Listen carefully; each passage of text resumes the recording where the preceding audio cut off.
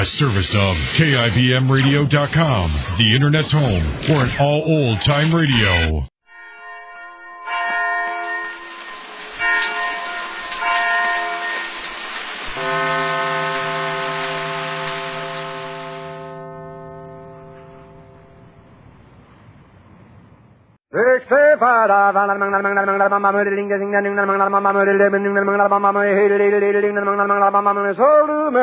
The Jack Benny Program, presented by Lucky Strike. Be happy, go lucky, be happy, go lucky, strike, be happy, go lucky strike. I carry letters all day long, as happy as can be, but the letters that I really love are LSMFT.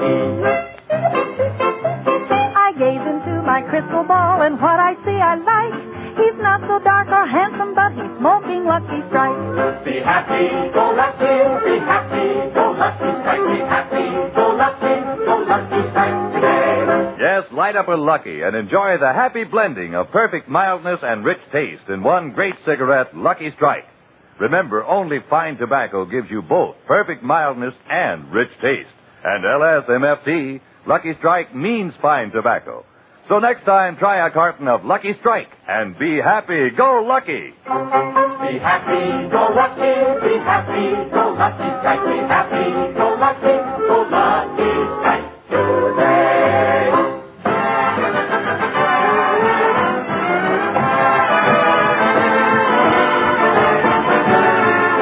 The Lucky Strike program starring Jack Benny with Barry Livingston, Phil Harris, Rochester, Dennis Day, and yours truly, Don Wilson.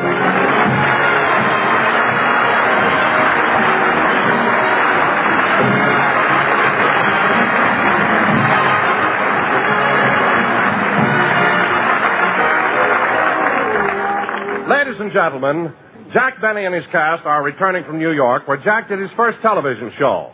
At the moment, they're in Mary's compartment aboard the Super Chief playing 20 questions. Now, let's see, Mary. We've used up 19 questions, and we found that you're thinking of something that's animal. He's very famous in show business and is over 6 feet tall. That's right, and you kids have only one question left. Geez, this is a hard one. Well, I'll take a guess. Is it Jimmy Stewart? No. Well, that finishes our 20 questions. Who is it, Mary? Harvey, the invisible rabbit. Oh, Mary, that's not fair. After all, Harvey doesn't exist. It's a figment of a man's imagination. So what? Universal just finished a wonderful picture about it. Yeah, and I can't understand it. How can a studio make a picture about something and nobody sees it? Warner Brothers did. Warner Brothers did. Some funny stuff. Let's get on with the game. It's your turn, Dennis. Okay, I got a good one. Well, is it animal, mineral, or vegetable? It's animal, I think. You think? Yes. Is a bird considered an animal? Certainly. Hey, Mary, the silly kid just gave himself away. Watch this. Tell me, Dennis, is it a bird? Uh-huh. You see, Mary? You see? Yeah. Dennis, is this bird extinct? No. Well, is this bird found in America? Yes. Is it a whippoorwill? No. A sparrow? No. A robin? No. A thrush? No. Wait a minute, Dennis. Is this a very large bird? Yes. An eagle? No. A buzzard? No. A hawk? No. Well, now, look, Dennis, does this... Wait a minute, Don. Hold it. I think I've got it. Dennis, does this bird go to Capistrano quite frequently? Yeah. It's a swallow. No.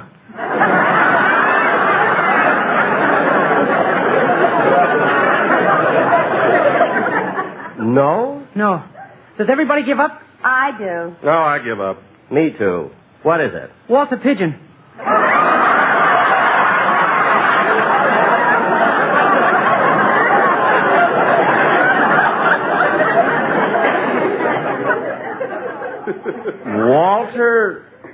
Walter Pigeon? Dennis, how can you say he's a bird? I read in the paper where he just flew to New York. All right, Dennis, you thought he was a bird because his name is Pigeon and he just flew to New York. How can you say that he frequently goes to Capistrano? His mother lives there. Dennis, that's the silliest. Jack, it's your turn now. I know, and I've got a good one. You'll never get this one. Go ahead, all you smart guys. Start guessing. Okay, Jack, is it animal, mineral, or vegetable? Animal. Is it alive? Yes. A human being? Yes. Has he got a mustache? Yes. My sister Babe?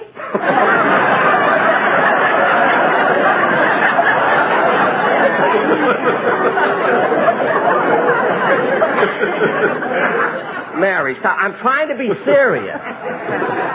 Now, go ahead and guess. Well, now, let's see. He's a man with a mustache. Is he in show business? Yes. Does he make pictures? Yes. Is one of his pictures currently showing? Yes. I know. He's Herman Quigley, the assistant cameraman on the picture The Glass Menagerie. Gee, that's right. How in the world did you ever guess Herman Quigley? It was obvious. Obvious. Yes. Just before you went to New York, you ran into him at the Brown Derby. He had forgotten his wallet. You loaned him $1.50, and he's been on your mind ever since.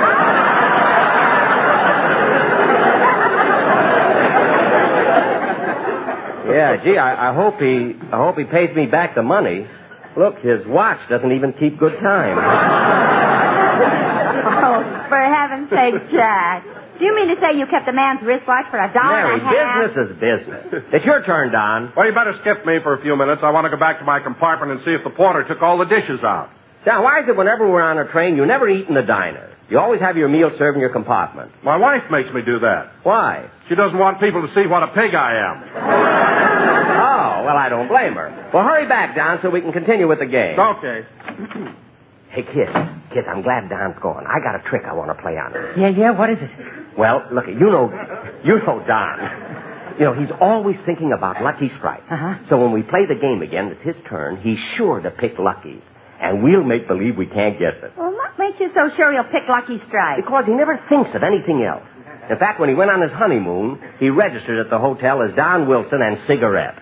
So remember, when he comes back, we'll trick him. Well, gee, Mr. Benny, do you think that's much fun? You mean tricking Don? No, going on a honeymoon with a cigarette.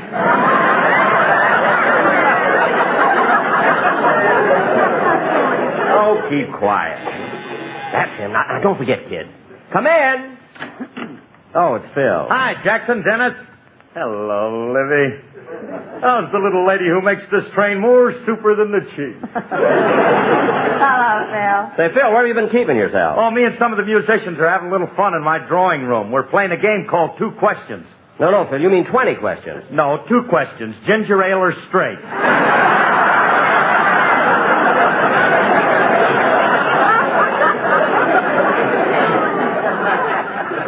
I should have known. I haven't seen you since you fell off at Kansas City. Coming or going? Phil, you fell off going, too? Jackson, I got to do things to make people laugh. I'm still looking for a sponsor, you know. Oh. Well, at least Phil got back on. Remley missed the train entirely in Chicago. Well, you can blame that on Jackson's program. On my program? Yeah, they keep hollering, be happy, go lucky, and Remley overdoes it. Well, look, Phil, whether he overdoes it or not, as soon as we arrive in Los Angeles, we're going right to the studio for rehearsal. And if he isn't there, I'm going to dock him 2 weeks' salary. You can't scare Rem with that kind of stuff. He comes from a very wealthy family. Oh, I didn't know that. Sure. His father made a fortune growing sweet potatoes. Sweet potatoes? He's got the biggest yam plantation in Texas. Ooh, what he said. He said yeah!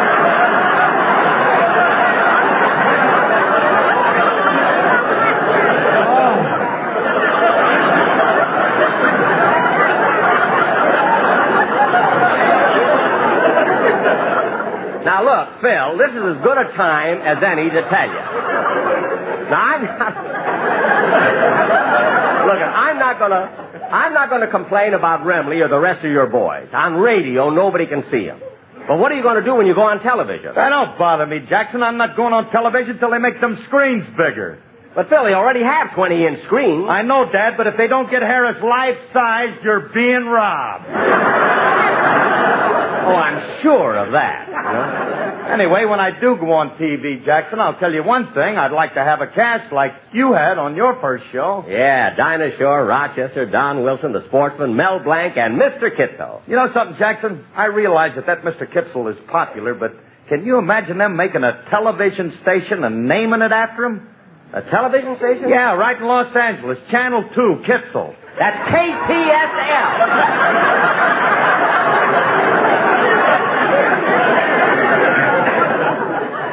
Kitzel. Natural mistake for a chap who fell off at Kansas City. Yeah. Well, so long, kids. I'll see you later. Bye, Phil. Bye, Phil. Now, kid, don't forget, we're going to... Hey, Dennis. Yeah? Hey, kid, I almost forgot. My arranger wants to know what song you're going to sing on the show next Sunday. Oh, I'm going to do Frosty the Snowman. Here's the music. That ain't going to do me no good. You sing it to me, and I'll sing it to my arranger. Oh, fine. Go ahead, Dennis. Okay.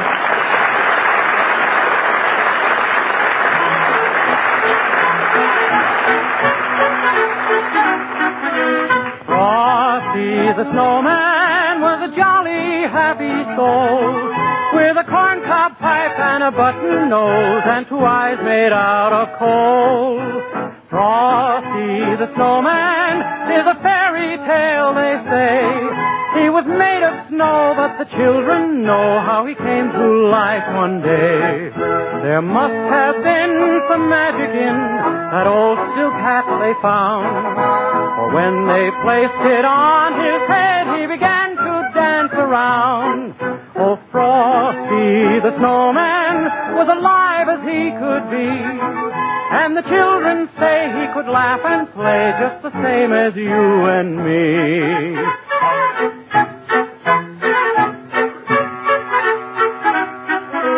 Frosty the Snowman knew the sun was hot that day, so he said, let's run and we'll have some fun now before I melt away. Oh, down to the village with a broomstick in my hand. Let's run here and there all around the square, playing catch me if you can.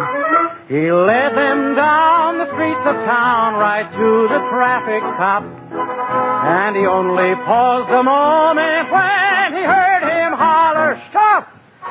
Frosty the Snowman had to hurry on his way, but he waved goodbye saying, don't you cry, I'll be back again someday. I'll be back again someday. You bet.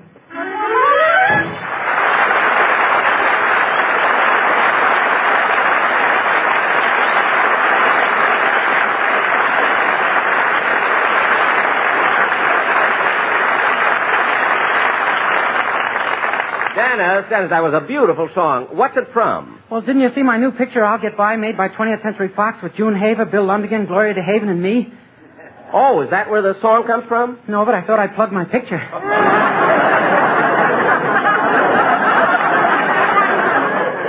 Dennis, I saw your picture in New York, and I thought you were wonderful in it. Well, naturally, you'd say that. You're nuts about me. Look, she is not. What are you trying to do, break us up? Dennis, when Mary pays you a compliment, why don't you just... Oh, kids, that must be Don. Remember the trick we're going to play on him. Okay. What is it again? Look, when it's his turn, nobody guess that it's Lucky Strike, because that's what he'll give us. Come in. Well, hi, kids. You still playing 20 questions? Yes, Don, you're just in time. It's your turn. Ah, good. I've already got something in mind. Start guessing. Okay. Is it a living thing? No. Is it a manufactured article? Yes. Does its mother live in Capistrano? Dennis, don't waste questions. That's not a wasted question. It's also found in Capistrano. Oh, really? Well, tell me, Don. Get this, Mary. Get this. Don, is this thing you're thinking of nearly 3 inches long, about a ½ inch thick, and white in color? Yes, yes. Is it round and firm and fully packed? Yes, yes. Ah, it's amazing the way you people are guessing it. Is it free and easy on the draw? Yes, yes. Now, come on, come on. You're getting warmer. You're getting warmer. An electric blanket. No. Gee, I thought it was an electric blanket, too. Didn't you, Mary? Oh, yes. Yes, I did. Well, look, Don, is this thing you're talking about associated with the letters LSMFT? Yes, that's it, yeah. Now, let's see. Oh, this is too hard. I give up. I do, too. Me, too. Oh, for heaven's sakes, kids. How can you possibly give up when you're so close? When you guessed it was almost 3 inches long and white in color, I was sure you knew what it was. Well, we don't, Don, do we, Mary? Come on, tell us. What is it? Oh, all right. It's a piece of chalk.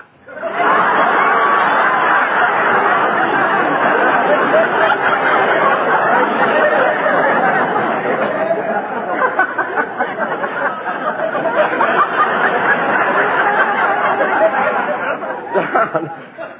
A piece of chalk? Don Wilson, you were thinking of a lucky strike and you know it. No, I wasn't, Jack. Now, wait a minute, Don. I'll admit that chalk is white and can be 3 inches long. I'll also admit that it's round and firm and fully packed. But how in the name of Speedy Riggs are the letters LSMFT associated with a piece of chalk? But they are, Jack. LSMFT stands for Leibowitz, Sanders, McIntyre, Finley, and Teitelbaum, the biggest chalk manufacturers in the world.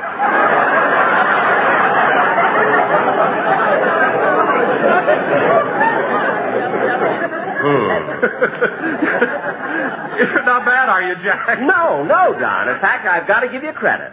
You've got a lot of brains. But then it takes a lot to fill that big fat head of yours. Chalk maker. Oh, come on. Let's get on with the game. Whose turn is it now? Nobody. I'm not playing anymore. I'm going to the club car and read for a while. See you later. Largest chalk manufacturer in the world. Don just made that up.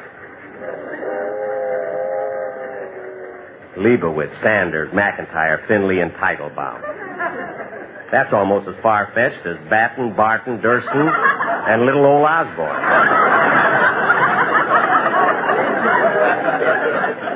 Be happy, go lucky, be happy, go lucky strike today. Oodly poo poo poo pee poo.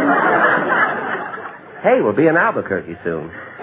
That'll be $126 worth of my ticket used up.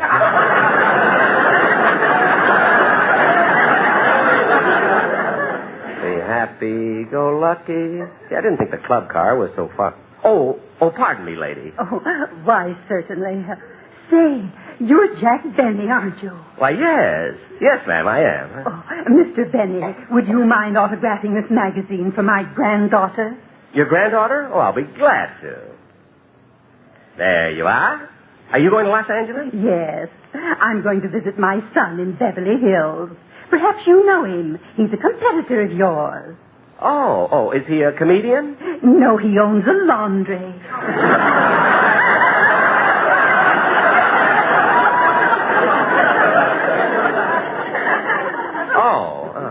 Oh, he's an awfully good boy. He's had me come all the way out from Chicago just to celebrate my birthday. That's tomorrow. Oh, how nice. How old will you be? 39.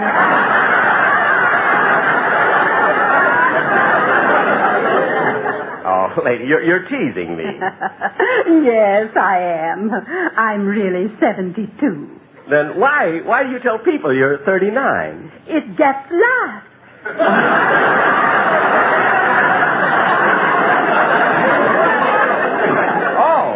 Oh, I see. Well, goodbye. Thanks for the autograph. You're welcome. Goodbye. That's my fountain pen. Oh, I'm sorry. Here you are. Gee, she's a sweet lady. What she needs with a pen that writes underwater, I'll never know. Be happy, go lucky, be happy. Lucky strike today. Oodly poo poo poo pee poo. Yeah, California's sure a nice place to live, Sam. Uh-oh, there's Rochester. He's in there talking to the porter. I'm going to stay here and listen to this.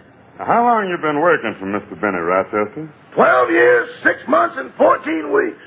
Well, how come you know the time so exactly? My friend, when you're in Mr. Benny's employ, you don't get money, you get service stripes. Well, Rochester, if he ain't paying you much, won't you leave him? Oh, I'd never leave Mr. Benny. He may have his faults, but deep down inside, he's the kindest man I know. Really? Yeah, I'll never forget the time I had pneumonia. I was so sick. For a full week, I had 105 fever. And all that time, Mr. Benny stayed right with me, fed me and nursed me. No kidding. And then at 2 o'clock one morning, I passed the crisis. My fever broke and my temperature went down to normal. The boss looked at me, smiled, and said, "Rochester, you're going to be all right." Then he yanked me out of bed and shoved a broom in my hand. What's he complaining about? The house wasn't swept in a week. You know, Rochester, this ain't the first time Mr. Benny has been on one of my cars. I made this trip with him across the country several times. Man, it's murder. I know. Oh, I don't mind the fact that he don't tip much. But whenever he's on board, the train is always 15 to 20 minutes late. A couple of years ago, he insisted that the train make an unscheduled stop at Newton, Kansas. Then once he made a stop for a half hour at Gallup, New Mexico. Once he set the super chief back a whole hour when he got off at Trinidad, Colorado. Now, this trip, I heard him tell the conductor to make another unscheduled stop. At Flagstaff, Arizona. Yeah. Say, has he got relatives in all them places? No, bank accounts.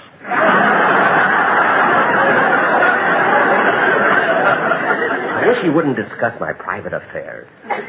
Rochester, I can't understand why Mr. Benny keeps saving his money like that. He's not married. He's got no family, no children. Who's he going to leave it to? What makes you think he's going to leave it?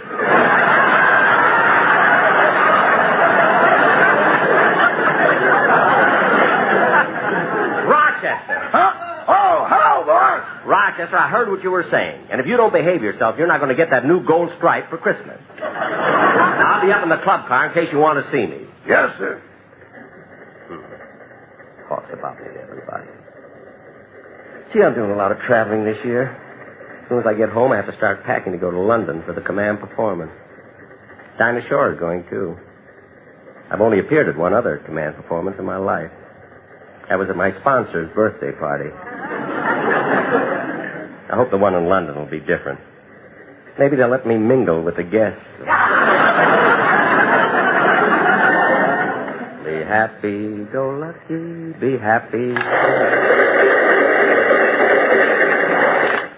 Lucky strike today. Gee, they changed the whistle on the train just for me. Gosh, there are a lot of celebrities on this train. Gary Cooper, Irene Dunn. I mustn't forget to say goodnight, Miss Dunn. She must be sick of that Irene stuff.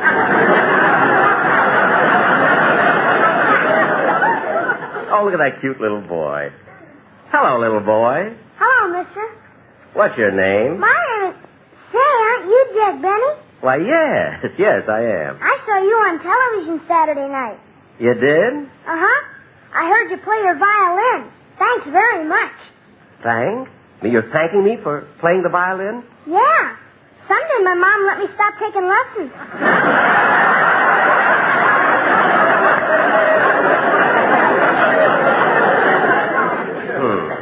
Well, goodbye, little boy. Goodbye, Mr. Benny, and thanks again. You're welcome. Gee, the club car is crowded. Oh, there's a vacant seat next to that man over there. Excuse me, mister. Do you mind if I sit here? No, not at all. Glad to have company.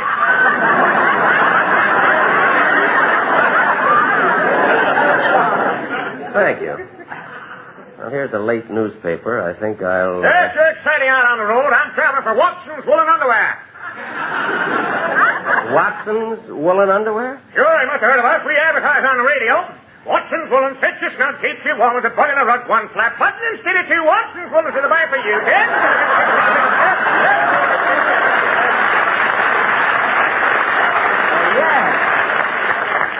Yes, I know that program. It features Spade Cooley and his Itchy Seven.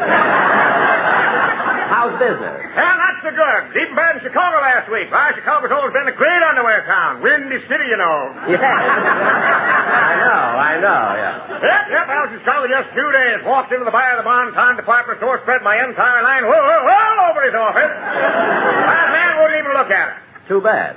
Why, it says to me his head is too old-fashioned. That's the trouble with this world. Too much progress. I used to carry a line of underwear, and all they were interested in was whether it had small flaps or large flaps. But today, they want to know whether it got a 16 or 20-inch screen. Times have changed. Yep. Flannels to channels.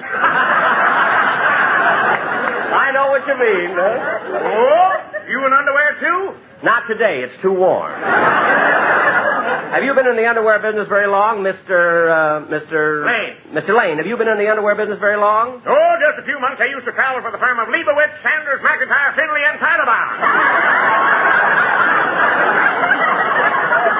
Oh, yes, the chalk manufacturer. Hey, you've been around. Oh, I've traveled a bit. Well, so long, Mr. Lane. Well, so long. I'm glad there's nice talk to you there. Don't forget now, Watson's Woolens, fetch your son, keep you warm with a bucket of rub, one flat button instead of two. Watson's Woolens in the buy for you. Tickle.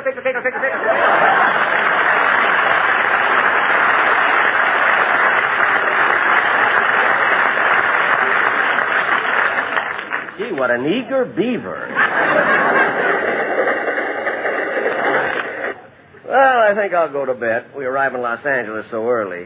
Yeah, no doubt about it, Sam. You sure have an interesting job. Rochester, still talking to that porter. Yeah, you're right, Rochester. I've been across this continent over 100 times. Gosh, you must know every inch of it. Yeah, and America's an amazing country. There's Harlem on the East Coast, Central Avenue on the West Coast, and all that waste in between.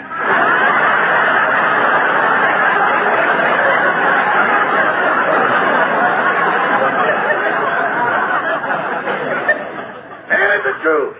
Well, Sam, don't forget our date. The first Saturday night you're in Los Angeles, we'll go out with those two girlfriends of yours. Okay. Up first, we'll have dinner, and then we'll take them to the Hollywood Bowl. Yeah, but Rochester, this time of year, there's nothing going on at the Hollywood Bowl. We'll change that. Oh, Rochester. Huh? Yes, boss. Rochester, I'm going to bed. Make sure that my luggage is all ready when I get off in Los Angeles tomorrow. I will. Good night, boss. Good night. Oh, Mr. Benny. Yes, porter. You're going to get off at Los Angeles or Pasadena? Pasadena. I always get a bigger reception there. Good night. Good night. Good night.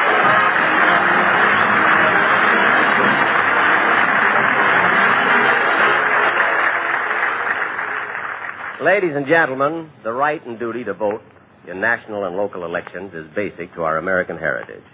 Especially this year, with the eyes of the world on the United States, every American should go to the polls and demonstrate the vigor of American free government. Remember that freedom is everybody's job. Thank you. Jack will be back in just a moment. But first, everybody be happy, go lucky. And let's take a musical poll on the outcome of Tuesday's election. Be happy, go lucky, be happy, go lucky, strike, be happy, go lucky strike today. Republican or Democrat are both all right with me, but I say vote for Lucky Strike 'cause LSMFT. To get the voters to the polls in rain or when it shines, I thank the mildness and rich taste that Lucky Strike combines. Be happy, go lucky, be happy, go lucky strike, be happy, go lucky strike today. Yes, light up a Lucky and enjoy the happy blending of perfect mildness and rich taste in one great cigarette, Lucky Strike. Yes, you'll always enjoy Lucky's greater mildness. You know, scientific tests confirmed by 3 independent consulting laboratories prove Lucky Strike is milder than any other principal brand. And you'll always enjoy the full, rich taste of fine tobacco. Because LSMFT, Lucky Strike means fine tobacco. So next time you buy cigarettes, try a carton of Lucky Strike and be happy. Go Lucky. Be happy, go lucky, be happy, go lucky strike, be happy, go lucky strike today.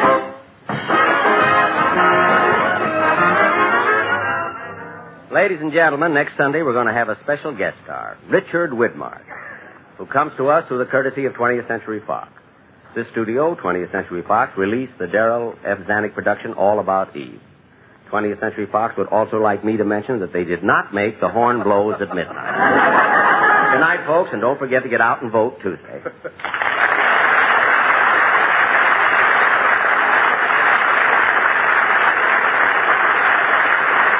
sure to hear Dennis Day and A Day in the Life of Dennis Day. Stay tuned for the Amos Mandy Show, which follows immediately. This is CBS, the Columbia Broadcasting System.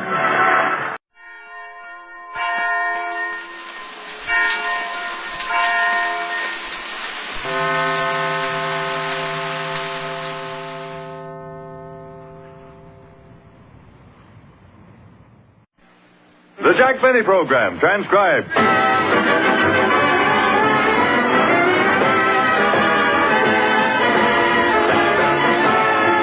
Starring Jack Benny with Mary Livingston, Phil Harris, Rochester, Dennis Day, and yours truly, Don Wilson.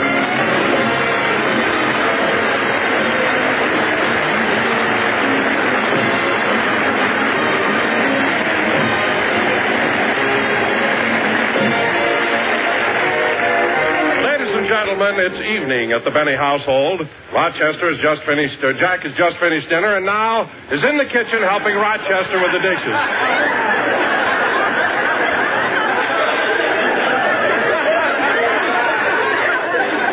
You enjoy your dinner, Rochester?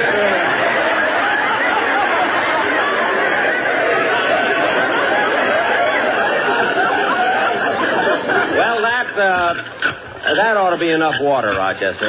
Yes, sir. By the way, boss, it's awful nice of you to help me with the dishes tonight. Well, after all, Rochester, it's your birthday, and your friends are giving you a party. I know you want to get away. By the way, how old are you today? 43. Gee, 43. Yep. What are you laughing at? It's hard to believe that when I first started working here, I was younger than you. Yeah. Now, hand me the silver and I'll dry it. Here you are. Say, boss, you've got some new silverware, haven't you? What do you mean? Well, look at this fork. On the back it says Romanovs. Oh, well, that's the family heirloom given to me by my Aunt Harriet. Harriet Romanoff. Well, what about this spoon here? It says Chasen's. Oh, I got that from another aunt of mine, Matilda Chasen. Here. Say, boss, this fork here, was that given to you by... No, I'm not going to ask. What? I know you haven't got an aunt named Pig and Whistle.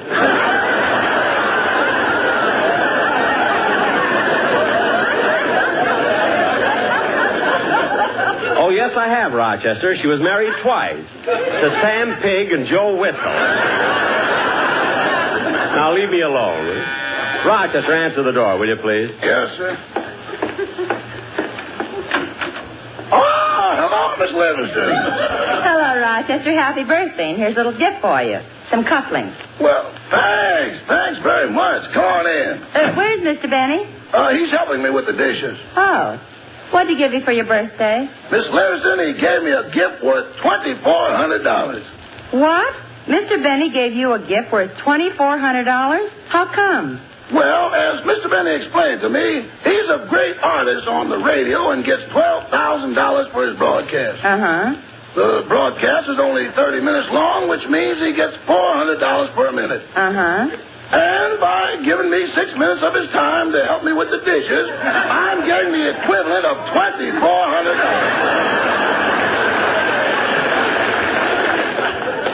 Oh, hello, Mary. Don't speak to me. I can't afford it. What are you talking about? Nothing. Jack, I came over to ask you if you'd like to come to my house tonight. I'm having some friends over, and we're going to play canasta. Oh, I'd love to, Mary, but tonight I'm going to stay home and look over the script of my second television show. Oh, that reminds me. Mama saw your first one. She did? Your mother? Mm-hmm. And I got a letter from her this morning. I have it right here. Oh, what does Plainfield's Edge of Doom have to say? I'll read it to you. Well, go ahead, kid. My darling daughter, Mary.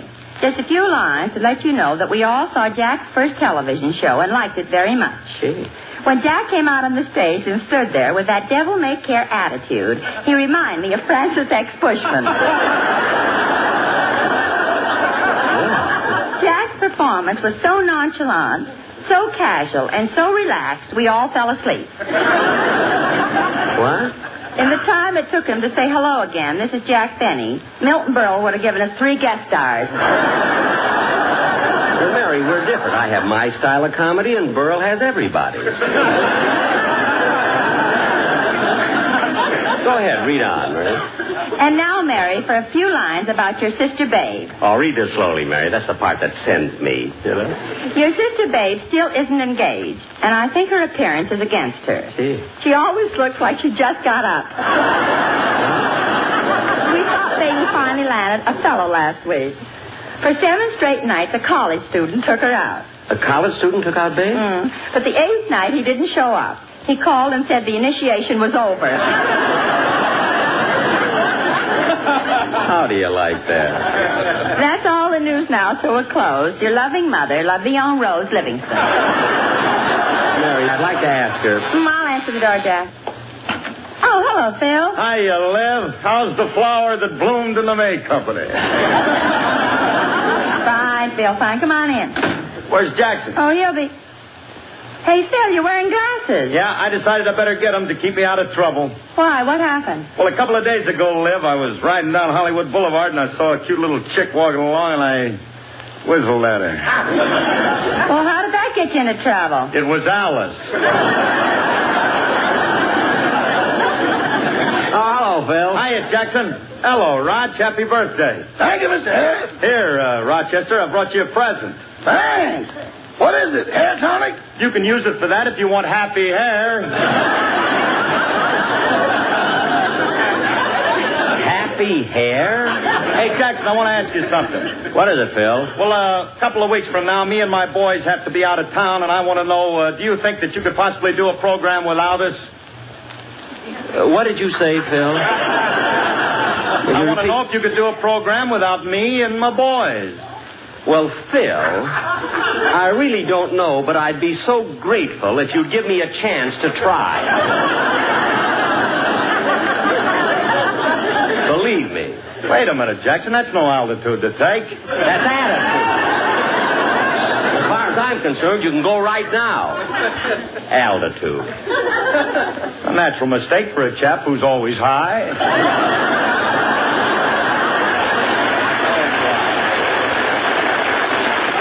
Now, look, Phil, where's this place that you and the boys may have to play? Well, Jackson, we may be invited to play at the formal opening of a new incinerator that burns all the fish heads at Pismo Beach.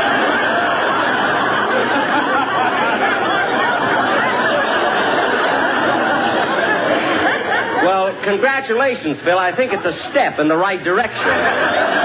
So take my advice. Oh, excuse me a minute. Hello? One moment, please. I have a long-distance call from Las Vegas. Las Vegas? Who can that be? Hello? Oh, hello, Dennis. What are you doing in Las Vegas? Who's this? Jack Benny, you called me. I did. I thought I was putting nickels in a slot machine. Why, Dennis, what are you doing in Las Vegas anyway? I'm up here sightseeing. Yesterday I saw the Hoover vacuum cleaner factory. The Hoover vacuum?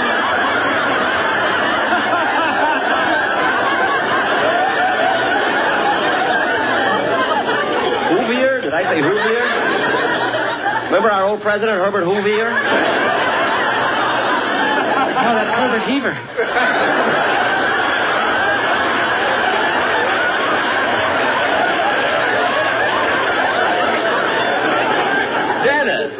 When you were in Las Vegas, you say you saw the Hoover vacuum cleaner factory? Yeah, it sure is a funny-looking place. A big solid wall of cement with water on one side of it.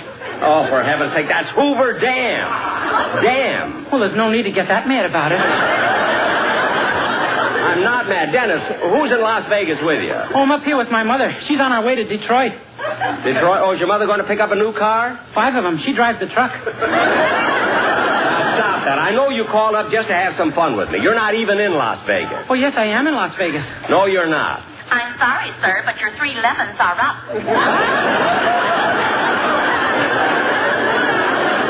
What?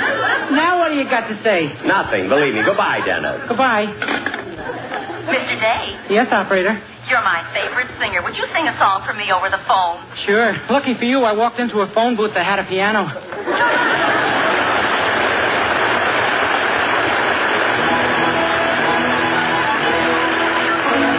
The holly green, the ivy green, the prettiest picture you've ever seen is Christmas in Killarney with all of the folks at home. It's nice to know to kiss your beau while cuddling under the mistletoe. And Santa Claus, you know, of course, is one of the boys from home. The door is always open, the neighbors pay a call, and Father John, before he's gone, will bless the house and all. How grand it feels to click your heels and join in the fun of the jigs and reels. I'm handing you no blarney, the likes you've never known. It's Christmas in Killarney with all of the folks at home. The holly green, the ivy green, the prettiest picture you've ever seen is Christmas in Killarney with all of the the folks at home. There was Cousin O'Flaherty, Uncle O'Shaughnessy, Michael, me brother, and Auntie McGee. And Father and Mother were all in a jitter when Terence the baby crawled under the tree. It's nice, you know, to kiss your beau while cuddling under the mistletoe. And Santa Claus, you know, of course, is one of the boys from home. 'Twas Paddy Delahanty who dressed up like Santy and gave out the presents like he always does. But Johnny McGee, when he sat on his knee, tried to pull off his whiskers to see who it was. The door is always open, the neighbors pay a call. And Father John, before he's gone, will bless the house and all. How grand it feels to click your heels and join in the fun of the jigs and reels. I'm handing you no blarney, the like you never know. It's Christmas in Killarney with all of the folks at home. How grand it feels to click your heels and join in the fun of the jigs and reels. I'm handing you no blarney, the like you've never known. It's Christmas in Killarney with all the folks at home.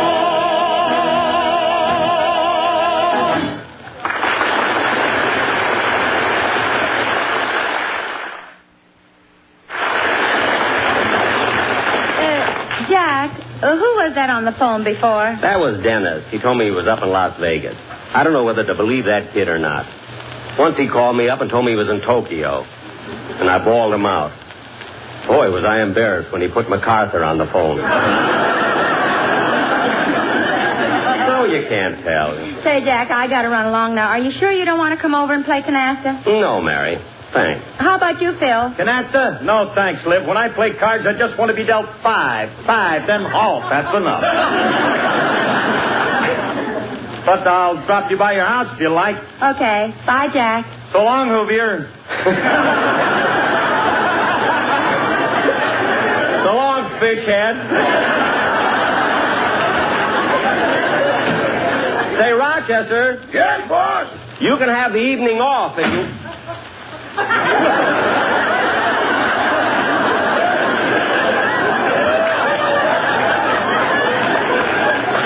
How do you like that? He was upstairs when I called him.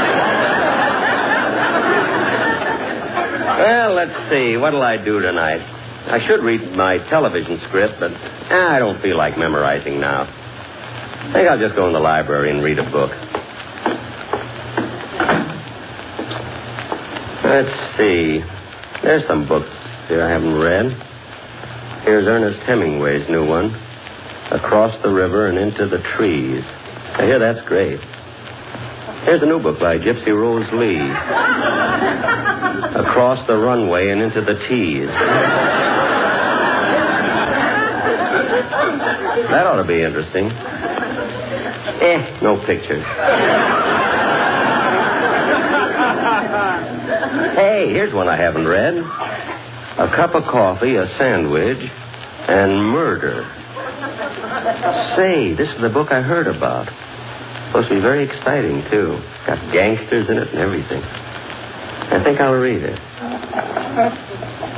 I'll sit over here by the fireplace.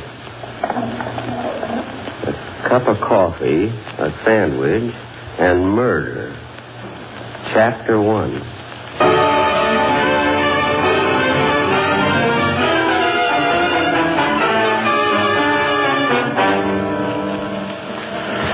Although my story is an unusual one, it all took place in a typical American town. I was a typical American man in a typical American business, which was identified with my typical American name. I remember the day they put up the sign, Gundlefinger's Lunchroom. Yes, that's me, Charlie Gundlefinger.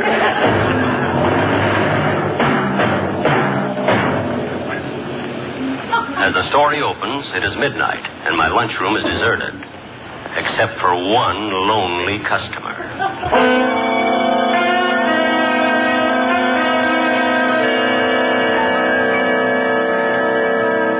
Yeah, it sure is a dreary night tonight, Curly. I wish I could close up and go home. What'll you have to eat? Throw me one of them apples. They're wax. Oh. Hey, Charlie, look what's on top of one of them wax apples. Yeah. Stupid worm.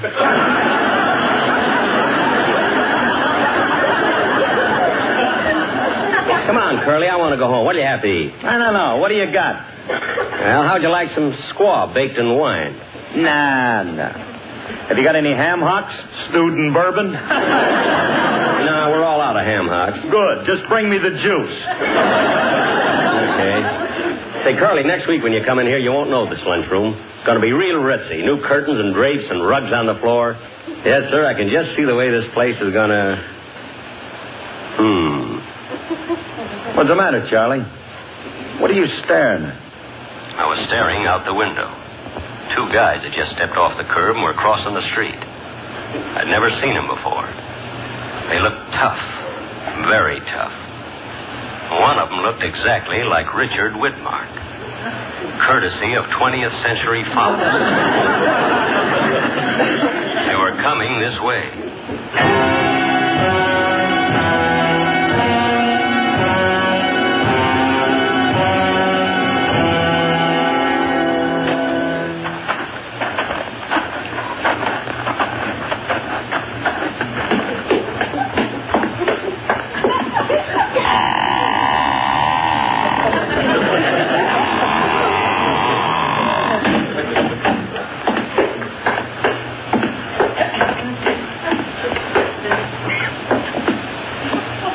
What'll it be, gentlemen? I say, what'll it be, gentlemen? Gentlemen, what'll it be? What are you shaking for, Blue Eyes?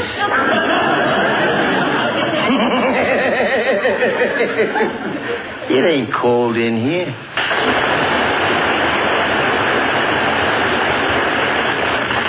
I'm getting ready to close up, gentlemen, so if you want something to eat, you better order it. Hey, Slugger. What is it, Giggles?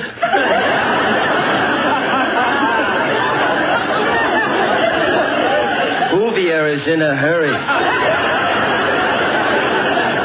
Maybe we ought to slow him down. Yeah, down. Now, look, gentlemen, I don't want no trouble. What'll you have? You can have some ham and eggs or some corned beef hash or a mixed green salad. Ouch! Why did you slap me? I don't like salads. You don't? No. He thought he would antagonize me by blowing smoke in my face. But he was wrong. I liked it.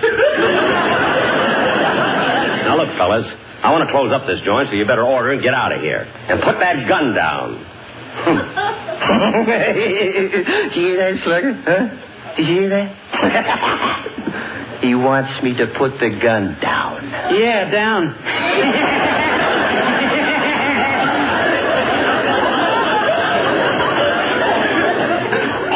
I was in a spot. The taller one was 5'10" and sinister. The shorter one was 5'6" and crazy.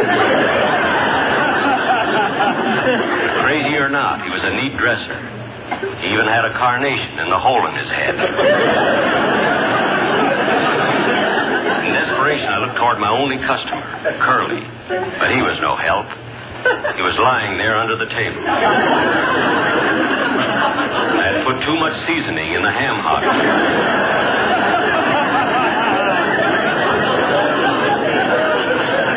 I knew these men were tough, and I'd have to bluff my way out. So I turned to the taller one and said, "Now, see here, mister. I want to ask you a question." Look, big man, I ask the questions around here, see? You just answer them. Do as I tell you, see?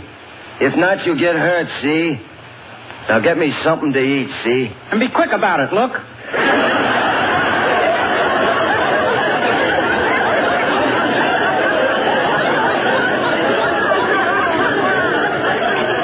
Look? Where?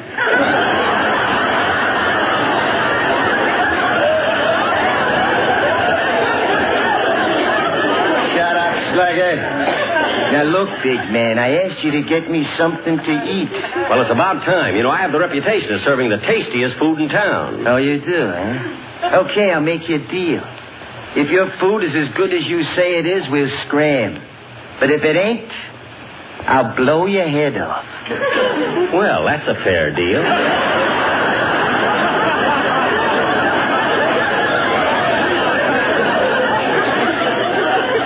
What'll you have?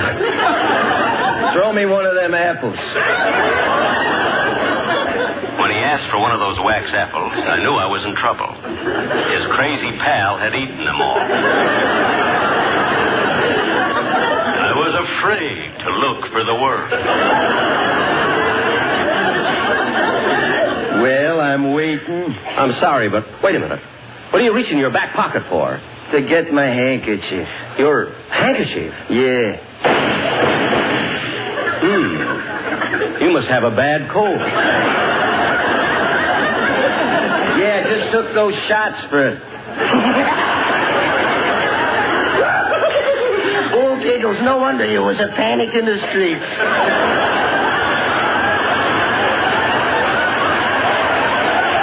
Now, look, I know what you guys want. You're a couple of gangsters. You're here to hold me up. Did you hear that, Slugger? The big man thinks we're here to hold him up. Yeah, up. Well, you got us wrong, Blue Eyes. We come in here to talk business with you. Business? With me? Yeah. We heard you're going to get this dump redecorated. Yes, I am. What's that got to do with you? Well, we want to know something. What? Who you getting your chintz from?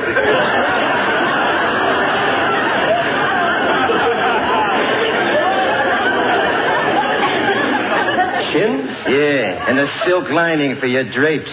I'm not going to have them lined. Now listen, big man, you're going to have drapes and you're going to have them lined, and you're getting them from us, see? Now look, fellas, you can't come in here and intimidate me. I'm going to call the police. Okay, Blue Eyes. Go ahead, call the police. Well, I would, but I don't know the number. Oh, you don't know the number, huh? Well, maybe I could help you out. How can you dial the phone from way over there? Stand aside and I'll show you.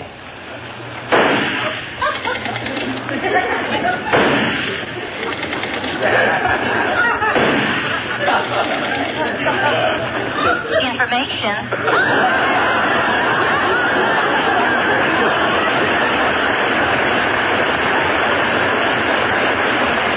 What? Go ahead, big man. Talk. And talk fast. I'm bleeding.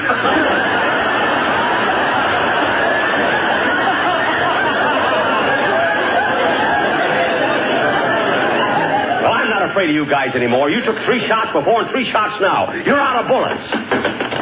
I've got my gun, see? Come on, up with your hand, both of you. Ah, you want to shoot it out, eh? Okay, hand me a gun, Slugger. Here you are. Now take that. No, not that one, your real gun. Oh, no, you don't. I got you guys covered. Take that.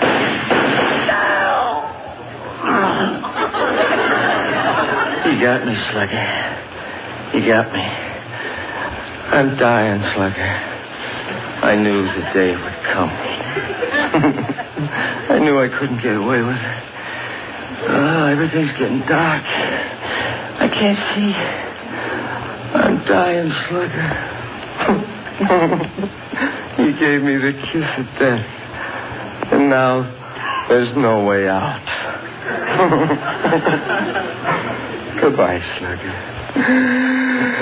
I'm dying. Dying. Well, fall down, you big hand.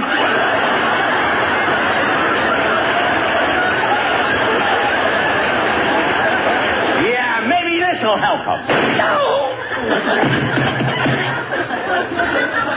Yes, that's my story. I killed him. And I'll do it again for the West Coast at 9:30. This is Charlie Gundlefinger saying good night.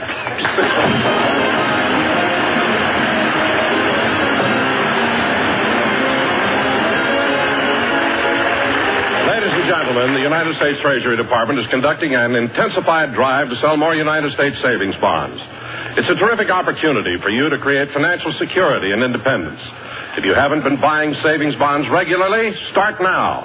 Put more opportunity in your future. Invest in United States savings bonds. Thank you.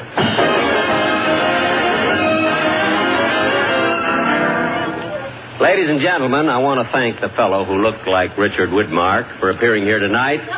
through the courtesy of the studio that looks like 20th Century Fox.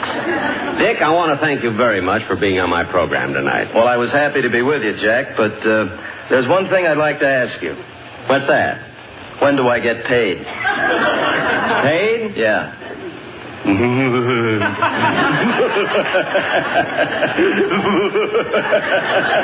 Good night, folks. Be sure to hear Dennis Day in A Day in the Life of Dennis Day. Next week, Jack Benny will have Dinah Shore as guest. Stay tuned for the Amos and Andy Show, which follows immediately, transcribed over CBS, Columbia Broadcasting System.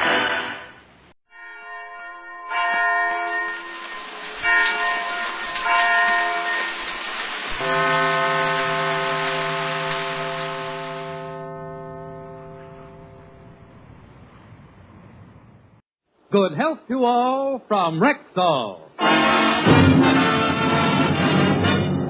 It's the Phil Harris Alice Faye Show, presented transcribed by the makers of Rexall drug products and 10,000 independent Rexall family druggists. Good evening. This is your Rexall family druggist with a welcome from the 10,000 independent druggists who have made the word Rexall part of our own store names. You know us by the orange and blue Rexall sign on our windows. But another and better identification is that we recommend and sell the 2,000 or more drug products made by the Rexall Drug Company.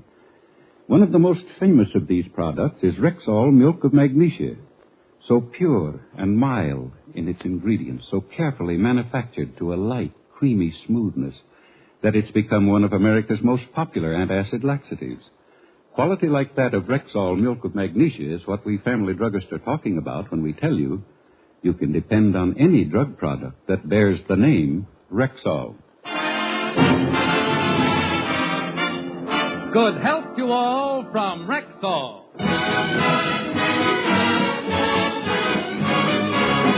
And now your Rexall family druggist brings you the Phil Harris Alice Faye Show, written by Ray Singer and Dick Chevrolet, with Elliot Lewis, Walter Tetley, Robert North, Janine Roos, Ann Whitfield, Walter Sharp in his music, yours truly, Bill Foreman, and starring Alice Faye and Phil Harris.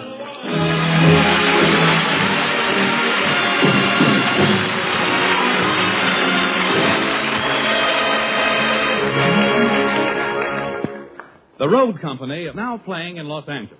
The Harrises, like so many of us, have waited months to see the play, and they've finally gotten tickets for tonight's performance. How many tickets you getting, Curly? 6.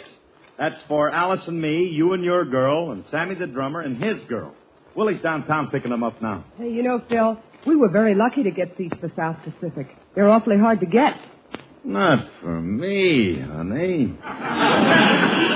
You don't seem to realize that I'm a big man. All I did was call the box office and say, "This is Phil Harris. I'd like 6 tickets." And what did they say? Let's see the color of Alice Faye's money, and you got 'em. It's a mean thing to say. I didn't send any of Alice's money. I sent them my own personal check, and Alice had nothing to do with it, except sign it. Oh, I can't wait to see the play. I love the theater. I too. There ain't nothing like the Ligament stage.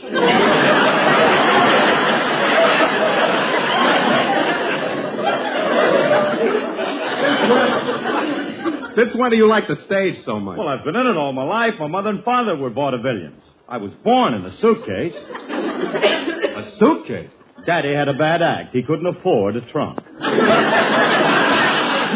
Oh, but if there's one thing I know, it's the theater. You see, I've seen every play that's ever been produced. I know the plot and the music of every one of them. Well, what's the plot of South Pacific, Phil? Well, it's about an Irish family and a Jewish family that live next door to each other. Now, the Jewish boy named Aby marries the Irish girl named Rose.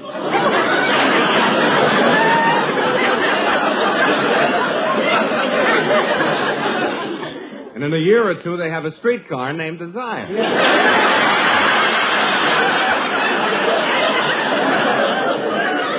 You're wrong, Francis. That's the counterpart. Yeah. Look, by the way, Frankie, what girl are you going to take to the show tonight? My latest heartthrob. Oh? What's her name? Tondaleo Schwarzkopf. Tondaleo Schwarzkopf? Sexy, ain't he? Yeah. What kind of a name is that? She's an island girl. Sort of a half-breed. Yeah, half girl and half mountain goat. All right, never mind the wisecracks. Tondi happens to be a very lovely girl. She's got long black hair, beautiful eyes, the most sensational teeth I've ever seen. Her teeth are like, well, I can't describe them. Remind me at the show tonight to have her take them out and show them to me. Okay, and in case our seats aren't together, I'll have the usher bring them over. Phil, please. Well, I'll wait till the house lights go out. Not going to embarrass her. All I need is the usher's flashlight. All right. I'd love to see him. All right. You don't have to take me seriously. Tondi's a very pretty girl, and she has a lovely figure. If you don't believe me, ask your boss, Mr. Scott. Oh, how would Mr. Scott know her? I took Schwartzy dancing last night, and Scotty and his wife were there. He couldn't take his eyes off my girl. He kept looking at her. Oh, hold it a minute. Come in. Hey, look who's here. Hiya, Mr. Scott. Hello, Harris. Nice to see you, Mr. Scott. How do you do, Mrs. Harris? I came over to... Hiya, Scotty. Oh, nuts.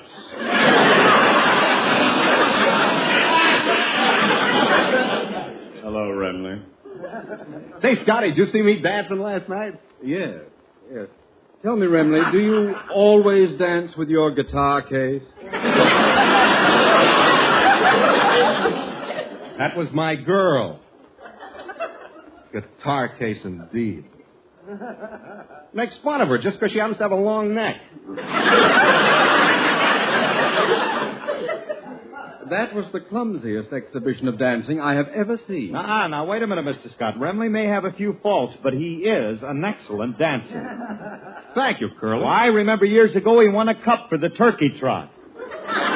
Of course, he was dancing with a turkey at the time. I take my thank you back. By the way, where do you find these weird creatures that you go out with? You just don't appreciate real feminine beauty. I like my women dainty and petite with classical features. You got to admit the Thompson triplets down the street are stunning. And I was engaged to one of them for 3 years. Oh, which one? The one that looks like Lincoln. Gee, I wish I was lucky enough to have married a girl that looked like one of our presidents. By the way, Remley, what politician does Tom DeLeo look like? Oh, wait a minute. Tondaleo is very attractive. Isn't she, Scotty? If you go in for that sort of thing. She wouldn't be too bad if it wasn't for her receding chin. She don't have a receding chin. Just looks that way because she has a protruding face. Remley, I think I've heard as much about your girlfriend as my weak stomach can stand. Now, Harris, you can do me a great favor. Oh, certainly, Mr. Scott. Anything at all. Your very wish is my command. Express your slightest desire, and I will leave no stone unturned to fulfill it. What do you want, Mr. Scott? Just name it, and you've got it. I want 2 tickets for South Pacific. What's the matter? You crazy or something? You can't get no tickets to South Pacific. But you just said you'll get me anything I want. Well, I will within reason. Take a quart of my blood. How about one of my children? I'll give you a kneecap. Can you use a left eardrum? I got a broken putter. What do you want? I thought sure you could get it for me. You're in show business. You've been in it all your life. You told me yourself you were born in a briefcase. That suitcase. Oh, I'm sorry. I'd give anything if my wife and I could see that show. If I only knew somebody who had 2 tickets. I got 2 tickets. Have you, Remley? You know, my boy, I've always admired you. If I gave you my tickets, you and your wife could go instead of me and my girl. Would you, Remley? No. Why should I give up my tickets? All right, wait a minute, Scotty. I got an idea. Willie went down to pick up 6 tickets for us for tonight's performance, and you can have 2 of them. Harris, do you mean that? Certainly I do. You and Mrs. Scott, you just meet us down at the box office tonight at 8 o'clock, and you're in like a Staten Island ferry boat. Oh, Harris, thank you very much. I'll never forget this. Oh, you're a dove.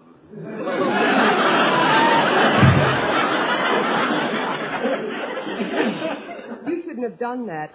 Whose tickets are you going to give him? Sammy's the drummer. What's the difference? It's more important that I take my boss and his wife. Besides, Sammy won't appreciate the music in South Pacific anyway. He don't like nothing that don't sound like rag mop. Oh, they do have beautiful music in South Pacific. Songs like Some Enchanted Evening, Volley High, and this one is my favorite. Step over here. I'm as corny as Kansas in August. I'm as normal as blueberry pie. No more a smart little girl with no heart. I have found me a wonderful guy. I am in a conventional dither with a conventional star in my eye. And you'll note there's a lump in my throat when I speak of that wonderful guy. I'm as bright and as gay as the daisy in May, cliche coming through. I'm bromidic and bright as the moon, happy night pouring light on the dew. She's as corny as Kansas in August, high as the flag on the 4th of July. If you'll excuse an expression I use, I'm in love, I'm in love, I'm in love, I'm in love, I'm in love with a wonderful guy. She's as tried and as gay as a daisy in May, a cliche coming true. She's romantic and bright as a moon, happy night pouring light on the dew. I'm as corny as Kansas in August, high as a flag on the 4th of July. If you'll excuse an expression I use, I'm in love, I'm in love, I'm in love, I'm in love, I'm in love with a wonderful guy.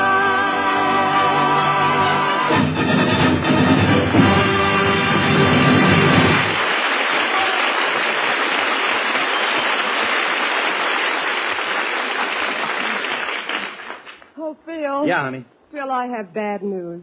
Willie just dropped the tickets off, and all he could get was 4. That's all they had left. Oh, no. Now, what am I going to tell Scotty? I promised him Sammy's tickets, but all I got now is tickets for you and me, and Frankie and his... Frankie. Frankie. Yeah? I want to talk to you, Francis.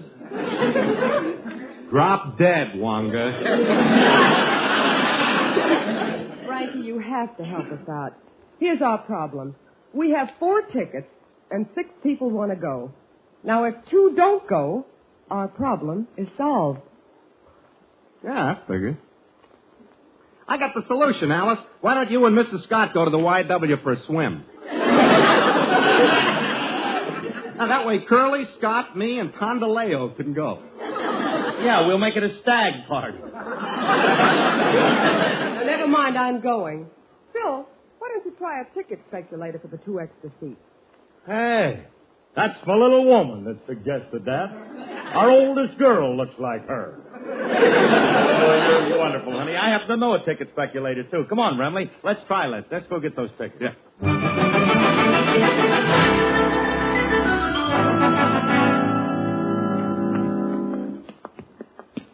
Hey, you know this ticket speculator very well, Curly? Nah. I met him once or twice, but what difference? If I turn on that Harris personality, I'll wheedle a couple of tickets out of him. I know how to handle men. Watch this. Wait a minute. There isn't a man behind that ticket window. It's a dame. A dame? Happens to be my business. Hey, this is going to be too easy. I'll lay a smile on her, and when she sees my dimple, I'll get the first 10 rows in the orchestra. Stand back, Remley, and take a lesson from the old master himself. I'm about to go to work. Why, hello there, you great big luscious lump of lady. You're just my type. Beautiful. You got indigestion, maybe?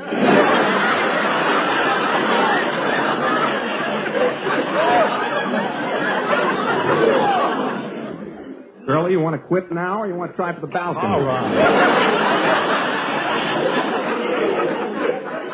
The girl didn't happen to be looking. I'll get her this time. Say, baby face. What do you want already? Well, gee, I've forgotten. Just seeing you sitting there behind that window, you look like a picture in its frame. You remind me of the Mona Lizard. And, darling, when you look at me, it's hard for me to collect my thoughts. And, well, it's so out of place seeing a girl like you behind a ticket counter. You should be a model. A model, he says. Everybody tells me I got a shape like a wet towel, and he wants me to be a model. But I'm busy. What do you want? Honey, I want 2 tickets for South Pacific. I don't blame you. It's a great show, and you shouldn't miss it. But you're gonna. Look, I ain't got tickets for South Pacific, but I got some for a better show than that. Oh, what show? The La Brea Tar Pit Follies of 1950. The La Brea Tar Pit Follies. Who's starring in that? Leo Schwarzkopf. Frankie, your girl works in the tar pits. No wonder her kisses are so sticky. Hey, look, miss. If you'll give me 2 tickets to South Pacific, I'll do something for you. I'll take you out on a date some night. How about it? I'm sorry I couldn't go out with you. Why not? Before I go out with a man, I gotta respect him. So? So I got no respect for a guy who'd go out with a girl like me.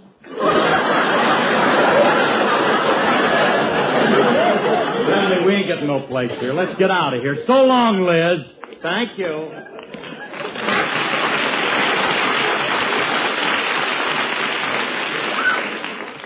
Well, what do we do now, Curly? It's getting late. Ah, don't worry about it. There's a lot of other speculators in town. We'll make the rounds. Hey, Remley. Huh? I'm dying to see that South Pacific, man. Like that Alice said, that music is great. Some enchanted evening, you may meet a stranger. Curly. You may meet a stranger across the corridor. That ain't your type of song. I could do it, but why ruin Pins' racket? Do one of my own.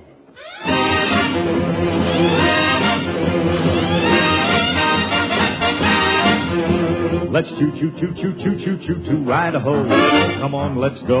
Let's choo-choo-choo to Idaho. So, Mr. Engineer, let's hear that whistle blow to let 'em know we're on our way to Idaho. Hey there, fella. Soon we'll be in Pocatello and then Sun Valley. According to my Rand McNally, tell the folks back home in Chi. Tell them toodaloo goodbye. Let's choo-choo-choo-choo-choo-choo to Idaho. What a trip, it's terrific on that Union Pacific. What a change from that covered wagon days. If those old 49ers had these up-to-date streamliners, they'd commute clear from Butte to Iowa. So hey there, fella, here we go to Pocatello and then Sun Valley. According to my Rand McNally, tell the folks back home in Chi. Tell them toodaloo goodbye. Let's choo-choo-choo-choo-choo-choo to Idaho.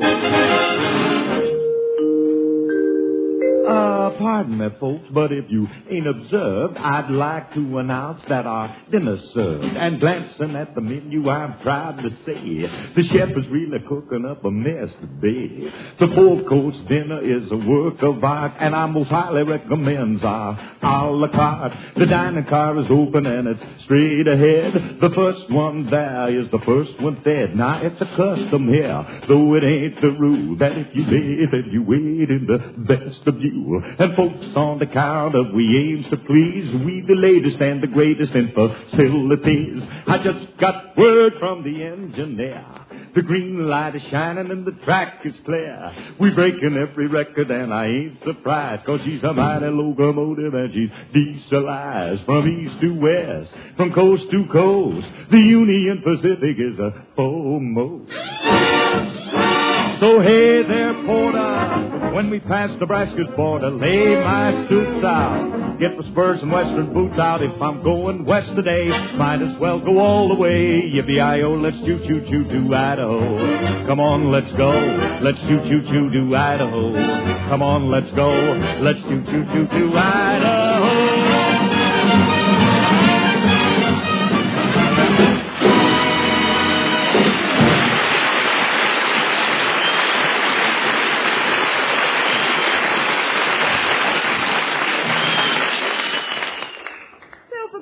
Where have you been? It's 7 o'clock. We have to leave for the theater. Honey, don't jump on me. I've been all over town trying to get tickets for Mr. Scott, and now I can't get them. And that Scotty's going to hate me. The whole Rexall company will be against me. When the family druggist meets me on the street, he won't say, "Good evening." You better call Mr. Scott and tell him. Keep trying to tell you it's too late. The Scotts are probably left for the theater already. Besides, I haven't given up yet. Maybe somebody at the theater will sell me their tickets. But let's get going. Let's try something. I got to pick up Tondaleo. I'll meet you at the theater. Try to get most of the tar off of her, will you, Dad? I'll scrape her down. Do that.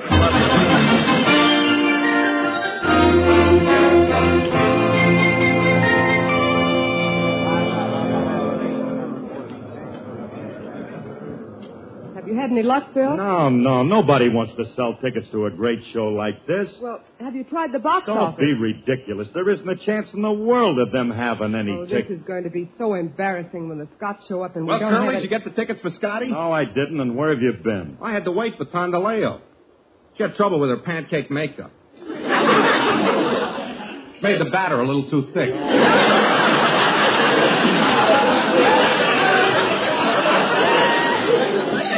Please. She broke out in biscuits. Oh.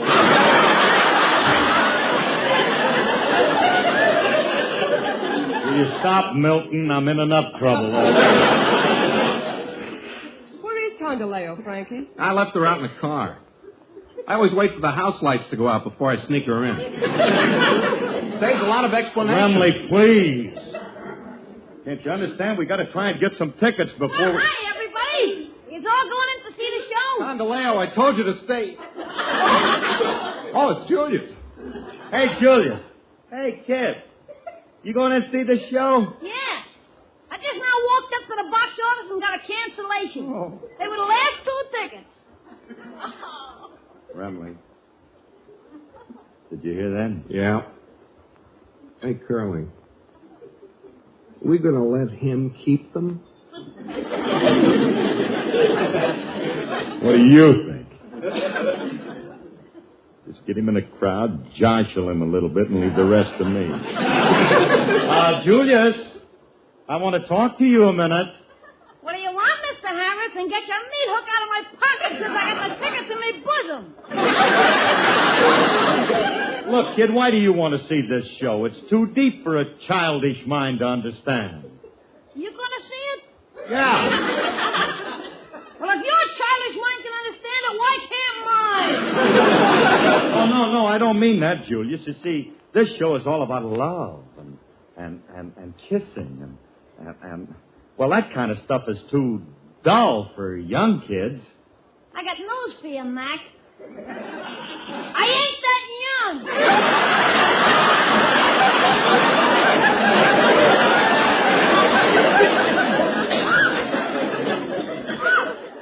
Look, kid, we'll give you $20 for those tickets. Not interested. All right, Remley, come over a minute. We ain't getting no place for this kid. Yeah. We can't get no. Alice, come over here a minute. What do you want? Look, Julius loves you. He'll do anything for you. Now, just lay a little charm on him and talk him out of those tickets. Oh, Phil, I couldn't. But you got to, honey. The Scotts will be here any minute, and we got to have the tickets. Now, give it. Okay. Julius, I want you to do me a favor, big boy. What's on your mind, soulmate?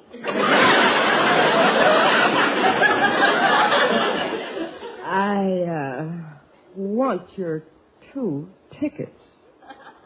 You ain't gonna get them.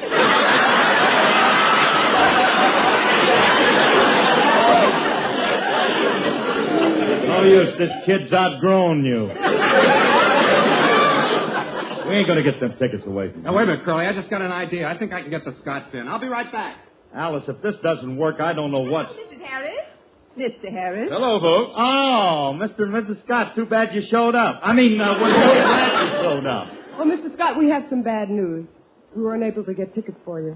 You mean we're not going to see the show? But I went out and bought a $150 evening gown. Oh, Mrs. Scott, this is our fault, so we'll make it up to you. We'll give you our ticket. Well, that won't be necessary, Alice. I just saw the manager. He's a swell guy, and he's going to let the Scots in. Bless you, Lefty. Well, you better hurry up, Scotty. The manager's waiting at that door to pass you and Mrs. Scott in before they open the doors for the rest of the public. Oh, thank you, Mr. Ramley. Well, we'll see you all during intermission, folks. Ah, Remley, you're a baby doll. You know something? Just to show my appreciation, I might let you put strings on your guitar next year. Say, we'd better get in, Phil. Yeah, the organ.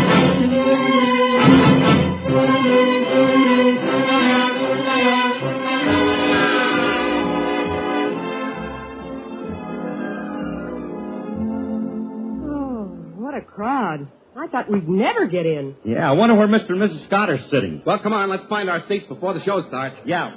Uh-oh.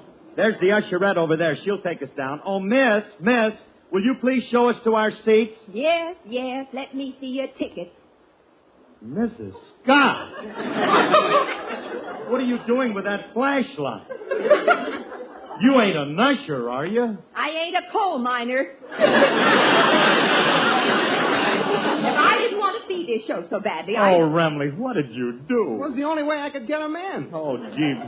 Mrs. Scott, I'm awfully sorry, but believe me, I had nothing to do with this, and I want to apologize to Mr. Scott. Where is he? He's right over there. Mr. Scott! Peanut! Get your hot-butted plenamons. Mr. Scott! Ice cold orangeade.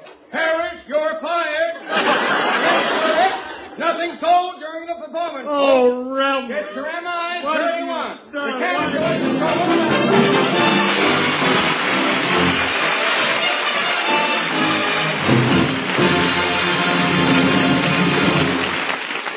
Alice and Phil will be back in just a moment. But first, here's your Rexall family druggist. Quite often, customers ask me why I so heartily recommend Rexall aspirin, and I tell them there are two reasons.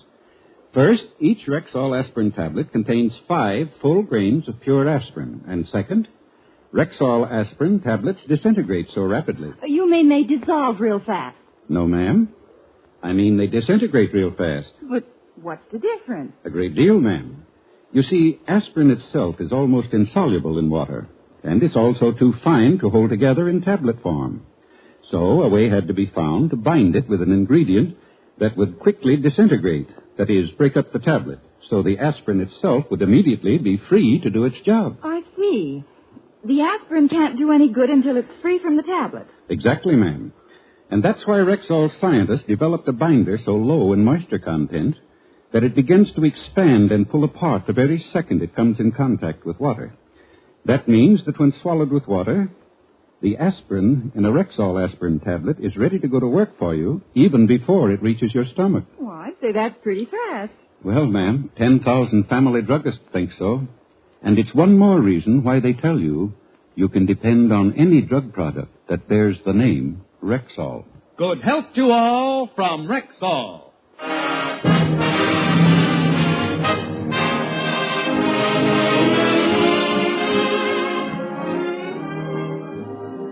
Folks, this is Phil again, and I'd like to tell you that Jackson and I are right in the middle of our nationwide tour with our stage show.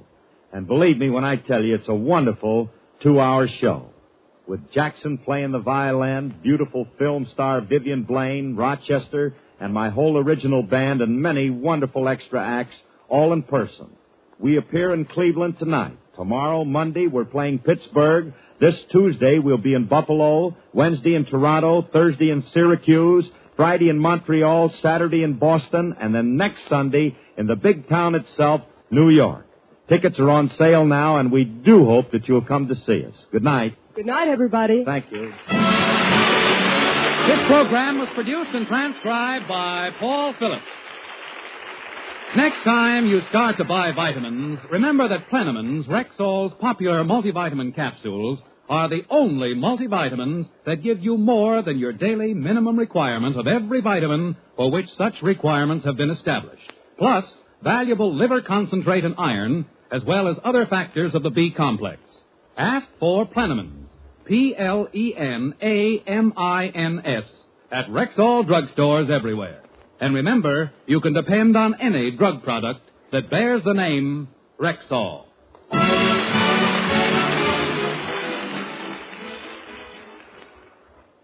Next, Sam Spade and Sterling Holloway in Theater Guild on NBC.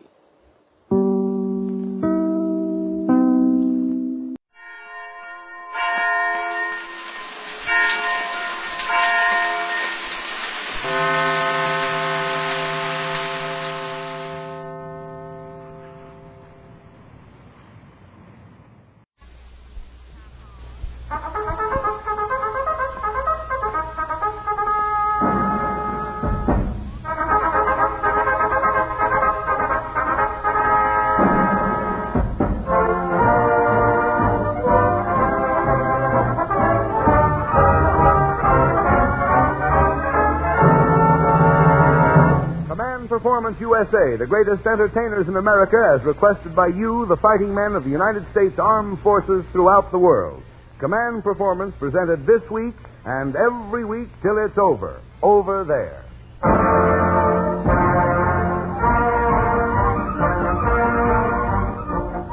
Okay there, men, here's that big league show of yours where all the players are all stars and everyone a four-letter star, with letters from the Army, the Navy, the Marines, and the Coast Guard. So let's get rolling with the command officer of Command Performance tonight, your choice for Master of Ceremonies, Mr. Edward Arnold.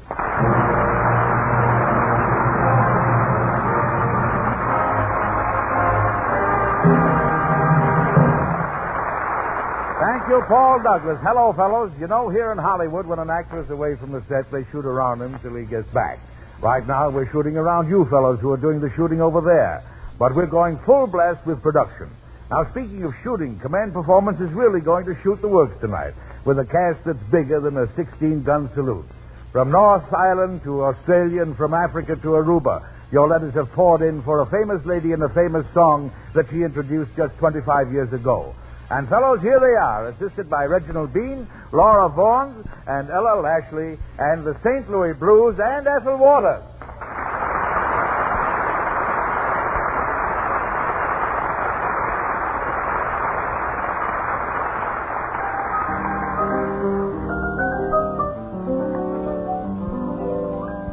I hate to see that evening sun go down. I hate to see that evening sun go down. 'Cause my sweet man done left me in this town. If I'm feeling tomorrow like I feel today, feeling tomorrow like I feel today, I'm packing my grip and making my getaway. While that St. Louis woman that wore them diamond rings, let my man ride by her apron string. If it wasn't for her powder and for her snowboard hair, the man I love wouldn't have gone nowhere, nowhere but the St. Louis blues, and I'm blue as I can be. My man's got a heart like a rock has in the sea, or else he wouldn't have gone so far from me.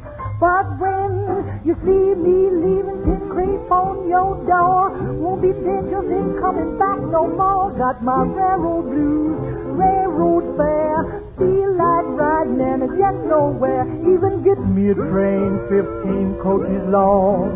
When you look for waters, I'll be gone. The train I ride is marked fantasy. Carry me back yonder to Tennessee to my dear old Mama and Dad. That's the time I ever had.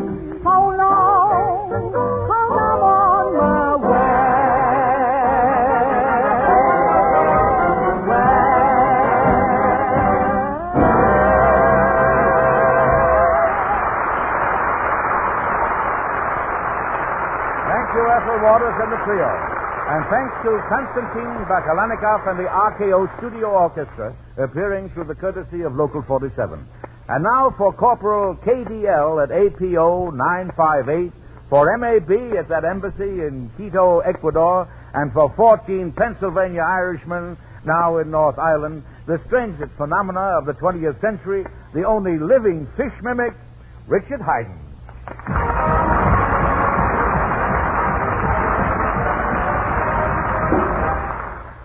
Ladies and gentlemen, I stand before this microphone, the only natural fish mimic in the entire universe.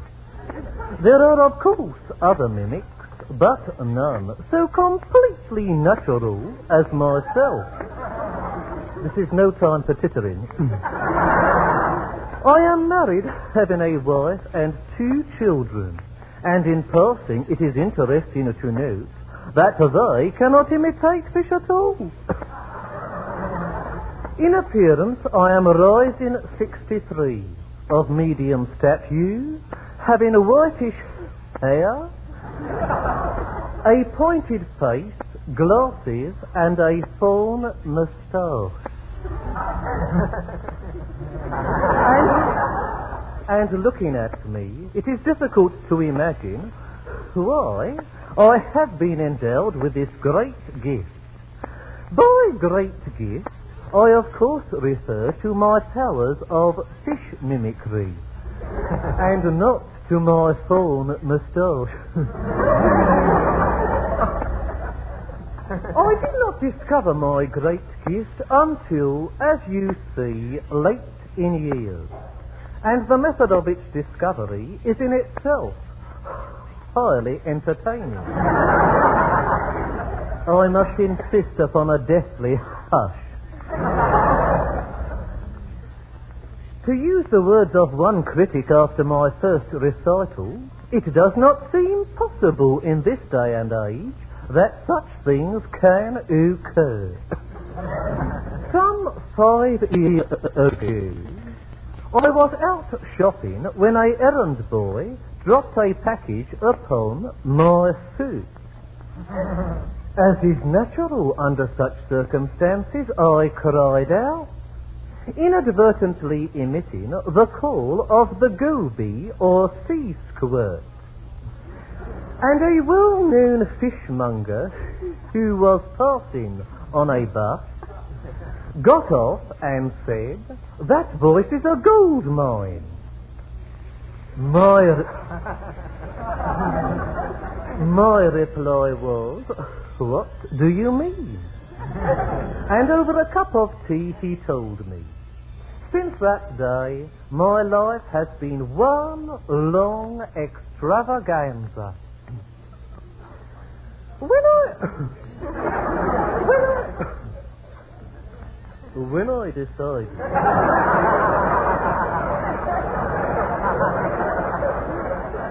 I don't want to have to get ugly. When I decided to allow the world to share my great gift by going on the stage, my friends all said, "You must be mad. That life will kill you." My reply was, "Well, we will see." I will now give you a demonstration of one of my most superhuman feats. I will imitate the call of the red-bellied gudgeon or a blushing fish. This call is so high in the scale as to be completely inaudible to the human eardrum. Dog.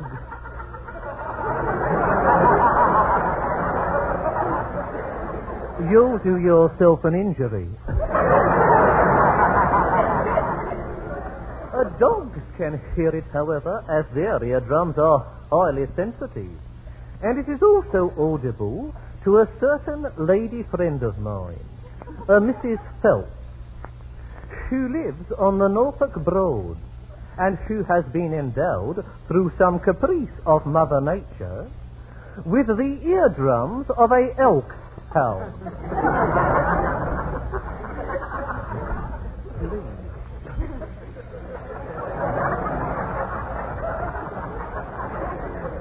silence, I beg of you.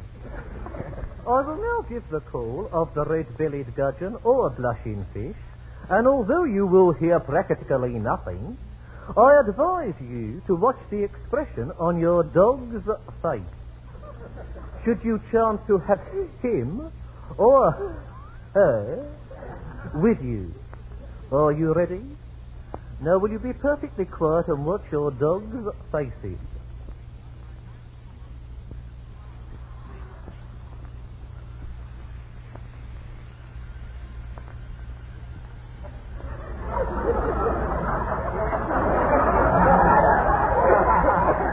Amazing, is it not?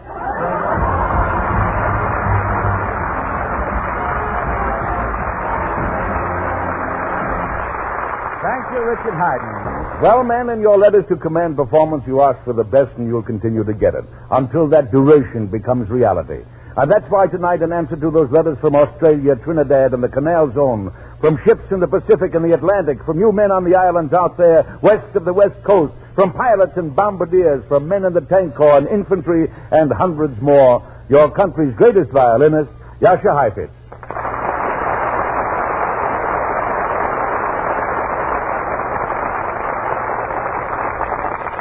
By worldwide command of the AEF, accompanied by Emmanuel Bay, Mr. Heifetz plays Schubert's Ave Maria.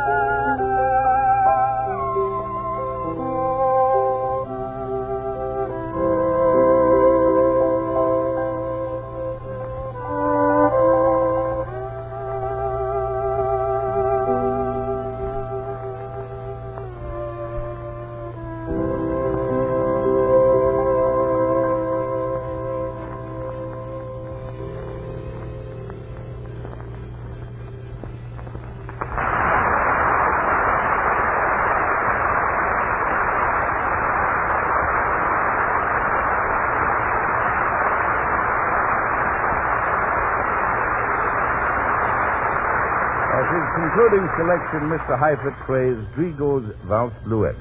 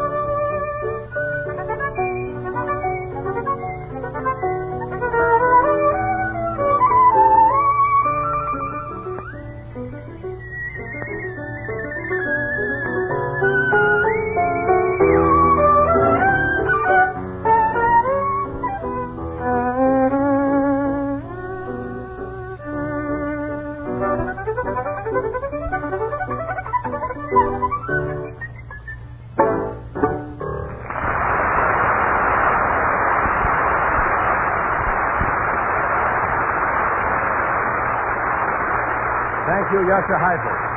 On behalf of Uncle Sam's fighting men throughout the world. You know, fellas, it's seldom that one program, a program that there's so much music on, an abundance of musical genius.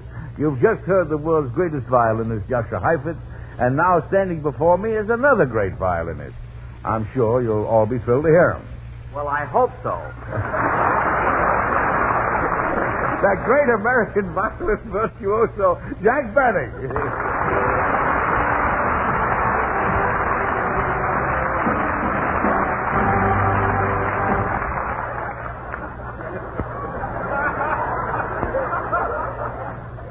Thank you, Edward Arnold. You know, fellas, I'm in a terribly embarrassed position tonight, as it just so happens, well, you may not believe this, but the two numbers that I had prepared for this evening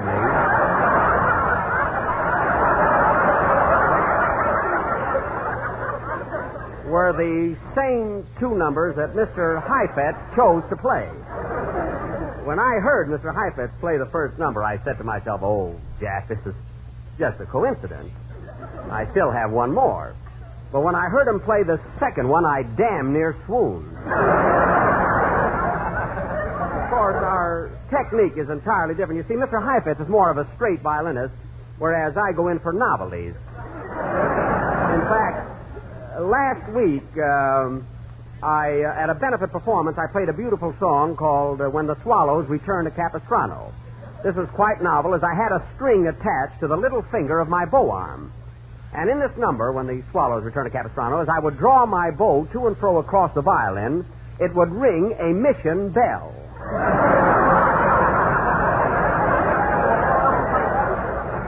I also gulped frequently to indicate swallows. People are still talking about it. Of course, fellas, I'd like to point out, as long as I have to play on the program this evening, is that at least Mr. Heifetz's violin and mine are entirely different. You see, Mr. Heifetz has an Italian violin. I believe it's a Stradivarius. I bought mine at 3rd and Main.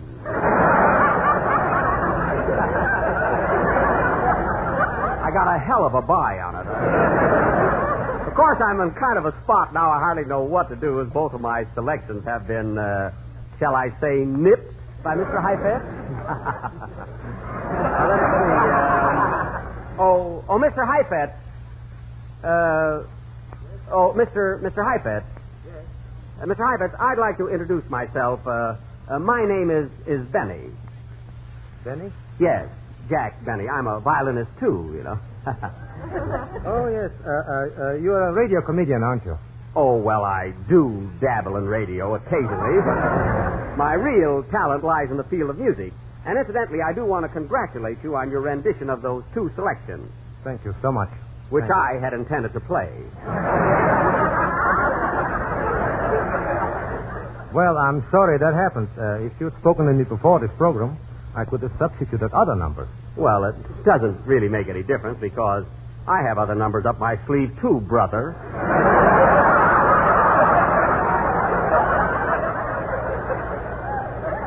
But I was just thinking, Mr. Heifetz, rather than playing a solo, it might be a good idea if we played a duet together.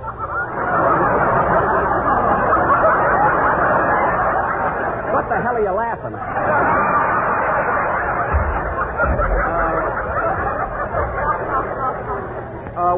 What do you say? Why, I think that would be rather amusing. Is there anything in particular you'd care to suggest? Oh, I don't know. I'll leave that to you, Mr. Heifetz. What would you suggest? Well, let's see. How about Paganini's Perpetuum Mobile?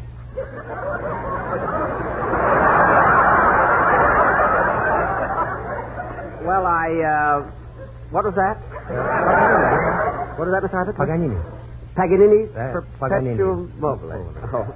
Well, to tell you the truth, Mr. Heifetz, that song has been done to death. Isn't there something else you could suggest? I mean, something? Yes, I suppose. So let's see. How about the Saint-Saëns introduction and Rondo Capriccioso? Well, you know, the sun. Saint-Saëns. The sing-song. You know. Yes, I see. I don't know. That number never seemed to get anywhere. I mean, people don't hum it, you know. Look, Mr. Heifetz, how about our playing Love in Bloomiocio? It's very catchy. Blooming what? Love in Bloomiocio. Love in Bloomio? Yeah. Bloomiocio. I don't believe I know that one. He's supposed to be a great violinist. Well, look, Mr. Heifetz, let's you and I play. I have a suggestion. We'll play McDowell's To a Wild Rose. How would that be? McDowell's To a Wild Rose? Yeah, you know, Jeanette McDowell's To a Wild Rose. Oh. Shall we? Yes. But, unfortunately, I haven't rehearsed that number in years. Good. Mr. Heifetz, you take the first strain, I'll take the second, and we'll alternate throughout the number. And then, could I have A, please?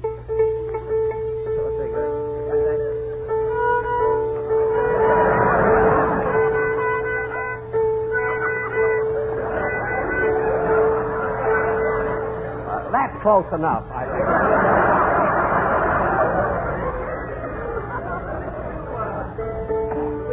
You take the first strain, will you, Mr. Heifetz? Thank you. Yes.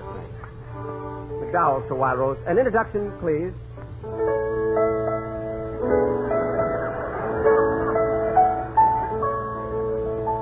You please, Mr. Heifetz. Thank you.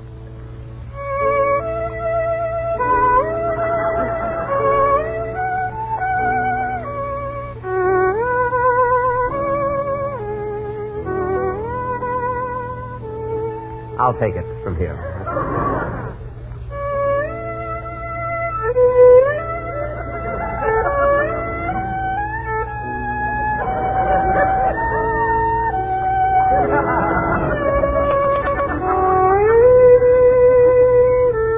Honest, folks, can you tell the difference?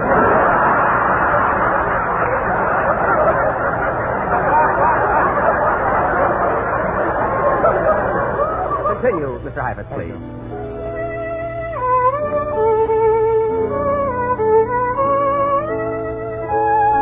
How am I doing, Mr. Benny? Very good.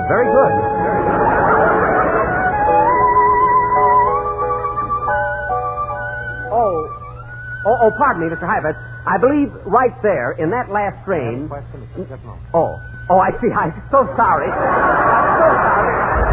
But,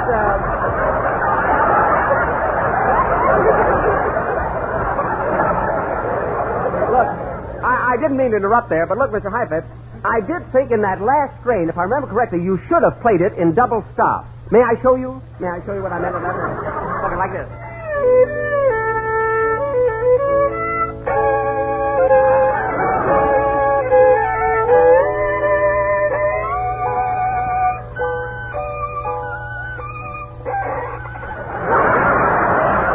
See what I mean there? Much better. Much better. Much better. I have a little cadenza in here. Go ahead.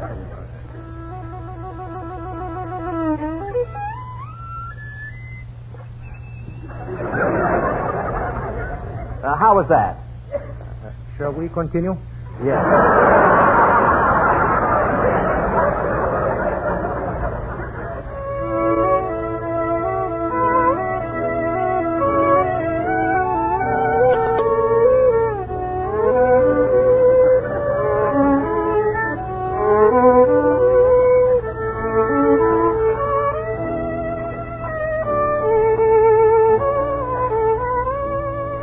I'll G-string it here a little bit. I bet you thought I was going to be lousy, did you?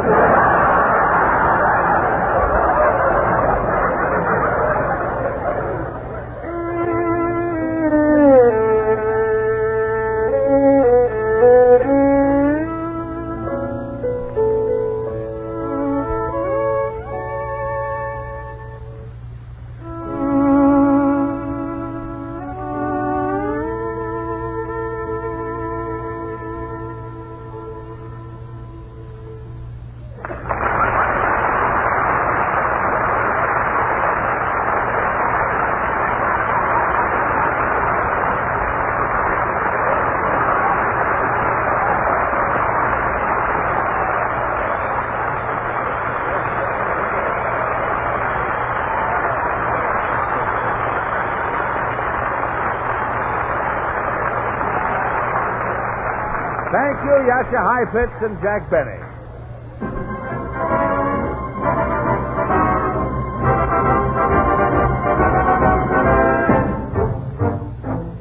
Well, fellows, as Jack Benny just said when he put his violin back in the mothballs, that's all, brother.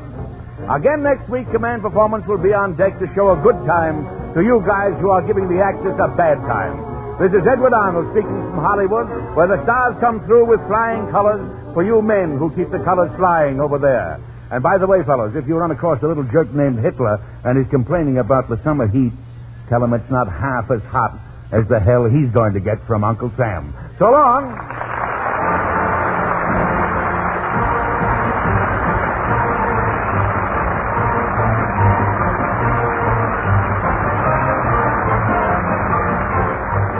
That's it, fellas. Command Performance USA and good night from the stars you've just heard. We're on 24-hour watch for those letters, men, so keep them rolling into Command Performance, care of the station to which you're listening, and your big show will be rolling out to you each week and every week till it's over there. This is Paul Douglas saying the best of the best from the USA.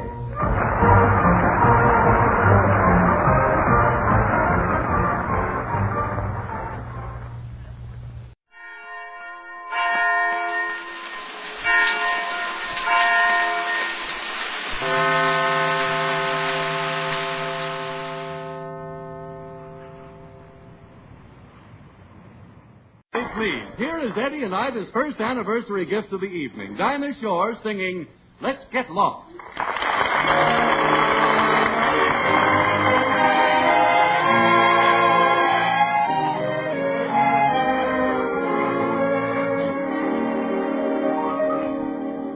Let's get lost, lost in each other's arms. Let's get lost, let them send out alarm. And though they'll think us rather rude,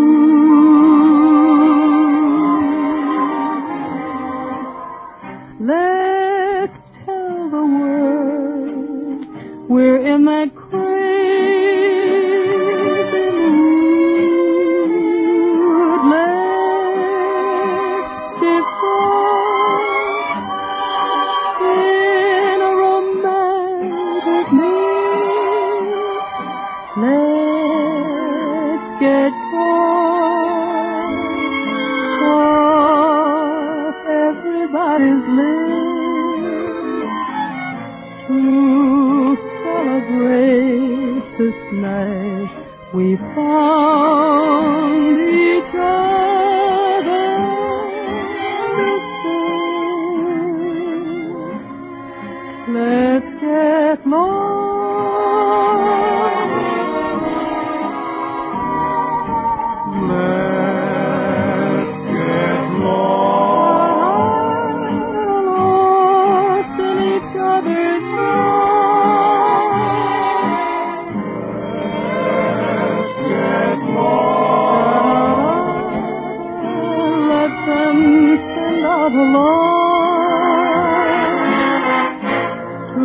celebrate this night we found each other.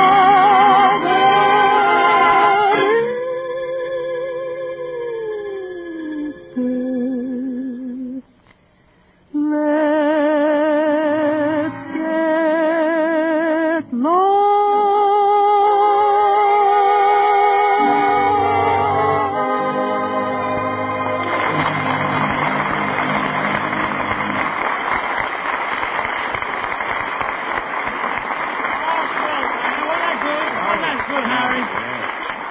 Wasn't Dinah grand, Harry? She's so versatile, sings so many new songs. Gosh, I just can't get over how different show business was 29 years ago, Harry. It was, huh? In those days in vaudeville, you could use an act for years. Would you believe it? I used to repeat the same jokes week after week after week. It was just a case of traveling from one city to another to do it. Yeah, well, it's certainly different with radio. Well, of course. Oh, now you don't travel. Yeah. He laughs at his own. All right, so I occasionally repeat a joke. My motto is that anything worthwhile can stand repetition. And it's a good policy for you to follow, too, Harry. Me? Yes. Take the advice you give our listeners about how they can feel better faster. That's mighty worthwhile and worth repetition. As a matter of fact, why don't you repeat it right now, Harry? All right, thanks. I will, Eddie. Ladies and gentlemen, the next time you wake up in the morning feeling headachy and out of sorts due to the need of a laxative, remember that Sal Hepatica helps you feel better faster. Because then Sal Hepatica brings quick, gentle relief, usually within an hour. And that's important, for it means you no longer have to wait till night to take the laxative you need in the morning. No longer have to risk feeling miserable all day. And here's something else worth remembering about this famous mineral salt laxative. Sparkling Sal Hepatica also helps sweeten an upset stomach by helping to reduce excess gastric acidity. So get a bottle of Sal Hepatica from your druggist tonight or tomorrow. It's important to use only as directed. Then anytime you need a laxative, morning, noon, or night, see how much faster you feel better when you take gentle, speedy Sal Hepatica.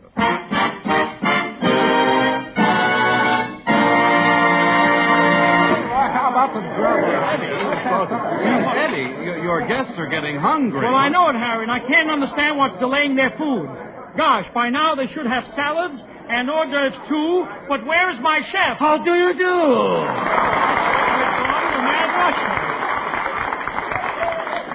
Russian, I wanted a French chef for my party. Russians don't make good cooks. No, who do you think is cooking Hitler's goose? Well,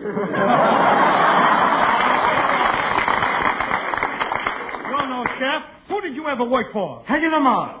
I was fired because I had a little trouble with my favorite dish. What was your favorite dish? Hedy Lamarr. My guests are getting impatient. What's delaying dinner, Russian? The soup receipt. Yeah. It says, stir soup while boiling. So it's boiling, I'm stirring. It's boiling, I'm stirring. And finally, I can't stand it. Why not? It's burning my fingers. Don't be ridiculous. You don't start. How is the rest of the food coming along? Frankly, I'm having a little trouble with the seasoning. Why? On the roast goose, I am putting a pinch of salt, a pinch of pepper, and a pinch of paprika. Suddenly, the maid is slapping my face. Why? Wrong pinch. Oh, get out of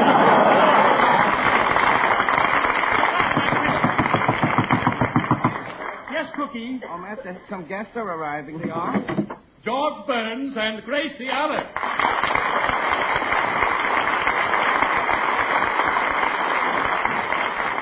Well, Eddie, we just want to say congratulations, and Gracie has a present. Oh, my goodness, Mr. Cantor. Imagine you being married for 29 years.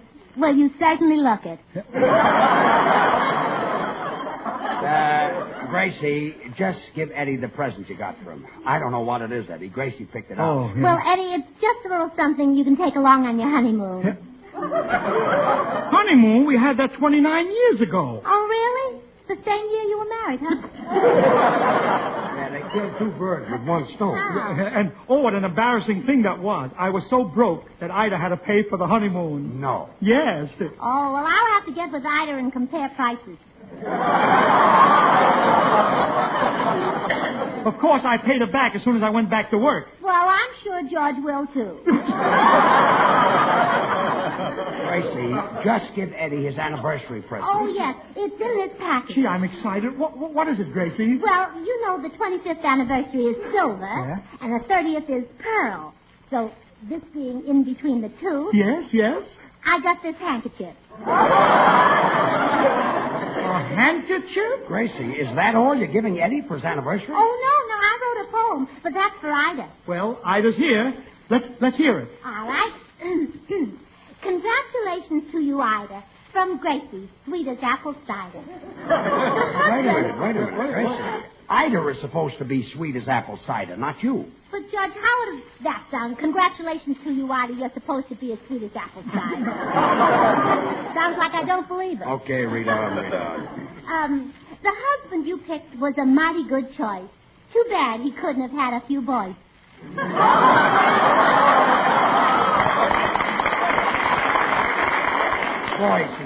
Boys, yeah. Yes.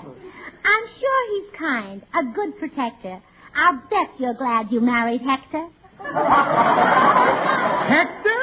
Gracie Allen, my name happens to be Eddie. Well, that doesn't rhyme. Now stop interrupting. You've had him for 29 years, that's true. But a retread can make him as good as new. Yes, Ida Cantor, we two are the same. We both got our husbands with riches and fame. They're sweet and gentle. They're our little pigeons. But I'll bet we both wish we had gotten Walter. Oh, Walter Pigeon? Walter Pigeon. Yes. Eddie, call us when dinner I'll call is ready. you. Come on. So long, Gracie. Goodbye. See you later.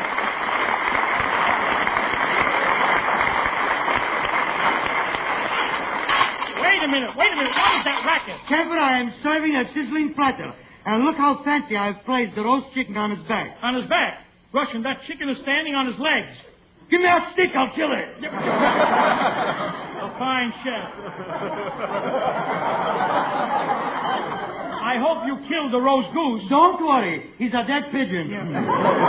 That goose is now sizzling in the oven at 400 degrees for Fahrenheit. That's me. No. You don't? I can't help laughing at you. At who? At you. Gesundheit. No. You're crazy. I didn't sneeze. You didn't? Then give me back my Gesundheit. Oh, stop. Look, are you sure you put the roast goose under a hot flame? Well, positively. Well, tell me, how did you dress him? I just put him in one of your old suits. Look, you're impossible. Listen, Russian, when the roast goose is ready, have my English butler serve it. You got an English butler? Well, of course. Has he got bushy eyebrows and a very British face? Well, that's right. No wonder that roast goose was wearing a monocle. Get back in the kitchen. Get out of here.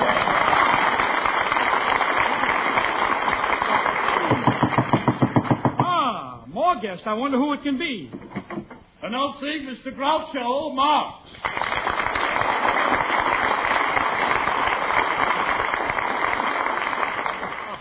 Well, this is a surprise. Eddie Cantor's I live and breathe. What's such a surprise? You're still living and I'm still breathing. Well, anyway, it was nice of you to drop in. Aren't you going to congratulate me? Why, of course. What is it, a boy or a girl?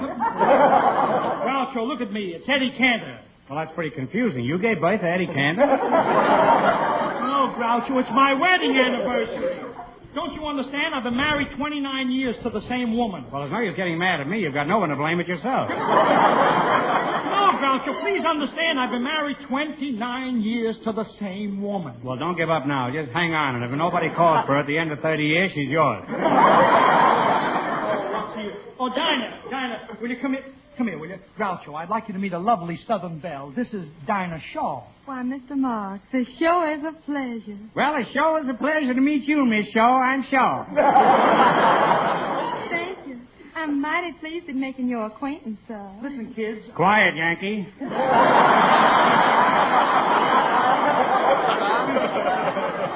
Are y'all from the South, Mr. Marx? Why, sure enough. I'm a big plantation man. I spend most of my time picking tobacco. By the bale? No, by the butt.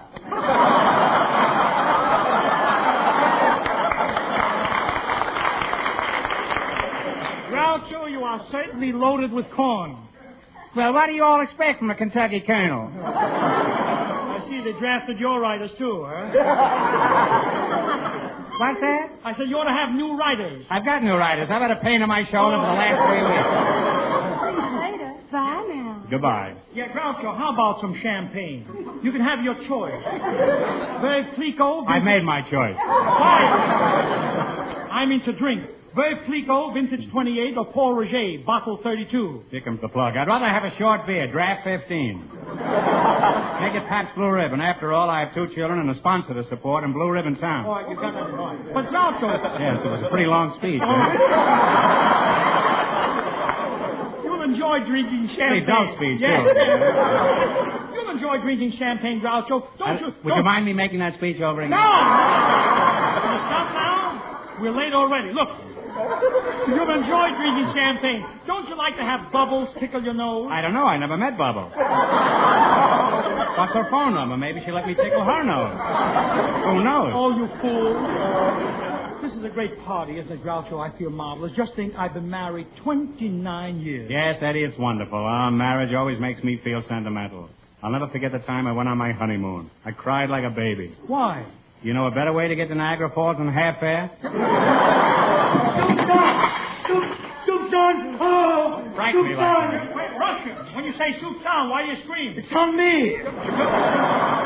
Quiet. Groucho, this is my chef, the mad Russian. Well, with a face like that, I'd be mad, too. Let me congratulate you, Russian. I've seen off-the-face hats, but this is the first time I ever saw an off-the-face face.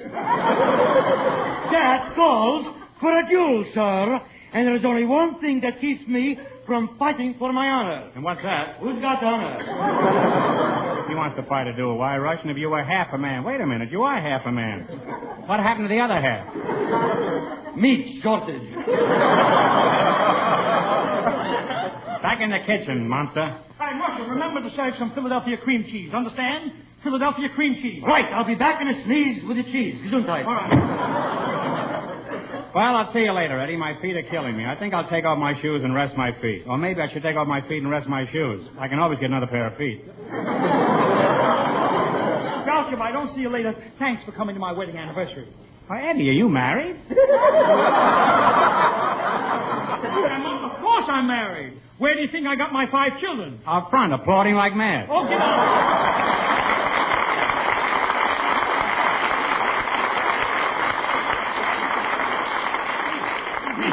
Oh, Eddie, this is a grand party. No, I'm having a record made of this program as a souvenir. Great idea, Harry. A few years from now, you should get a big kick out of it, hearing the whole gang and all the laughs. Oh, that's right. I wish I could have taken a movie of it so I could see the laughs. See the laughs? Yeah. Well, at least the smiles, especially of Gracie and Dinah. Yes, Harry. They've been having a lot of fun, and it's a pleasure to watch them. Yes, you're right. It is a pleasure, Eddie, and they certainly bear out what we've been saying about lovely women having attractive smiles. You know, Eddie, they prove a point everyone agrees on. The importance of an attractive smile to a woman's loveliness. But not everyone gives his smile the intelligent care it deserves. And it's so easy, ladies and gentlemen, when you see your dentist regularly, and between visits faithfully use iPana toothpaste and gum massage. Because healthy gums are mighty important to sound teeth and sparkling smiles. And iPana is not only unsurpassed for cleaning and brightening teeth, but when used with massage, it is especially designed to give gums the stimulation they need to help keep them firm and healthy. So adopt this famous healthful routine. Brush your teeth regularly with iPana toothpaste. And every time you do, put a little extra iPana on your brush or fingertip and massage it on your gums. Yes, ladies and gentlemen, for firmer, brighter teeth and naturally a more attractive smile, decide now to massage with iPana toothpaste.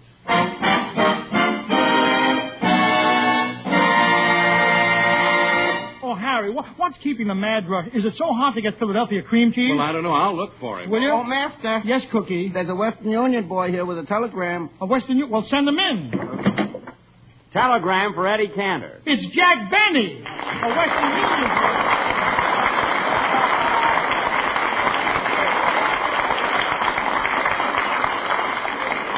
Jack, you're delivering a telegram? I don't understand. Well, it's very simple, Eddie. See, I went to Western Union to send you an anniversary wire. Then I figured till they're able to send you a boy, you'll be waiting and waiting. And you know, Eddie, you know what it is to wait for a boy. But, Jack, it doesn't seem right for you to deliver your own telegram. Why not? I paid for it. I paid for every word of it. All right. Myself. All right, read it, Jack. Read it. Certainly I'll read it. I paid for it. I know. Out of my own money. I paid for the telegram. Jack, you told me you paid out of my own shoes. All right. All right. What does it say? Says to Eddie Cantor, Beverly Hills. And it's a straight wire. This is not a night letter. I know. I paid for a straight wire. I know. Read it. Will you please read it? No, I can show you the receipt. Please, Jack, read it. Receipt from Jack Benny, 35 Not the cents. receipt. The wire. Read the wire, will you? You mean the one I paid for? You... Heartiest congratulations on your anniversary. Good luck to you, Ann. Well, go on. Go on, Eddie. That's 10 words.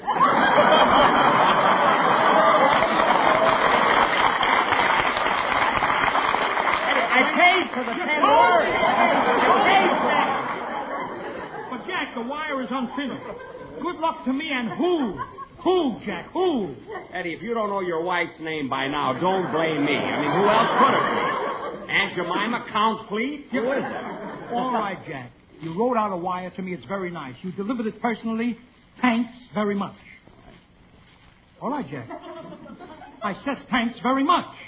What are you waiting for?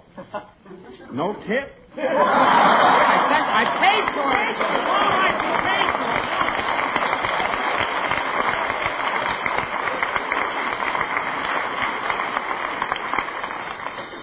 it. How do you like that, Jack? Hello? Long distance for Eddie Cantor. Long distance? What? I'll take it. Hello? Kemper, this is Matt speaking. It's terrible. It's terrible. Russian, what's so terrible? And why are you calling long distance? Where are you? I'm in Philadelphia. They got no green peas.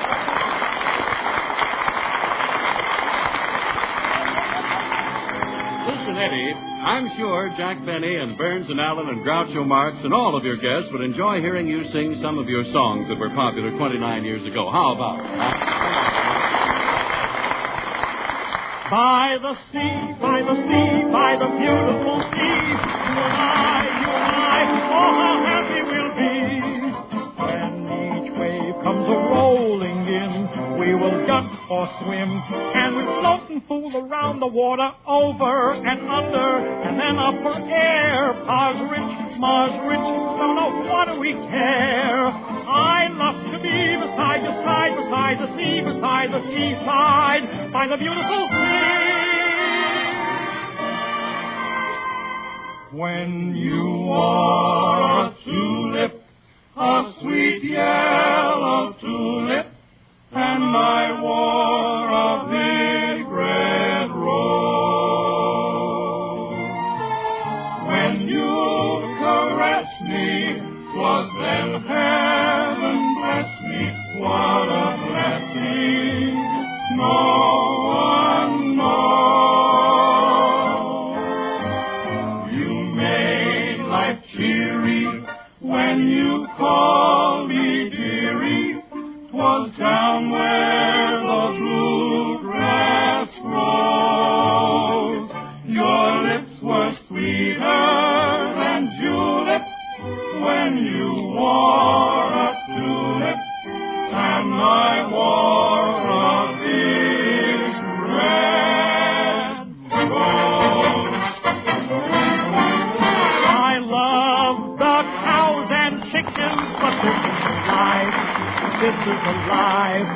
I love to raise the chickens while I'm cabareting where the band is playing. I love the homemade cider, but I'd rather have wine. No more picking berries, me for cocktail cherries. This is the life. This is the life. This is the life for mine.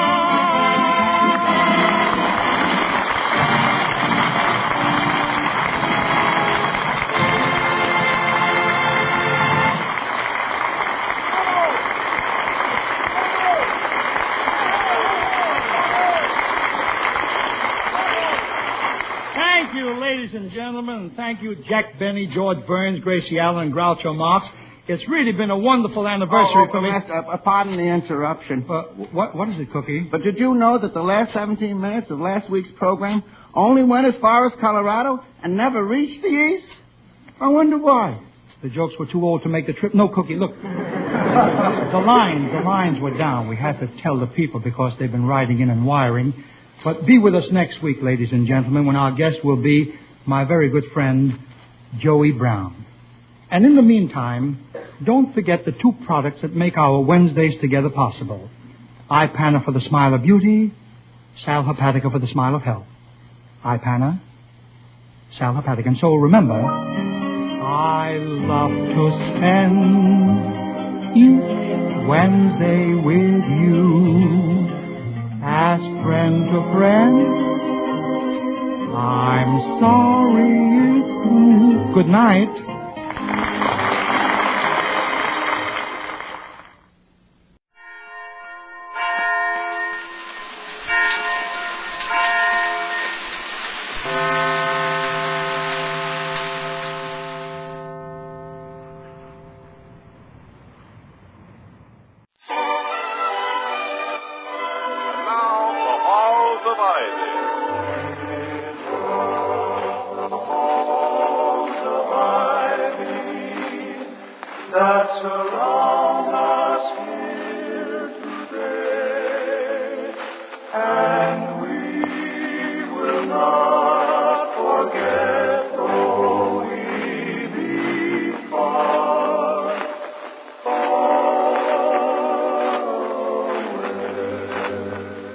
Welcome again to Ivy College, that is, in the town of Ivy, USA.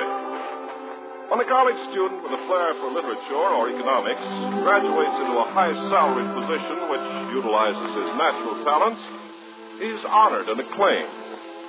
But when a college athlete, endowed with swift coordination and physical stamina, graduates into professional sports for a large annual stipend, it is somehow considered degrading. Dr. William Todd Hunter Hall, president of Ivy College, is discussing this very subject with his wife, Victoria, formerly of the London Theater. I suppose it's a matter of professional life expectancy. What is, Toddy?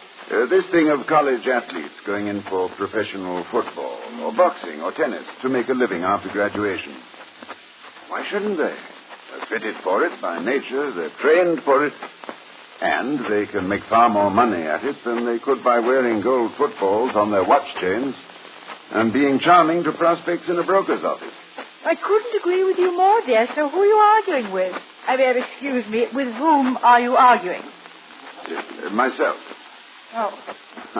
I often have these intra-hall debates.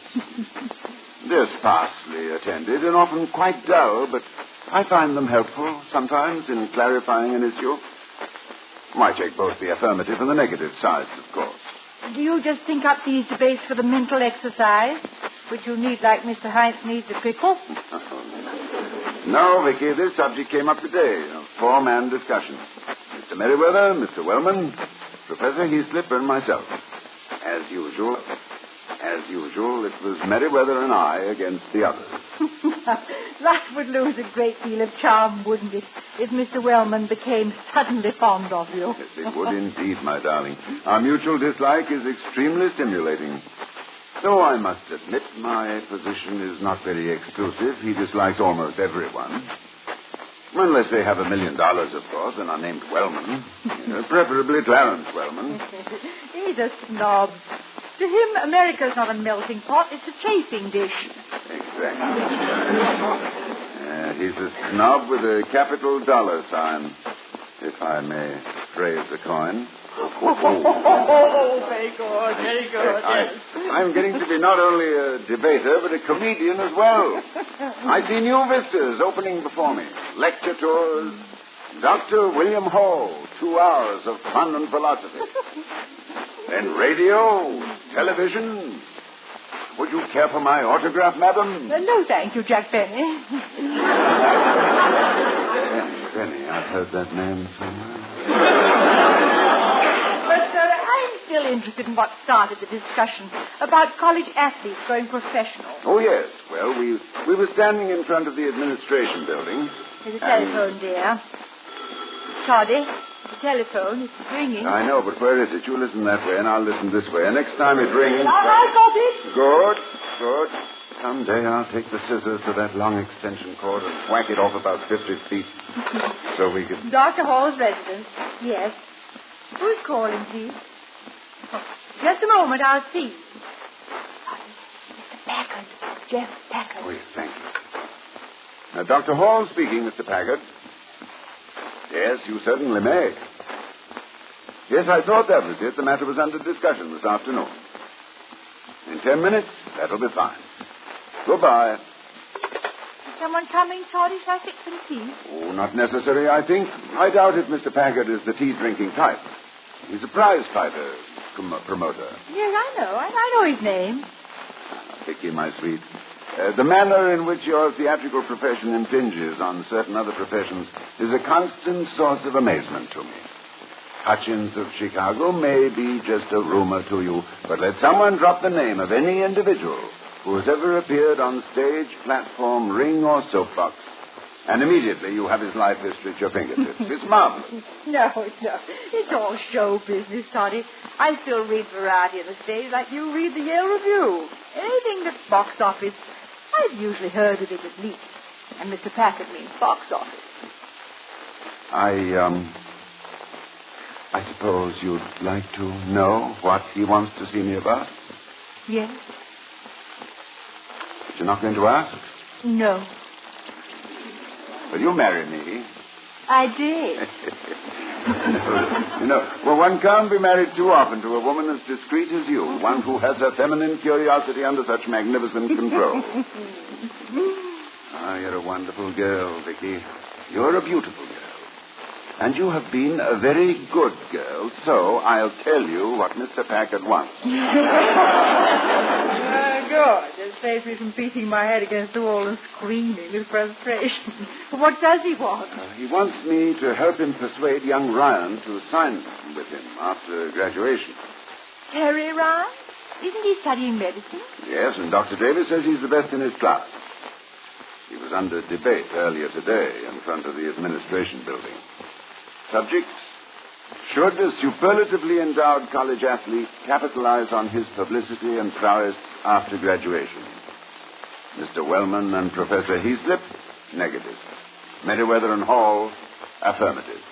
You mean you were in favor of his dropping medicine for professional prize fighting? My dear girl, professional prize fighting is a redundant expression. Prize fighting is per se professional. It is for a prize, a wager, or a stake.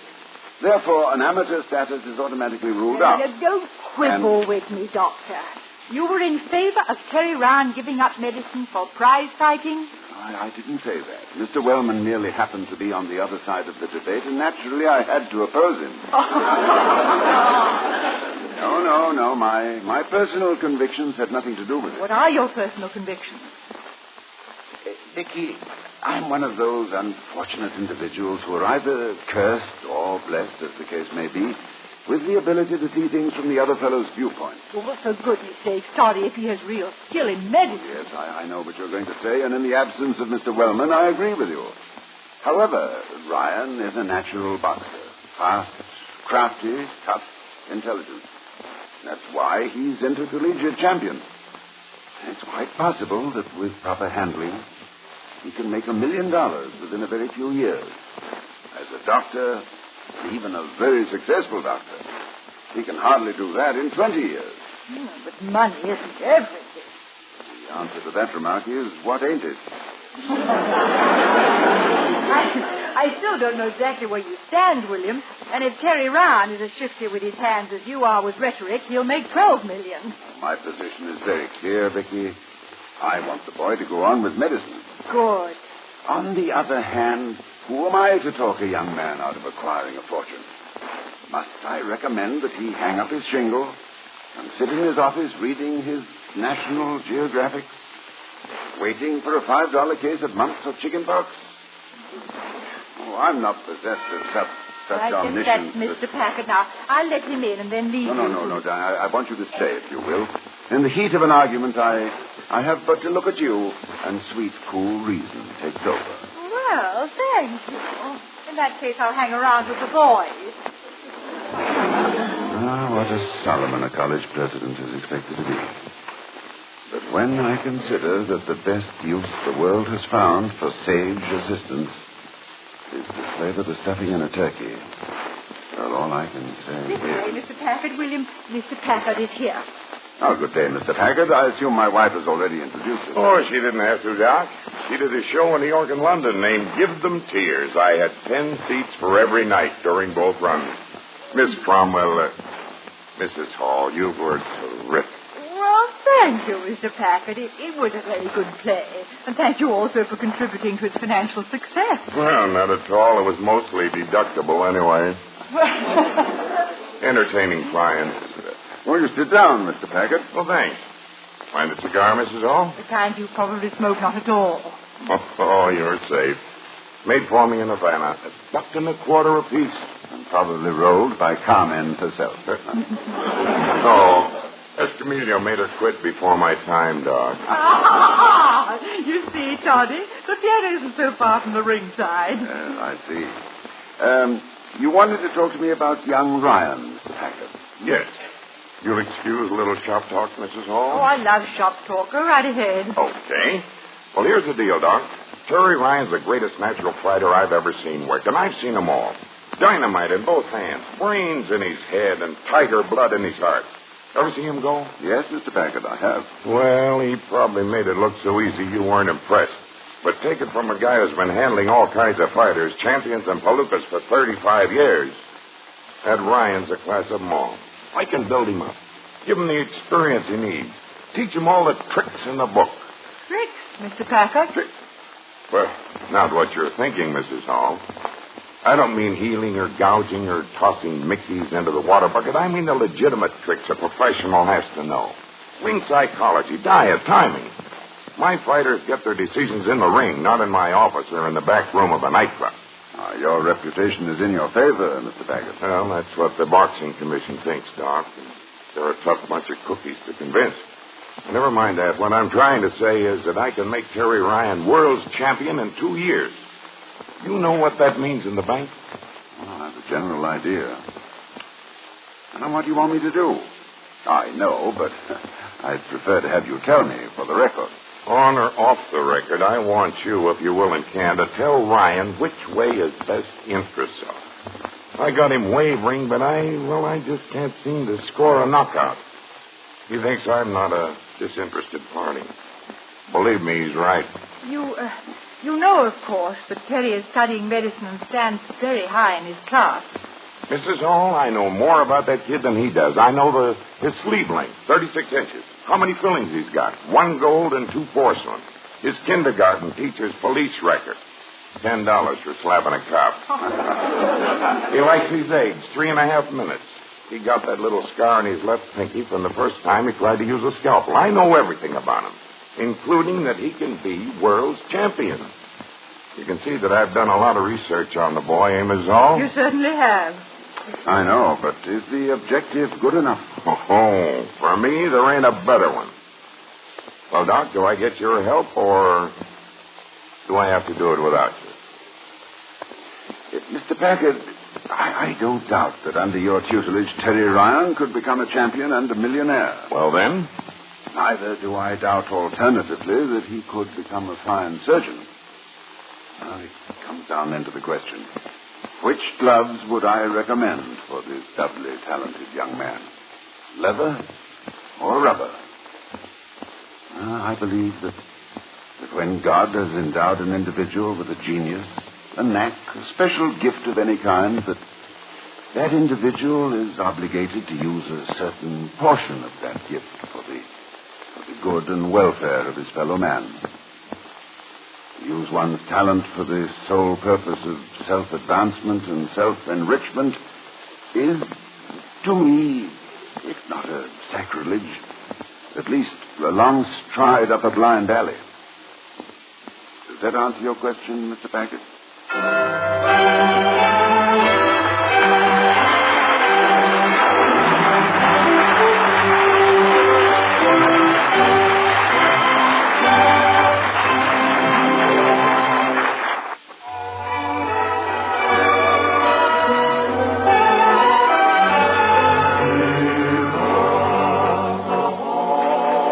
Survive.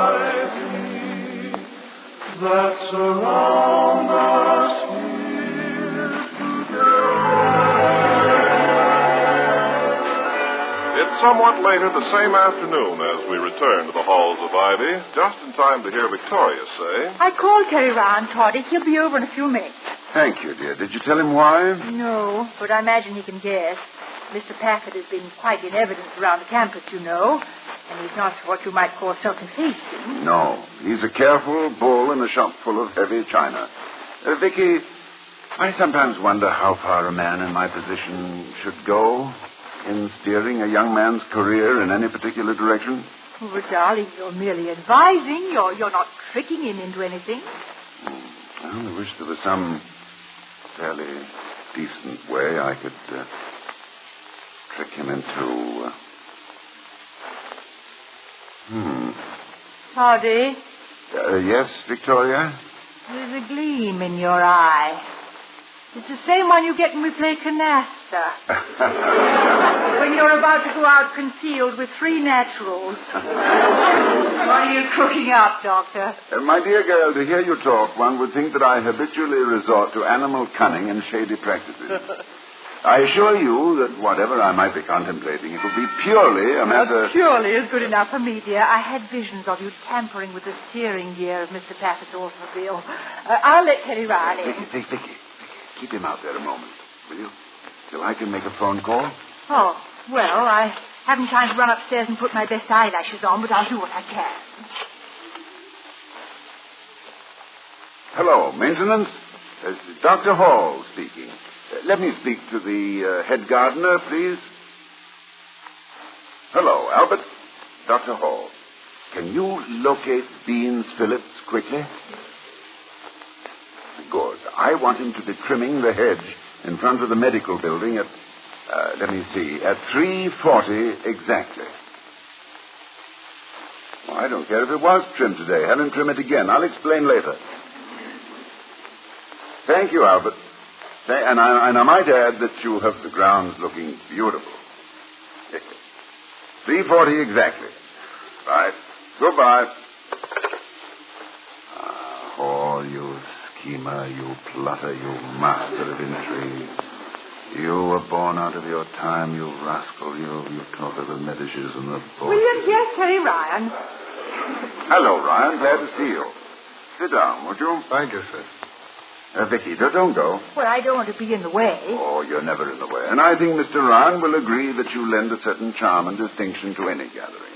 Mr. Ryan agrees to that with a fast pulse and a recognition of the understatement of the week. Thank you, gentlemen. And I must say, Terry, you don't talk at all like a pugilist. Well, if Gene Tunney can love Shakespeare, I guess I can handle the dictionary. Doctor, is this about Jeff Packard? In a way, yes. He's talked to you, I suppose. He certainly has. His hands on my shoulders and looking deeply into my eyes. He paints a very pretty picture. Yeah, we know. He tried to sell it to us. In a very rich frame. Oh, sure. He's already got me taking my championship profits to the bank in an armored wheelbarrow. As long as I was officially invited to this meeting, I'd like to ask a question, Terry. How do you feel about it? Well, frankly, Mrs. Hall, I'm weakening. If you can call it weakening to walk into a chance for $1 million and a little piece of glory. Terry, as an intelligent man, you have undoubtedly given this choice of professions a great deal of thought. A career in the ring with money, excitement, headlines, and fame, versus a plodding respectability, establishing yourself in medicine and surgery. That's about it, Doctor. And I know what your advice would be.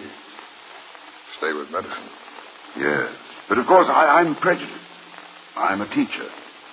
And have a respect amounting almost to reverence for the profession of medicine. Conversely, I view a prize-fighting career as a gamble. Oh, I know, in your case, the odds are with you. But to me, the good you can do with your rare gift for diagnosis and the surgical skill you've already evidenced far outweighs the rewards of a boxing championship. Maybe this is treason, Terry. But what if you didn't get to be champion? In a few years, you'd have lost out in medicine, and it would be too late to do anything about it. Sure, there's that, of course, but I don't plan on staying with it. Packard says he can get me the championship in a few years. Well, if I get it, I'll retire from the ring, I mean. Then, back to medicine. You think you'd come back, Terry? Wouldn't it be just one more bout? Just one more purse? Oh, mind you, I admit I'm arguing from a sense of excuse me. Dr. Hall's residence? Who? Ann Arbor, Michigan? Oh, yes, indeed, yes. Yes, Terry. Yes, I'm going all over the country.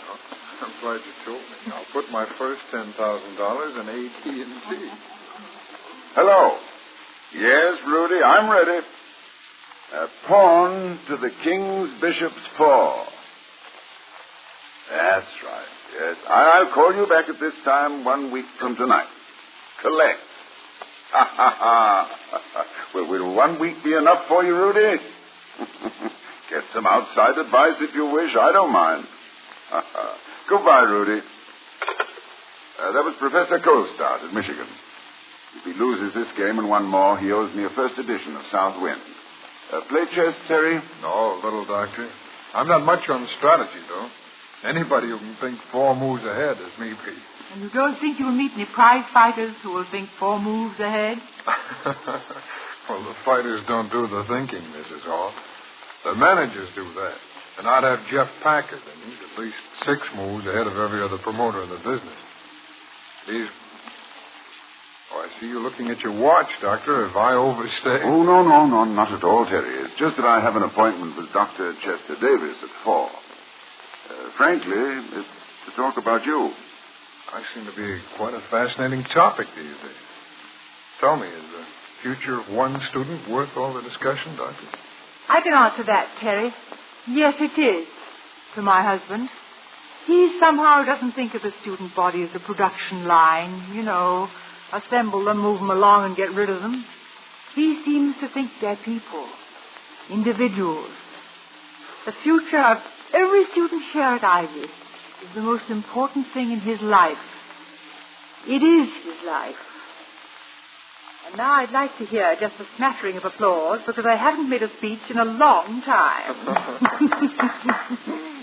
Well, no applause from you, William?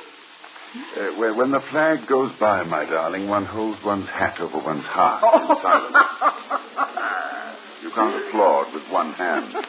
And like the passing flag, a simple truth requires just simple honor and respect.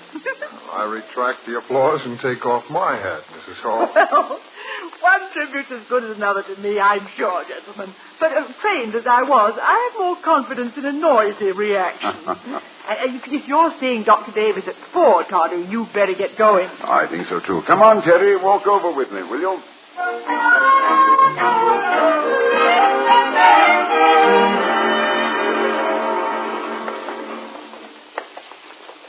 Doctor, seriously, don't you think it's possible for me to make a lot of money in the ring and then come back, finish studying medicine? Possible, yes, but highly improbable.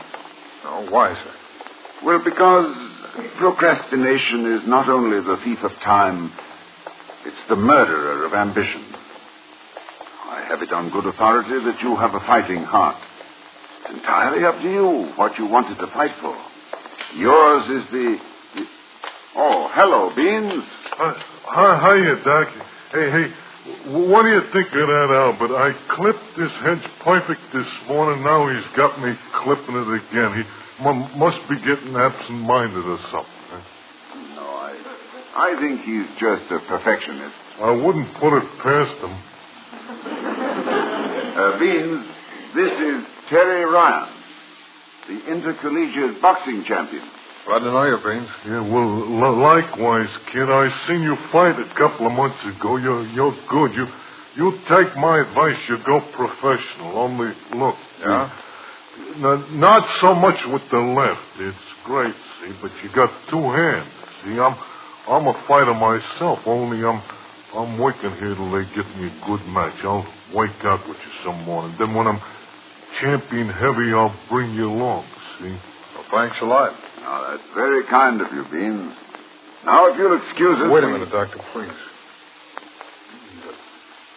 Say, are you Beans Phillips that fought Abe Morton back in... Well, A while ago? Yeah, the same, kid. I'm going to get a rematch, too. I know what I need now when I get him into the ring. But Morton died 6 years ago.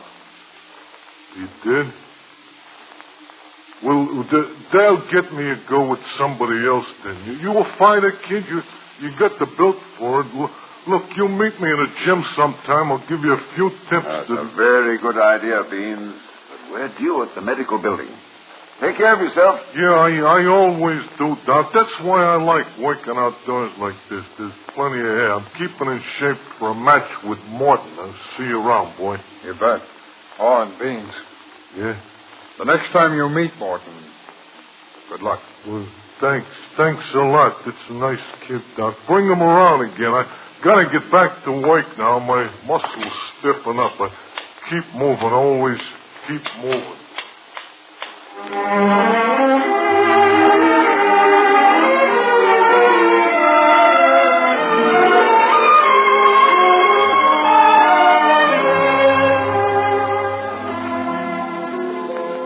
And that was all. We never got to the medical building. Brian suddenly remembered an engagement and left. I called and apologized to Dr. Davis. But, Toddy, you still don't know. I mean, if Terry's... Oh, he's going on with medicine. Did he say so? Yes, but it wasn't necessary, my darling. If you could have seen his face when he realized that he was talking to Beans Phillips, one of the great fighters of yesterday. And realized also that this man with the broken hands and the scar tissue must have had a similar decision to make at one time. Well, it was quite convincing. It was also quite a coincidence your meeting poor old Beans that way, wasn't it? Yes, wasn't it? Was it? No, dear, it wasn't. That's what I thought. Well, congratulations, Doctor. A clean victory. Good generalship. I'm glad it worked. As I have often remarked, all stratagems are not necessarily gems of strategy. I'm glad that horticulture has lost the decision to medicine. Horticulture? Gardening. Madison Square gardening. Cauliflower. And talking of cauliflowers, my darling, what's for dinner tonight?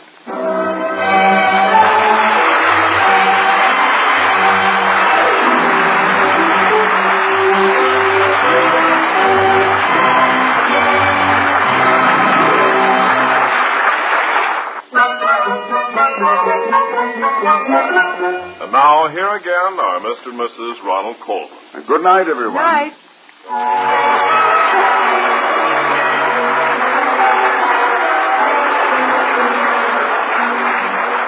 Be sure to see Ronald Coleman's latest picture, Champagne for Caesar. We'll be seeing you next week at this time at the Halls of Ivy, starring Mr. and Mrs. Ronald Coleman. In our cast tonight, Sheldon Leonard played Beans Phillips, Ken Christie was Jeff Packard, and Stacey Harris was Terry Ryan. Ladies and gentlemen, the future has a way of sneaking up on all of us. But there is a way of accounting for the future in advance by a method of sure, automatic saving today. And there is no surer method of saving and saving with profit than through the purchase of United States savings bonds. Whatever your hope for the future, a home or a business of your own, a college education for your children, it can be brought to reality by saving. Buy United States savings bonds today. Tonight's script was written by Don Quinn. Our music was composed and conducted by Henry Russell. The Halls of Ivy was created by Don Quinn, directed by Nat Wolf, and presented by the Joseph Schlitz Brewing Company of Milwaukee, Wisconsin. Ken Carpenter speaking. Oh, we love the halls of ivy that surround us here today, and we will not forget.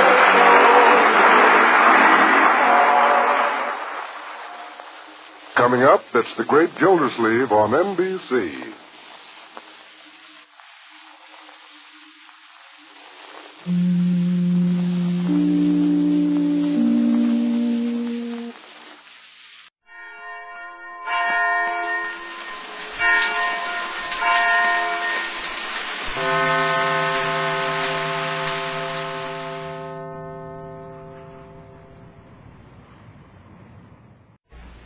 Doctors prove the Palmolive plan brings 2 out of 3 women lovelier complexions in 14 days. For the Palmolive plan was tested on women with all types of skin. Dry, oily, even skin that was not clear. Yes, regardless of age, type of skin, or previous beauty care, 36 doctors proved the 14-day Palmolive plan brings fresher, brighter, younger-looking complexions. So get Palmolive soap and start your 14-day Palmolive plan now.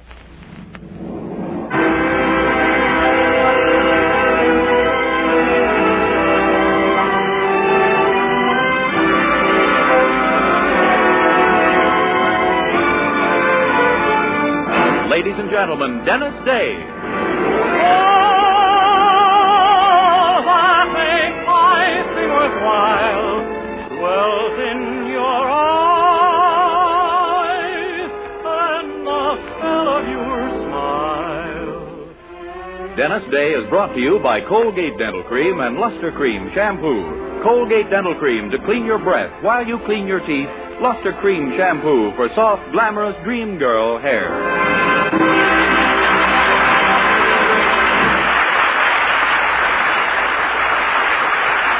The Dennis Day Show with Barbara Eiler, B. Benaderet, Nick Trout, Charles Dant in the orchestra, and yours truly, Vern Smith, is written by Frank Galen and stars our popular young singer in A Day in the Life of Dennis Day. Here's Dennis to sing the Academy Award winner, Zippity-Doo-Dah.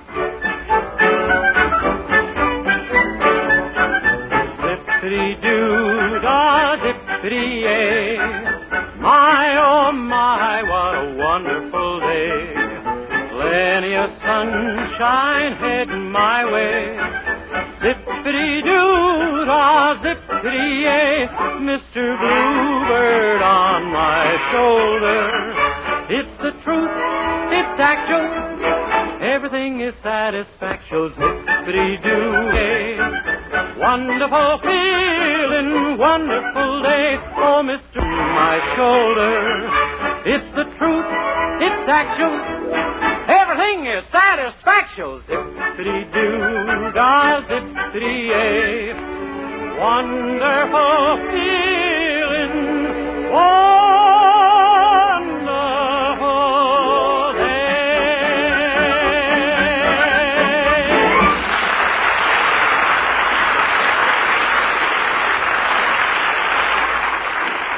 Colgate Dental Cream cleans your breath while it cleans your teeth. No other toothpaste does a better job of cleaning teeth than Colgate Dental Cream. For Colgate Dental Cream has a safe polishing agent that cleans your teeth both gently and thoroughly, brings out their natural sparkle and beauty. You can actually see and tests prove that Colgate Dental Cream cleans your breath while it cleans your teeth. Yes, actual scientific tests prove conclusively that in 7 out of 10 cases, Colgate instantly stops unpleasing breath that originates in the mouth. Colgate Dental Cream is famous for its wonderful wake-up flavor, too. Nationwide tests of leading toothpaste prove that Colgate's is preferred for flavor over every other brand tested. Yes, preferred over every other brand tested. And no wonder, for Colgate Dental Cream is the result of constant effort to produce the finest toothpaste in the world today. For cleaning teeth, for flavor, for sweetening breath. So see if you don't agree with the millions who have made Colgate Dental Cream America's favorite toothpaste. Try Colgate Dental Cream to bring out the natural sparkle and beauty of your teeth. For a wake-up flavor you'll thoroughly enjoy. And always use Colgate Dental Cream after you eat and before every date to clean your breath while you clean your teeth.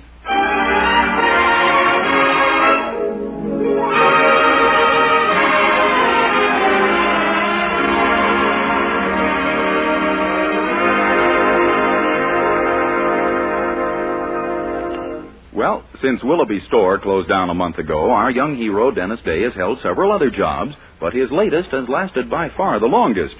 He started on it yesterday, and the boss told him he could come back today. Of course, the fact that he's his own boss may have had something to do with it. You see, yesterday he invested his entire savings in a used car and became Weaverville's only taxicab company. The cab is now parked at the curb of the Anderson house, and Dennis, glowing with pardonable pride, is showing it to his girlfriend, Mildred. Oh, boy, isn't she a beauty, Mildred? Isn't she a dream? Yes, it's very nice, Dennis. And for only $150. Of course, she doesn't have all the gadgets on her the 48s have. No, I suppose not. What kind of a car is it? 1923 Essex. But isn't that a little old, Dennis? All the cars the man had for $150 were a little old. I took this one because it runs on gasoline. Oh, I see. Well, I guess the people here will be grateful to have any kind of a taxi cab in town. Oh, you never saw such gratitude in your life, Mildred. I've had 4 customers so far, and every one of them, when they got to their destinations, they got down on their hands and knees and kissed the ground. Dennis, are you sure this car's really in good condition? Oh, just wait till you take a drive in her. Smooth as any car on the market today. Except she rattles a bit when she goes over some obstacle in the road, like the white line. She rattles when she goes over a white line? Well, I think I loosened her up a little yesterday when I drove over the top of that tree. The top of a tree? Yeah, when I drove out of the used car lot, this tree was lying right across the driveway. My goodness, Dennis, didn't you see it? It wasn't there till I started driving out. Golly, I just hope you don't have a terrible accident someday, Dennis. Yeah, I hope... Oh, here come the folks. Morning, Mother, Daddy. Hello. Good morning, children. Oh, good morning. Mother, look, this is Dennis's new taxi cab, see? So that's what it is.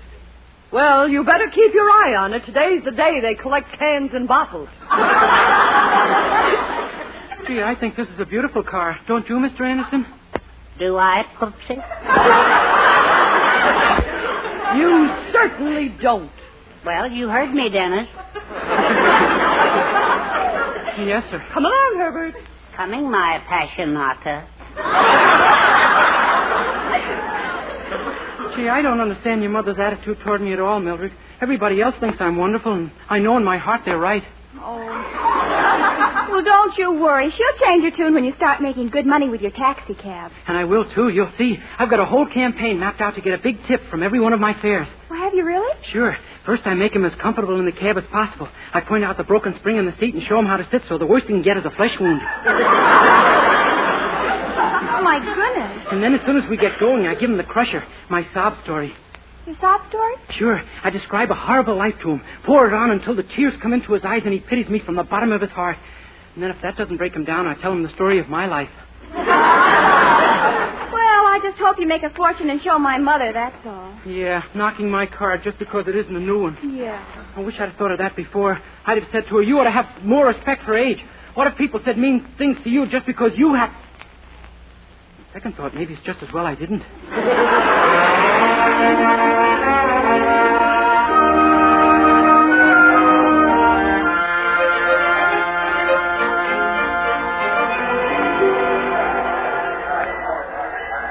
Taxi? Taxi here, mister? Taxi? At the station. Oh, it's the only one in town, sir. Hop right in. Oh, very well. I'm going to the Weaverville Hotel. Okay.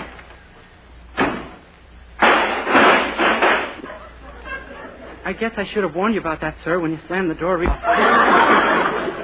fix it up and let's get going. I'm in a hurry. Oh, yes, sir. I'll put it up front here with me. Okay, here we... Oh, you better sit a little further over toward the left-hand corner, sir. The left-hand corner? Why? Well, there's a loose spring in that seat, and all of a sudden... Boing!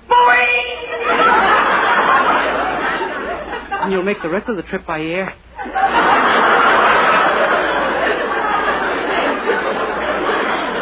Good heavens. Okay, here we go.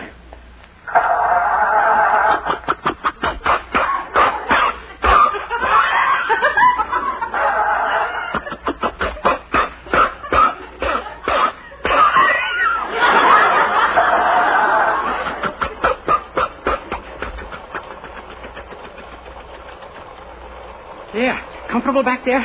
There's a blanket and a hot water bottle on the floor. Now carry a flask of brandy in case we run into a change in the weather. How far is that hotel from here, anyhow? Oh, about 6 blocks. Well, pass back the brandy. I think I'm going to need it. Here we go.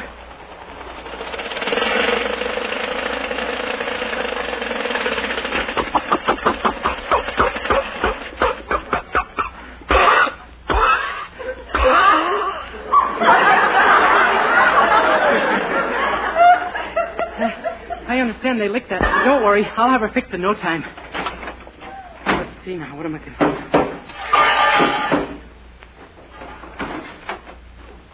There. there we are.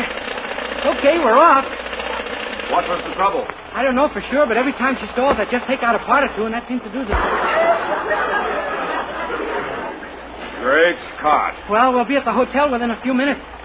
Gee, I guess you'll be the last fare I'll be able to accept today. I have to go over to the hospital this afternoon. The hospital? Yeah, to see my poor old mother. They've operated on her 11 times. Oh, I'm sorry to hear. Yeah, we think there may be something wrong with her. You think you've got trouble? My father was in a hospital for 8 years. He was? Well, you don't know what else happened to us. My brother fell down a flight of stairs and broke both arms. I lost both my brothers. The house burned down one night with them in it. How about my sister's child? He has 2 heads.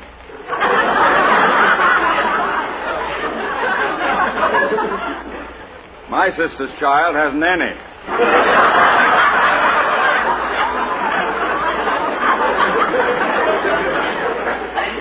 Slipped and fell one day on the trolley car track. Well, there's my, Yes? This time you go first. Never mind. Aren't we anywhere near that hotel yet? Oh, it's just a block or so now, and then we'll be... Oh, my goodness. She never shook like this before. No car ever shook like this before.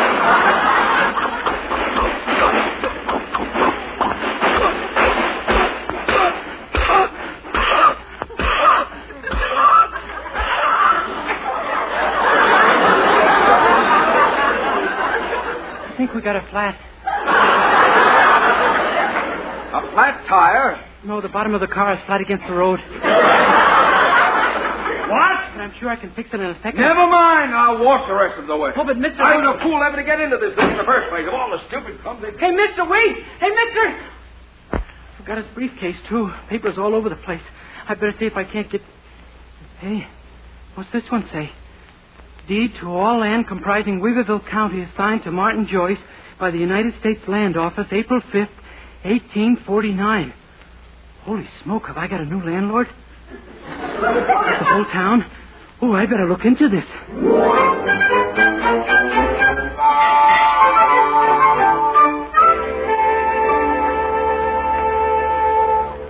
Gosh, Mr. Anderson, does it really mean that this man owns the whole town? Well, I'd hesitate to say before we see a lawyer, Dennis, but this certainly looks like an official land grant from the United States government. Yeah? They did do things like this right after the Mexican War. What Mexican War? In 1848, don't you? 1826 was probably over by then.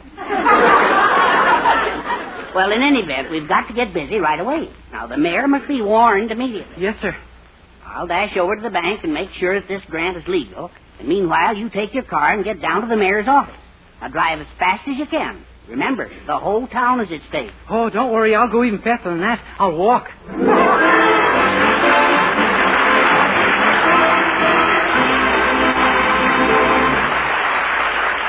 And now, before we go on with this story of a day in the life of Dennis Day, here's our young hero himself to sing Pianissimo.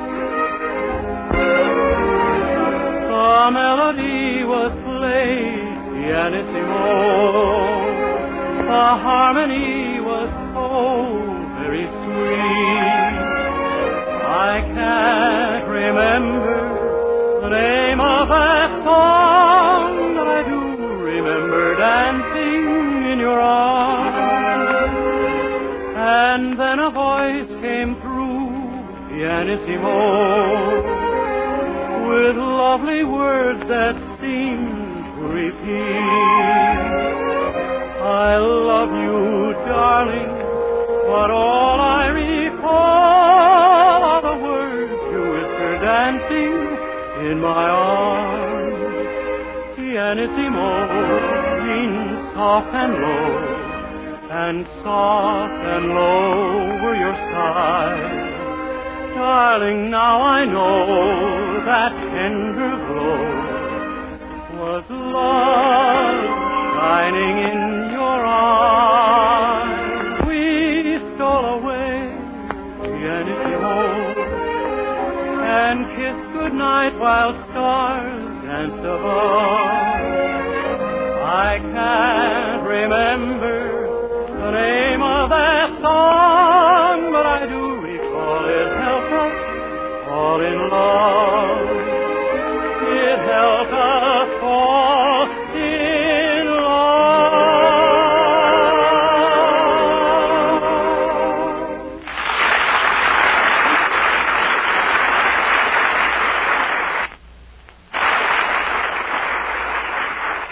Well, our young hero, Dennis Day, found an old government indicates all too clearly that the town of Weaverville belongs not to its citizens, but to the heirs of a man named Martin Joyce. While Mr. Anderson is elsewhere checking the legality of the deed, Dennis is rushed into the mayor's office to inform him of the dire news. Mister, I gotta see the mayor right away. It's terribly important. I'm sorry, young man, but the mayor's leaving on a business trip in exactly an hour, and he can't see anyone. But I gotta see him, I tell you. The owner of Weaverville is gonna take it over. The owner of Weaverville? Sure. His family got the place after the Mexican War. I found out about it when I happened to look in the back of the taxi I was driving. You were driving in this condition? Mister, I'm not drunk. I know. I was just being charitable. Look, the owner of this town is taking the whole thing over under a grant to his family. Please, you gotta believe me. I've dashed all the way through town to warn everyone. Do you want my name? I know it. It's Paul Revere, isn't it? No, it's Dennis Day. And I tell you, there's a paper that says this man owns the whole town unless we do something. Oh? Very well. Let's see this paper. I left it at the Andersons. I thought so. There is one. You haven't got it. Don't you understand? You haven't got it. That... Oh. Well? I haven't got it. I thought not. And therefore, I repeat what I said a moment ago. The mayor is seeing no one today. But you gotta... No one. Pardon me. I'd like to see the mayor, please. Oh, yes, of course. Go right in. Thanks. Gee, I could have sworn that was someone. It was. That gentleman, and let you see the mayor gets $2 for performing marriages. Oh? Do you know Mayor Oldsberg? Yes. Then you know he'll see them. Never too busy for a marriage or a funeral, our mayor. Gosh, you mean that... Oh, boy, excuse me. I just had a sudden thought. I do hope he treats it well. Poor little head.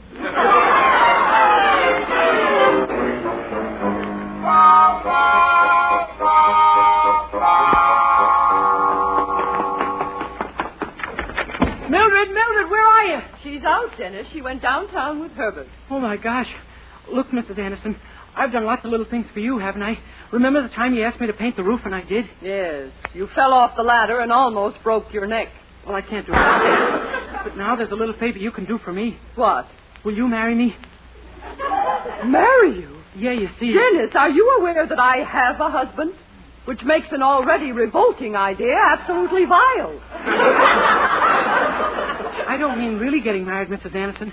Gee, I know marrying you sounds silly, like a scavenger hunt or something, but... Dennis!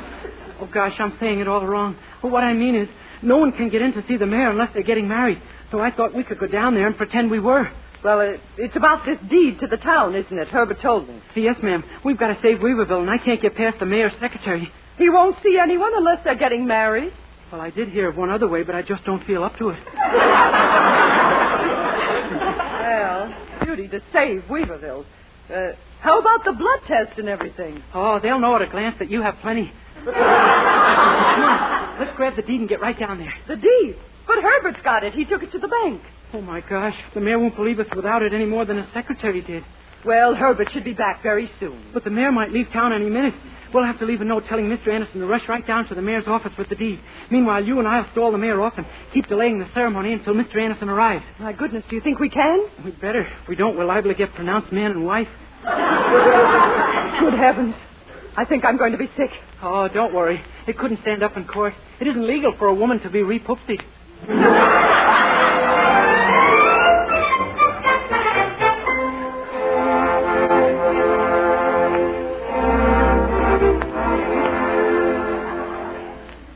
Now, remember, Mrs. Anderson, we got to put this over. Act kind of coy and fuss like a bride. Try to seem beaten and dejected like a bridegroom. Come on. Hello? We want to see the mayor and be married right away. Very well. What? You again? Yeah, this girl and I want to get married. What girl? Oh, you mean this is the bride right here? Yeah, there was nobody else home. I don't understand that, and I congratulate myself for it. Are you quite sure you're serious about this marriage? Oh, sure. I'll say we are. Aren't we, honey? We're madly in love with each other. We've been engaged for quite some time. And now we want to get married. You know, I have a feeling you belong together. And now may I have your names, please? Dennis Day and Clara Anderson. I'm Dennis Day. I never would have guessed. Now then, your birthplace, please, Miss Anderson. Chicago. Your age? 39. You too? What's the matter with Illinois? Don't they count the first 20 years? Just put down 39 years. Very well. Your age and birthplace, Mr. Day? 22 in a Chevrolet. Chevrolet? Yeah, Daddy picked a horrible time to run out of gas. I see.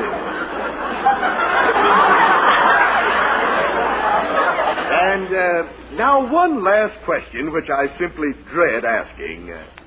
Has there ever been any insanity in either of your families? No. Thank you. There are times down here at the License Bureau when we just hold our breath. But now I'll tell the mayor you're here. Your Honor, there's a couple out here who want to get married. Well, send them in and hurry. I haven't much time. Go right in, folks. I'll follow and be the witness. Dennis, what shall we do? There's still no sign of Herbert with that paper. Well, just keep stalling. Anything we can think of. Good afternoon, Your Honor. Oh, well, good day, my friend. I'm in a bit of a hurry, but I guess you won't mind that, eh? Now, then, if you two will stand right here. Oh, that's fine. We'll begin the ceremony. Dear friends, we are gathered... Oh, wait a minute. I just happened to think. I forgot the ring. Oh, that's all right, my boy. I have a whole drawer full right here for just such cases. Oi. Here you are. Now then, dear friends... Oh, wait. I can't get married yet. I have no bouquet. A bride has to have a bouquet. Yeah, she certainly does, my dear. And here's a whole vase full of flowers. Just help yourself. Oi. Now then, dear friends... Stop the ceremony. Now what's wrong? I don't feel I'm ready yet. Let's have a man-to-man talk. Why, this is getting ridiculous. I told you I was in a hurry. Do you want to get married or don't you? Oh, yes, sir. All right. Then repeat after me. I, Dennis, take Clara. I beg your pardon? I said I, Dennis, take Clara. If you take her, what do I get? I don't take her, you take her. Okay, I'll take her. Wait till I ask you. You're the one who's in such a hurry. Please. Now, will you, Dennis, have this woman? He tells me I'm delaying things. To be your lawfully wedded wife. To live together. Some nerve. In a state of wedded nerve. Will you, Dennis, have this state to... will you state have this woman, Dennis? I'll tell you what. You stand here and I'll read it. You do nothing of the kind. Oh, I've had enough of this. Now get out of here, the two of you. But, Your Honor... Get out. I'm not here to... Good afternoon, everybody. Gee, just like the United States Marines. I'm glad I'm in time. Your Honor, I want you to look at this paper this young man found in his tax. I don't want to look at anything that this... Why, great Scott. Why, this is the Joyce deed. We've been looking high and low for this. Now we can send someone to Washington to get it set aside. Gosh, you knew about it? Why, of course we knew about it. My boy, you saved this town. You're a hero. Why, how can we ever repay you? Well, you might try money. Try money? Oh, we'll do better than that. We'll send you to Washington to fight this thing. Would you like to go? Oh, you bet. I've got a cousin up there in Seattle. Oh.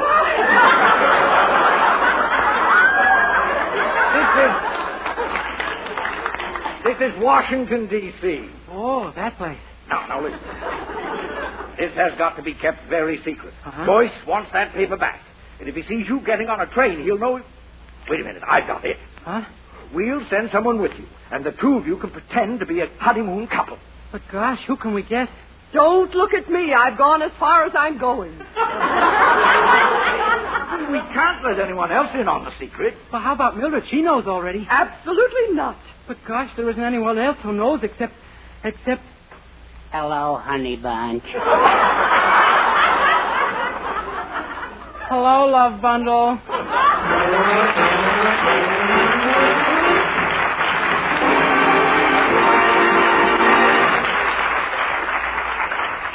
Ladies Ladies and gentlemen, next week my entire cast and I will be broadcasting directly from Constitution Hall in Washington, D.C., where we've been asked to officially open the American Cancer Society's 1948 drive.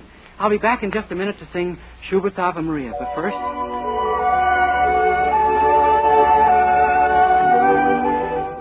Grand news, wonderful news. Now Luster Cream Shampoo comes in tubes as well as jars. Yes, Luster Cream, the utterly new cream shampoo that gives you soft, glamorous green girl hair. Try Luster Cream Shampoo. 4-ounce jar, $1. Smaller sizes, tubes or jars, whichever you prefer, 49 and 25 cents. But whether you prefer the tube or the jar, you will prefer Luster Cream Shampoo. Be a dream girl. A lovely Luster Cream girl. Dream girl, beautiful Luster Cream girl. Hair that gleams and glistens from a Luster Cream shampoo. Dream girl, beautiful Luster Cream girl. You owe your crowning glory to a Luster Cream shampoo.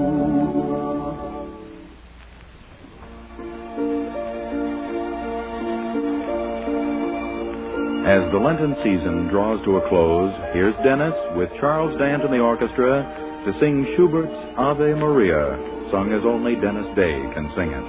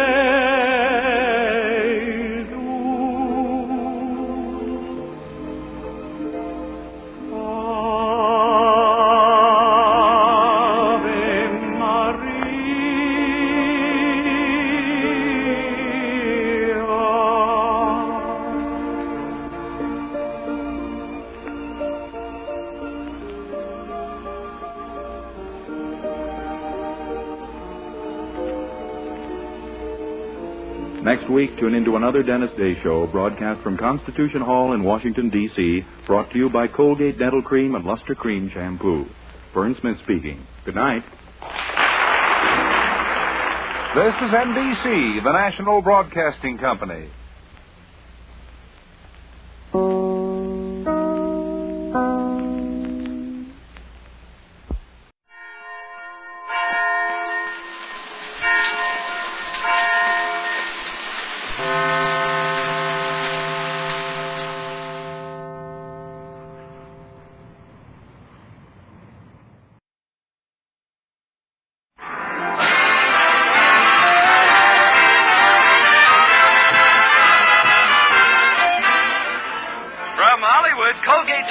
Presents the Mel Blanc Show with Mary Jane Croft, Joe Kearns, Hans Conried, Jill Walker, the sportsman Victor Miller and his orchestra, and starring the creator of the voice of Bugs Bunny.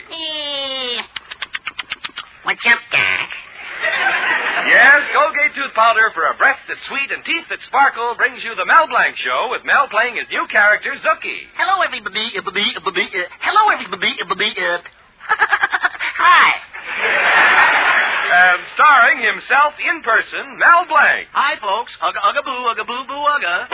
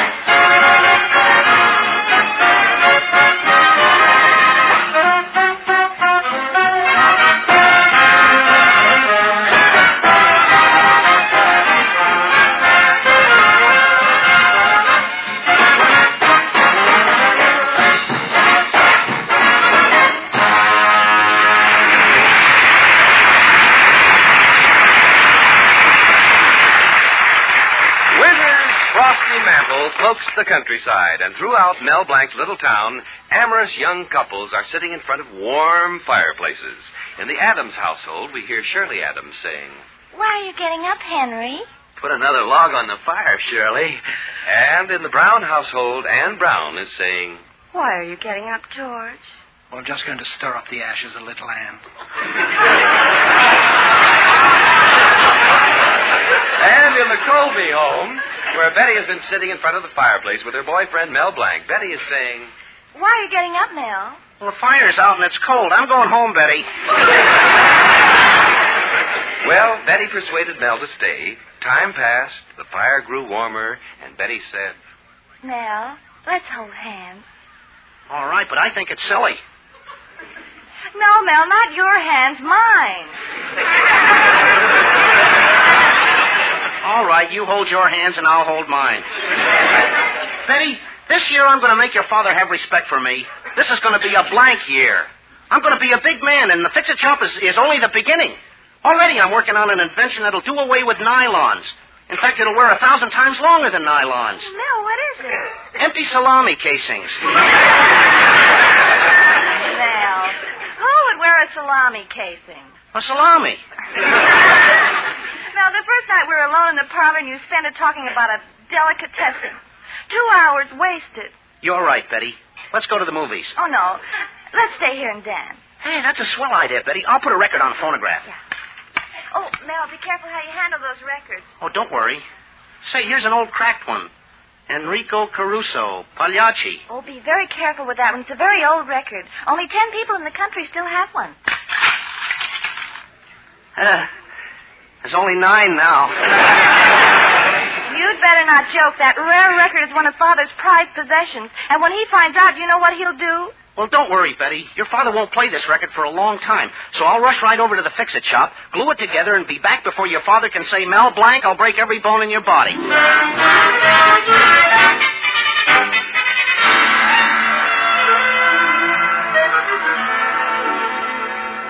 Let me see now. This last piece goes in here. Got the record glued together now.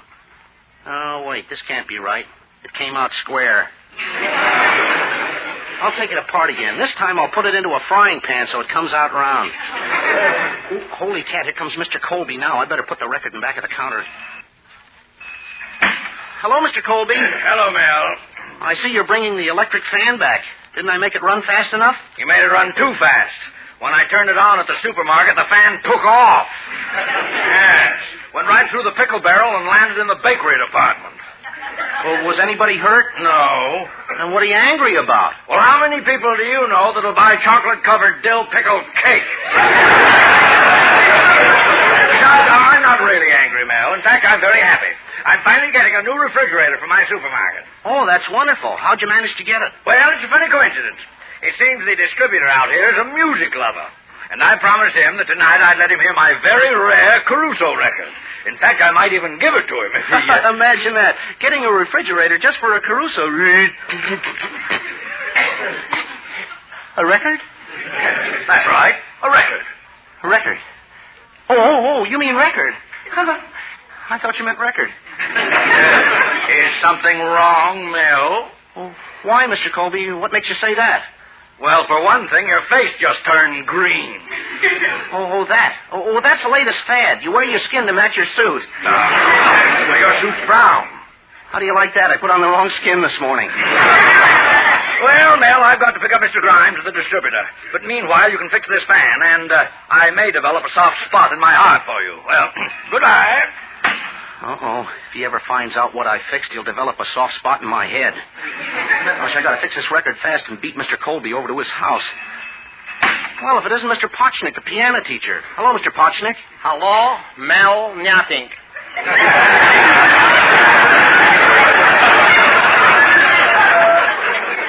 Mel Blanc? Oh, excuse me, Mel Blanc. Well, look, Mr. Pochnik, I have your calendar on the wall. Oh, yes, the calendar with President Truman on it. That says, play the piano and become president in 10 years elections. Yeah, did it get you any new pupils? No, but since I put it up, I got a dozen new friends from Missouri trying to tell me how to run my business.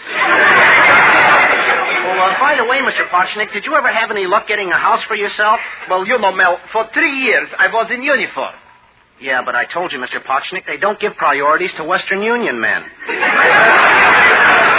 I tell you, Mel, I was so desperate last year, I told my real estate agent, get me anything, an apartment, a barn, a garage. I even take a cottage in Cucumber Manga.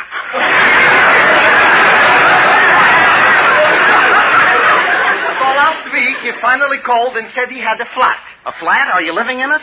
What living in? It was a flat tire. He wanted to... Well, it's too bad, Mr. Pochnik, but if you don't mind, I've got to put together this broken record. Oh, just a second, Mel. I have to play at the wedding tonight, and I want you to fix by me my flute. Well, I don't have any time now, but, well, maybe I can fix it in a second. Well, what's wrong? Give a listen and audition.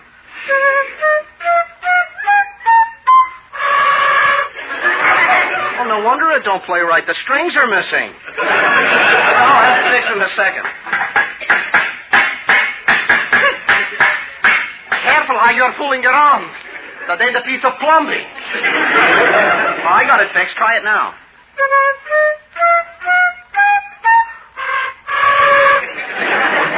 Maybe it is a piece of plumbing. Oh, I'm sorry, Mr. Pochnik. I gotta go now. I'm in trouble enough. No. Better you should stay here and fix for me my flute. This beautiful instrument can easily become a deadly weapon, you know. Well, first let me take care of something, Mr. Pochnik. Oh, Zuki! I got to get by that wedding. Oh, hello, Mr. Pochnik.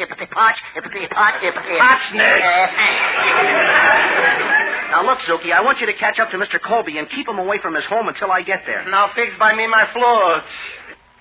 Well, you can depend on me. I shall be overjoyed to assist you out of your precarious predicament. Did I say that? Well, so long now. Well, Mr. Pochnik, give me that flute. Gosh, if I don't get there in time, Mr. Colby will kill me. And if I don't fix this flute, you'll be mad. That's right, Mel. You are in between the devil and the deep Black Sea.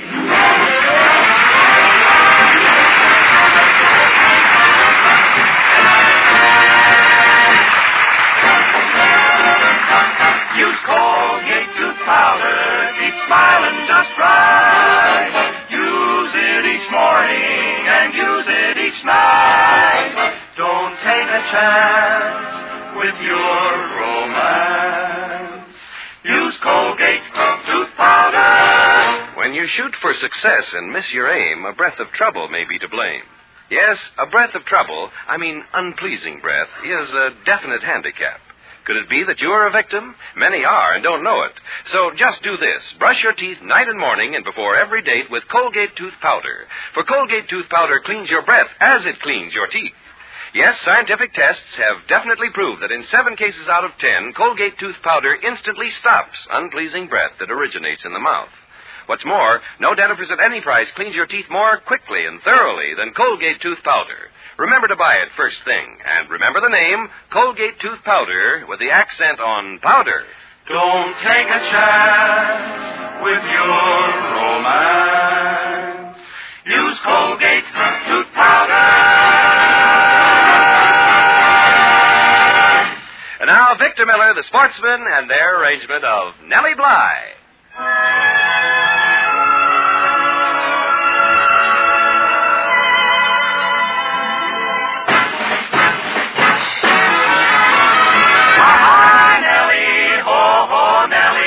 Listen, lady love, to me. I will play and sing for you the sweetest melody. Oh, Nellie, won't you listen while I sing to thee? Nellie Bly, bring the broom along. We'll sweep the kitchen clean, my dear, and have a little song. Oh, Nellie has a voice like a turtle dove, and when she sings so pretty, like my heart just drips with love. Drip, drip, drip, hi, Nellie, ho, Nellie. Listen, lady love, to me. I will play and sing for you the sweetest melody. Oh, Nellie, won't you listen while I play for thee?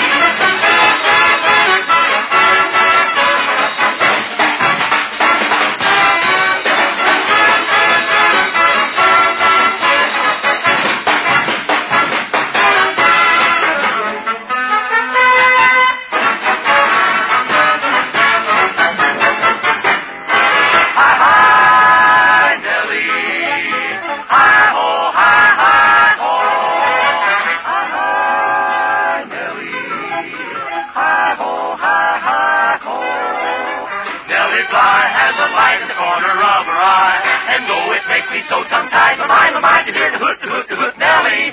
Hi, Nellie, ho, Nellie. Listen, lady, love, to me. I will always love you till the day I die. Oh, sweet Nellie Bly. Me for you, kid. Hi, ho, Nellie. Hi, ho.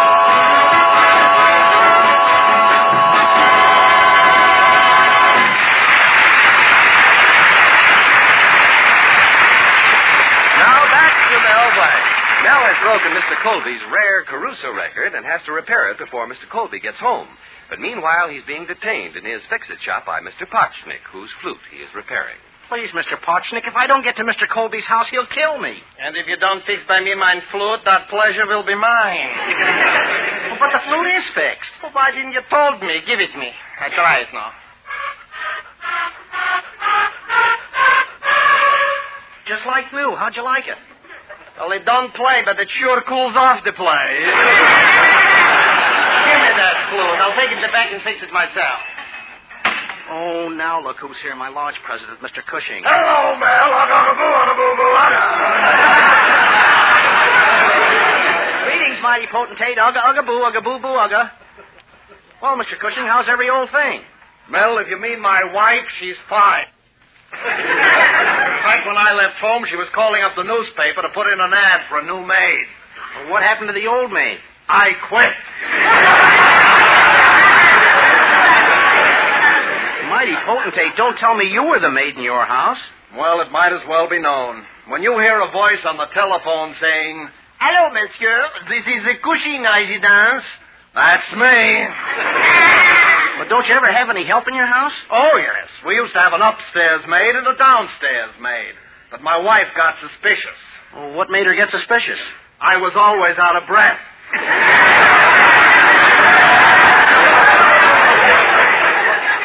Your wife must have really told you off. She's still shouting, "Yarata, yarata, yarata." You know, Mel, last night I walked by the night table where her false teeth were resting, and from sheer force of habit, they snapped at me. Well, mighty potentate, didn't you have any idea what you were getting into when you got married? No, Mel, but I should have had an inkling when the preacher made an unintentional mistake. Well, what happened? He said, "I now sentence you, man and wife." You know, Mel, that part where the preacher says, "If anyone knows why this couple should not be married, speak now." I sat around for 3 days listening to arguments.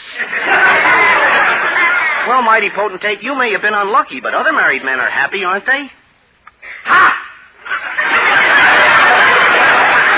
Well, when you're young, they tell you marriage is the union of two hearts, two minds, two souls. Well, isn't it? Wait till you have to pay those union dues. So long, Mel. Well, goodbye, mighty potentate. Ugga, boo, boo. Ugga. Did you hear that? I got the few notes off.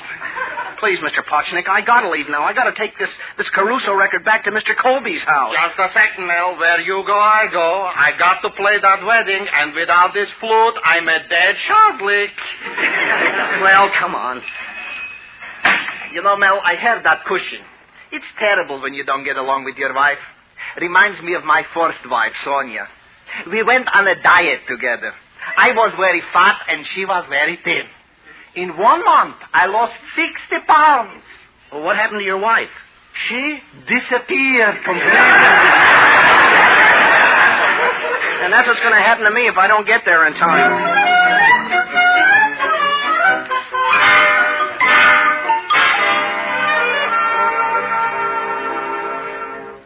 I thought you'd never get here. Dad told me about Mr. Grimes. Have you got the Caruso record? Yeah. Oh, Betty, meet Mr. Potchnick. Mr. Potchnick? Hello, girlie.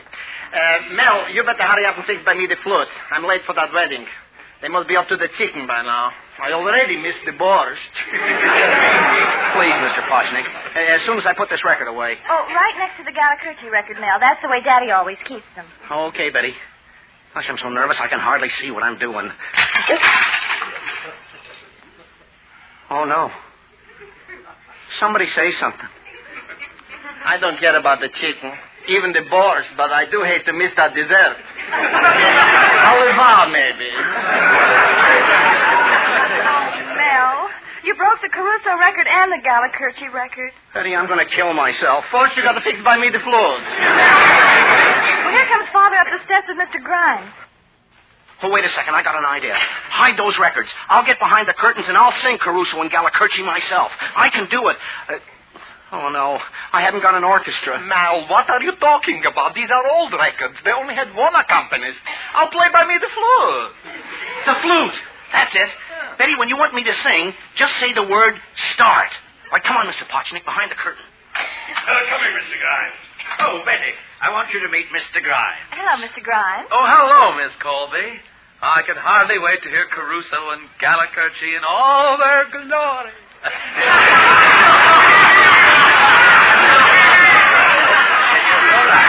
right. Well, first I'll put on the Caruso record. Oh, huh? let me do it for you, Father. Oh, well, thank you, Betty.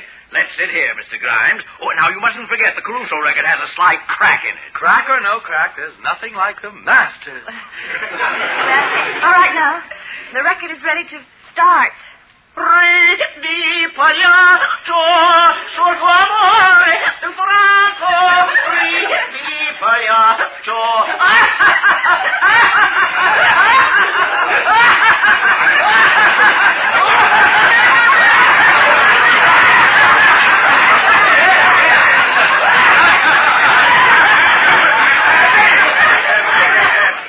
Change the record. Put the Galacurci one on, will you? Yes. All right, Father. Now, Galacurci is ready to start. You hear the gentle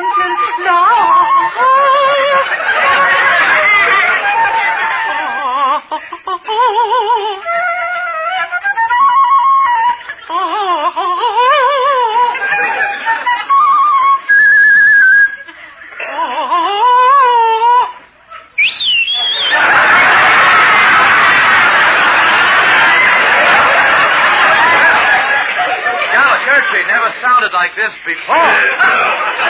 Betty, put the Caruso record back on. All right, Father. Now, I'll start again.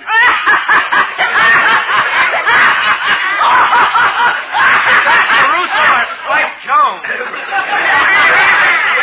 Grimes, these records are very old. Betty, put on the Galacurci record again. It's all right, Father. I hope you know what you want me to start. Lo, hear the gentle Well, something's happened to these records. Mr. Grimes, wouldn't you rather hear a new recording of mine? Wouldn't you? Father, no. Betty, please put on Arturo Toscanini and the Philharmonic playing the Tchaikovsky Concerto.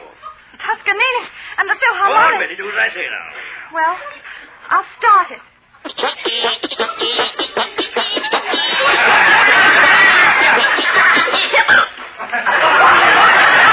Well, this is a bad day for Toscanini, too. Scully, I'm leaving. Oh, but Mr. Grimes, so soon? Yes, this is as good a time as any for me to start. Lo, hear the gentle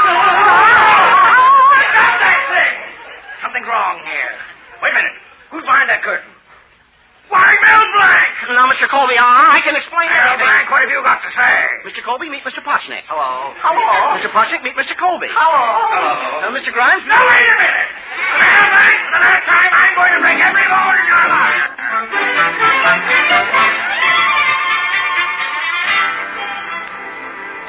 Gosh, Betty, isn't it surprising how everything worked out so nicely? Oh, yes, Mr. Grimes is getting Father a refrigerator, and he's even replacing the records you broke. And he asked me to wait here on the porch for him. I wonder what he wants. Oh, here he comes now. Mel, my boy, I've really enjoyed this evening. By the way, you know that I'm a music lover, and in my travels I meet a lot of other music lovers. Yes, and now there's something I would like very much to know. Will you excuse me, Miss Colby? Tell me, Mel, if it's that way you do it. Oh, is that all, Mr. Grimes? Well, it's simple. You put your hands together, you pucker up your lips, and you go...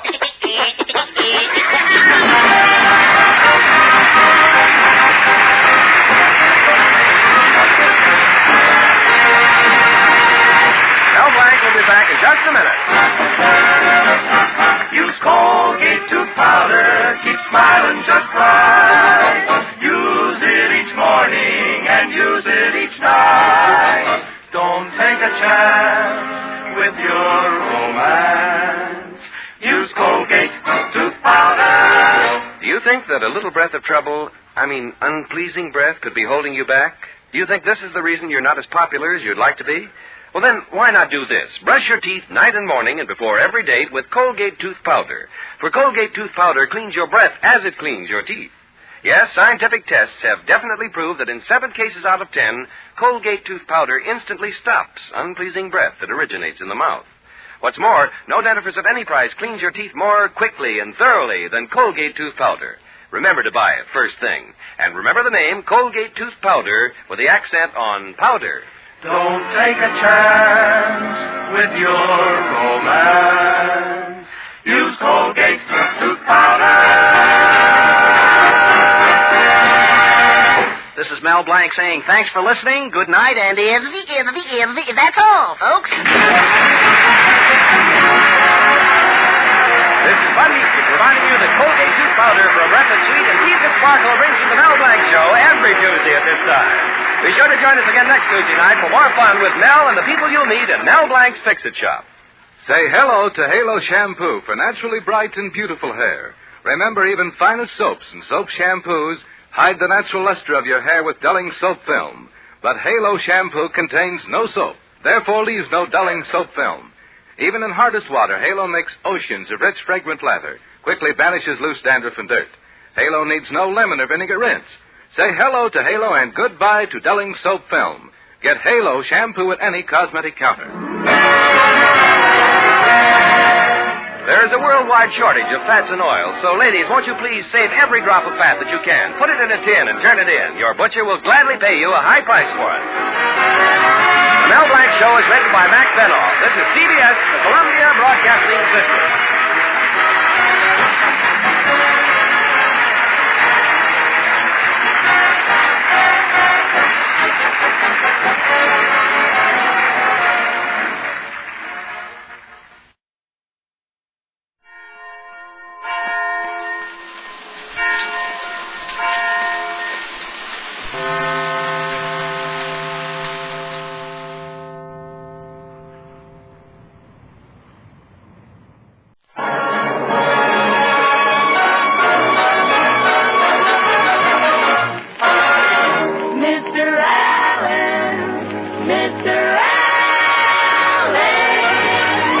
It isn't Gabriel Heater, kiddies. The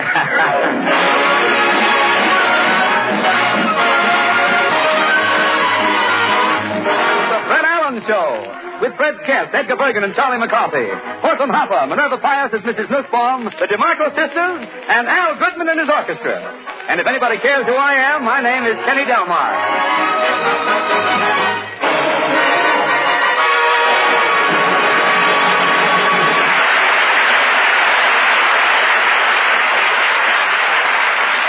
Ladies and gentlemen, since the war ended, we've all been waiting for the return of the things we've missed. Tonight we bring you one of the things nobody's missed, and here he is, Fred Allen.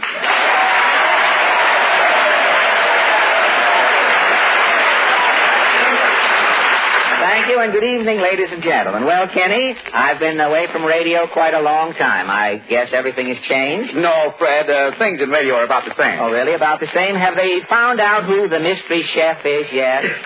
No. They haven't. How about One Man's Family? Have there been any additions to this one? No, Fred. What about Portia? Has she turned around yet? No. Portia is still facing life. In a rut, huh? Say, tell me, Kenny, is that old gentleman still on the air every week? You know the old fellow with the... Oh, you mean just plain Bill? No, Bill wasn't his name. Pa Perkins? No, not Pa Perkins. Singing Sam? No, not Singing Sam. You're warm, though. This old guy had a valet named Manchester or Portchester. I've been away so long. Oh, you mean Jack Benny? Jack Benny, the octogenarian. And how he can play it. He's the guy. Is he still on the air? Oh, yes. It's remarkable what those one-a-day vitamins can do. A guy his age. Well, is Jack old? Is he old? A friend of mine saw Mr. Benny in swimming this summer. He thought that Benny was wearing a blue corduroy suit. And it wasn't a blue corduroy suit. No. Benny is so old now, his veins are outside of his skin. His face has more wrinkles than a seersucker suit on a clothes. Almost didn't get that out. Well, if he really...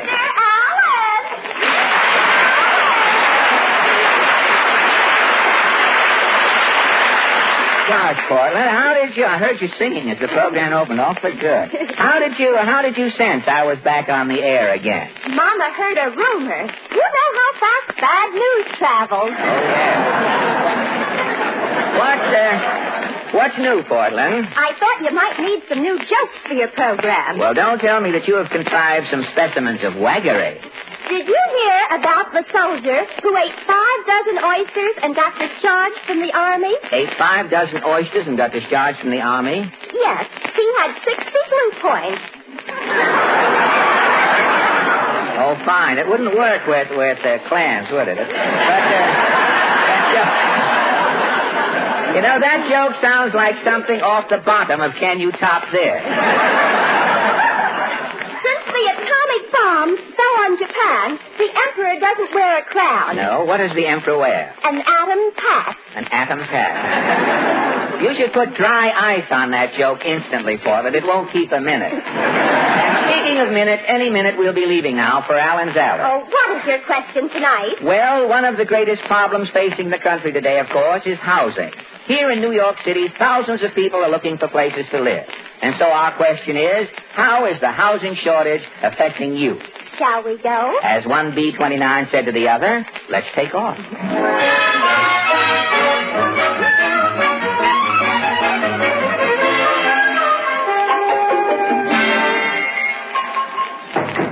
Ah, Portland, it sure is good to be back down here in Allen's Alley. I wonder if the same people still live here. Well, there's only one way to find out. I'll knock at this first door again. Somebody knocked. Who was it? Pardon me, mister. Senator Claghorn's the name. Claghorn, that is. Senator Claghorn? I'm from the South, the deep South. From way down south. Yeah, I'm so far down south that my family's treading water in the Gulf Stream. Hey, that is south, isn't it? Yeah, where I live, we call the people from Alabama Yankees.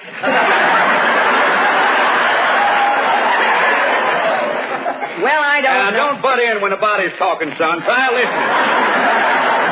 Try listening. You're bound to learn something. Well, look, Senator. Anything gets me down, it's 2 people trying to talk at the same time. Well, I know that. I got the floor, son. Don't try no filibuster.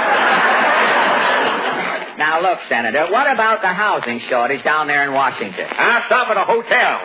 Oh, you actually have a room? What room? You mean, For $20 a day, they give me a chair in the lobby and a sleeping pill. Pill, that is. What is the housing problem coming to, Senator? There's only one solution. And that is? Close up the OPA. Well, what will happen if we close the OPA? There'll be millions of ceilings left over. Yes? You put 4 walls under them ceilings, you got houses. So long, son. So long, that is.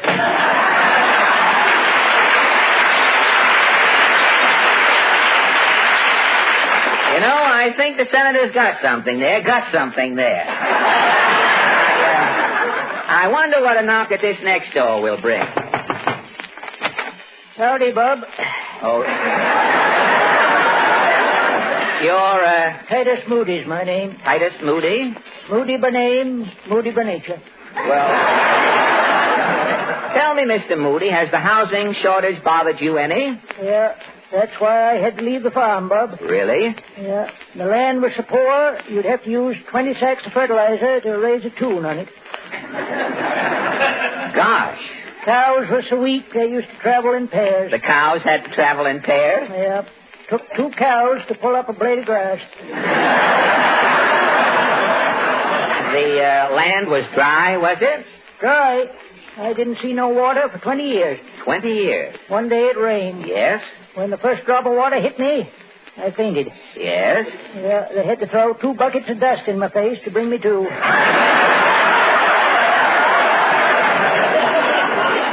Gosh, how did you cope with the housing problem, Titus? Why, I ordered one of them 2-room houses from Sears Roebuck, but it didn't help. You mean when Sears Roebuck delivered the 2-room house? Sears was living in the front room, and Roebuck was living in the back. Oh, Buck. Well, if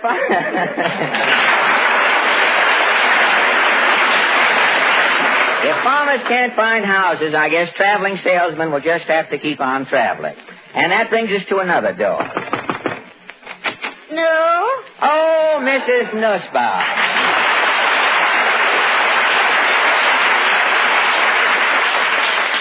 You were expecting maybe Emperor Shapiro himself.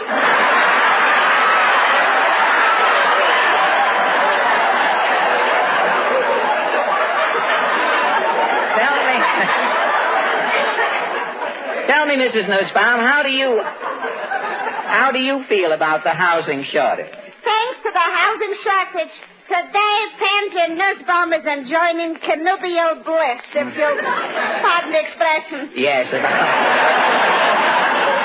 Well, what happened? What happened, Mrs. Ann? Is flocking to mine house relatives. Relatives? Blood relatives. Relatives without blood. Say, you must have a full house. Full. And the couch is sleeping 2 Rappaports, cousins. Uh-huh. And the dining room table is sleeping 4 Weinsteins. All 4 of them on one table? They are half-brothers. This is making only 2. Oh, well, I see.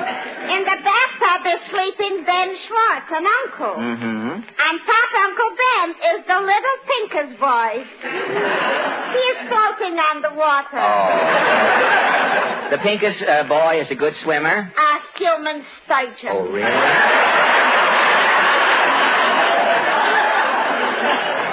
Well, tell me, Mrs. Nussbaum, with all your relatives jamming the house, didn't your husband get mad? Mad?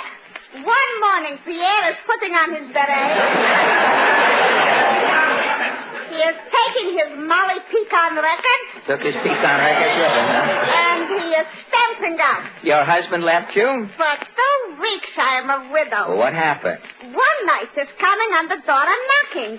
Pit-a-pat, pit-a-pat. Pit-a-pat. Your husband? Mine Pierre is back. Oh, it was true love. Pierre couldn't live without you. Love, schmuck. Pierre couldn't find a room.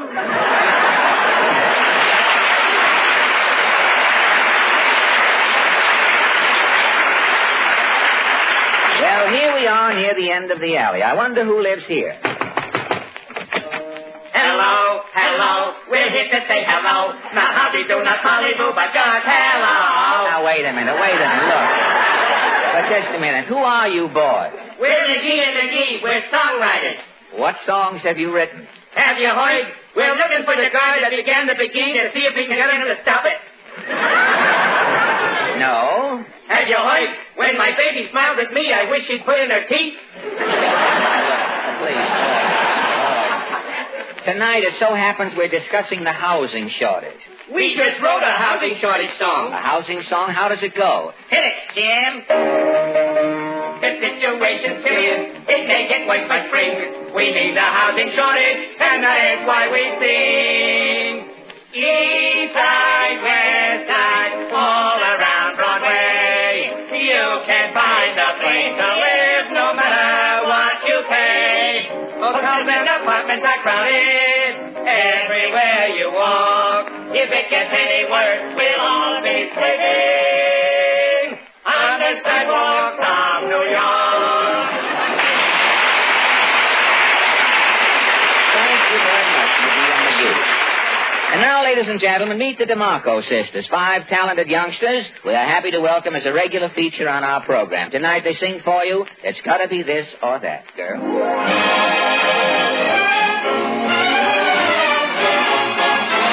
If you ain't wrong, you're right. If it ain't dark, it's light. If you ain't sure, you might.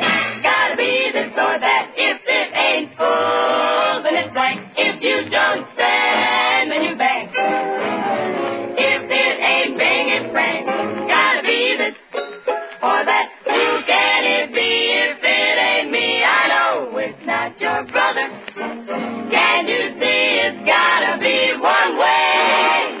Tell me what I must know. If you don't like, I'll go. If it ain't yes, it's no. Gotta be this or that. Who can it be? Can you see it's gotta be one way or another? Tell me what I must know. If you don't like, I'll go. Gotta be this or that. If it ain't yes. If you don't like, I'll go. Gotta be this or that.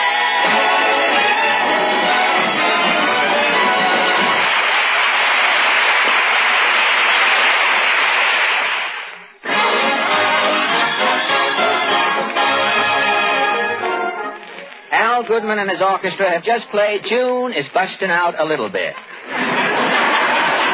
There wasn't time enough for June to bust out all over. And now, what's the trouble, Portland? You look bewildered. Well, I was just wondering, how did you get back into radio, Mr. Allen? How did I get back? You didn't work for a year. Didn't work. Why, last year I was the backbone of Radio Portland incognito. For 2 months, I filled in when Bulldog Drummond had distemper. I can thank only one person for this job, Portland, Charlie McCarthy. Charlie McCarthy? Uh-huh. I heard the orchestra playing Edgar's theme song.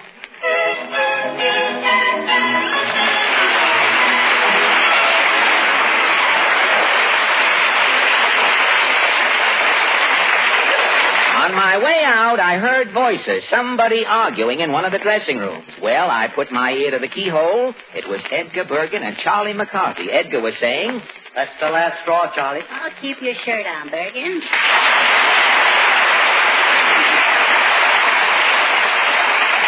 Why, Charlie, the idea of you leaving me to go with Fred Allen, why, that's ridiculous. Yeah? Yes. So, yeah? Yeah. This is my reward after I've given you the best years of my life. Well, at your age, you should be glad to unload those years on anybody. What has Fred Allen got that I haven't got? Nothing. But he spends a little of it once in a while. Well, if you think Allen pays higher wages, you're sadly mistaken. His program went off the air because pellagra broke out among his cast. Allen isn't hiring me, Bergen. I'm hiring Allen. Oh, I see. If anybody's going to be underpaid, I will do the underpaid. So you're going to have your own show? You heard me. Your ears don't lap over. Now, wait a minute. Why, you little whippersnapper, you... Ah, your father's nice thing. No, listen.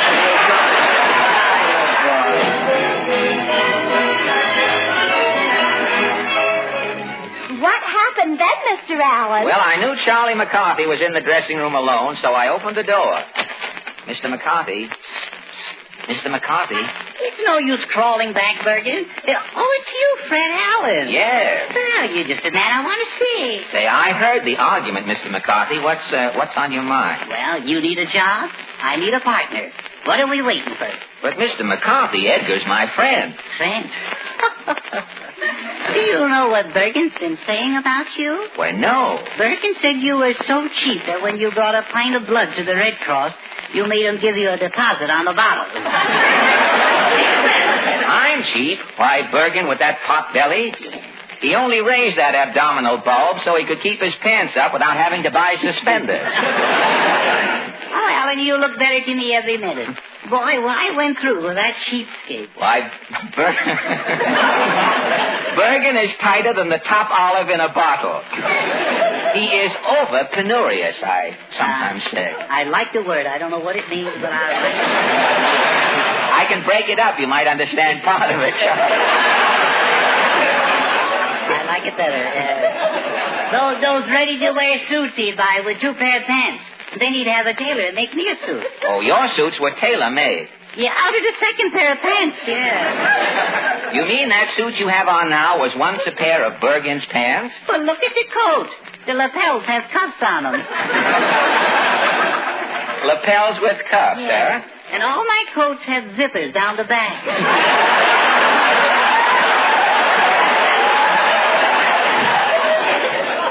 But, Mr. McCarthy, if we team up, do you think we can get any work? Stick with me, Alan, and we'll go places in radio. Oh, Mr. McCarthy. Oh, come. Stop licking my hand. With you, Mr. McCarthy, will I get laughs? Charlie knows the sponsor, and Charlie gets the laugh. But, Mr. McCarthy, all my life I've been a comedian. I've gotten laughs. If Henry Kaiser can reconvert, so can you. Yes, sir, I promise not to get any laughs. Yes. When I started with Bergen, he promised not to get any laughs, too. Oh, really? Yes, and that's the only promise he ever kept. Well, now that that's all settled, is there anything else, Charlie? Well, Charlie? Oh, I'm sorry, Mr. McCarthy. It was a slip, honest, Mr. McCarthy. I didn't mean I just lost my head there for a second. Quite all right. I'm not a snob, you understand. But I am the star of the program. Yes, sir. Yes, and between the star and the stooge, certain class distinctions must be observed. Yes, master. I shall remember. I'll be on your knee, it's true, but that's as far as the intimacy will go. I understand. I'm the stooge, and I shall keep my place, sir. That's better. It's nothing personal, you know. But this is radio, you see. It's dog eat dog. I know, sir. Yes. And I've just finished eating that Mexican hairless Bergen. Sir, I give you a toast to the new Charlie McCarthy show. Good. McCarthy marches on. Well, Portland, Charlie and I rehearsed our act all the next morning, and about 2 o'clock that afternoon... Okay, I'll write down your name. Which one is Pick and which is Pat? This will cost you your job, young lady. Miss Cooper, I'm a busy man. Yes, Mr. Lester. Call a conference. Get all my vice presidents here in my office immediately. Yes, sir. Yes, and when they get here, cancel the conference. Tell them I'm a busy man. Yes, Where's my portable desk? It's supposed to be wheeled around in front of me. Hand me a desk, somebody. I'm a busy man. Hello, Mr. Leaf. Yeah, Miss Cooper, who are these people? Mr. Leaf, don't you remember me? Who said that? Who's talking? It's me. I'm down here. Oh. Yeah, about that radio job, you know? Sorry, Mayor LaGuardia, we're full up on news conversation.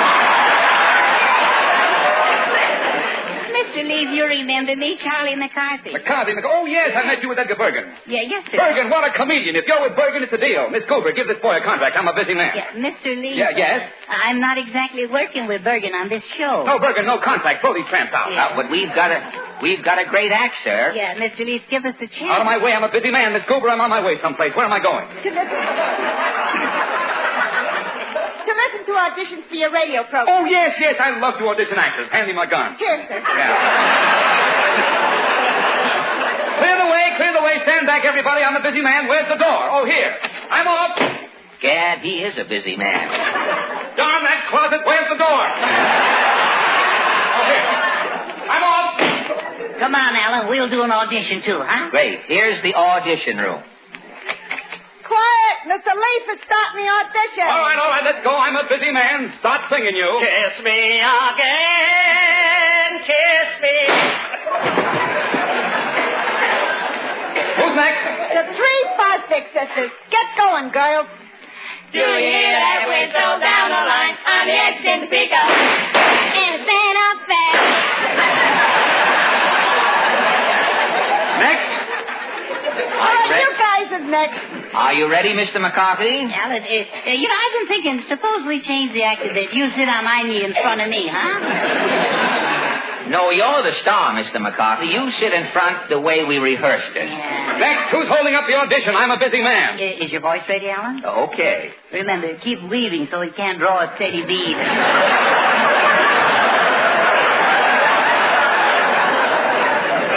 Let's go, Mr. McCarthy. We're Allen and McCarthy. We're the life of every party. We'll cheer you folks with quips and jokes. It sure will make you laugh. And if you want a song with us, you can't go wrong. By the light of the silvery moon, we'll sit and spoon. We're the life of every party. We're Allen and McCarthy. Say, Fred, my girl can't wear liquid stockings. Well, why can't your girl wear liquid stockings, Mr. McCarthy? Because she can't get her leg in the bottle. We're Allen and McCarthy. We're the life of every party. Stop, Fred. The gun must have jammed. Say, aren't you Fred Allen? Yes, sir. I need a man like you to take over my program. I'll call it the Fred Allen Show. Name your own price. I'm a busy man. Is it a deal, Allen? Well, what about me here, Mr. Yes, what about my partner? The little guy is out. He has no talent. I'm a busy man. Goodbye. At last, back on the air. Yeah. The Fred Allen Show. Gosh, I'd better phone Portland and Al Goodman and call up the others. Yeah, we really put it over, didn't we, partner? Partner? Yeah. You heard what Mr. Leaf said. Scram, small fry. Now, look, Fred, now. Fred? Yeah, I'm sorry, Mr. Allen. I've decided maybe we should sort of co-star on the show. Co-star on the Fred Allen Show? You know radio. It's dog eat dog. Yeah, but Mr. Allen. Beat it before I throw a termite on you. Yeah, but kind sir, I'm not going to leave you here. No, I'm not going to leave you here. Here's your car fare home. The nickel. So long. Yeah, a nickel. What did I step into this time? A nickel. There's only one thing I can do with a nickel. Oh, well, let's go, McCarthy.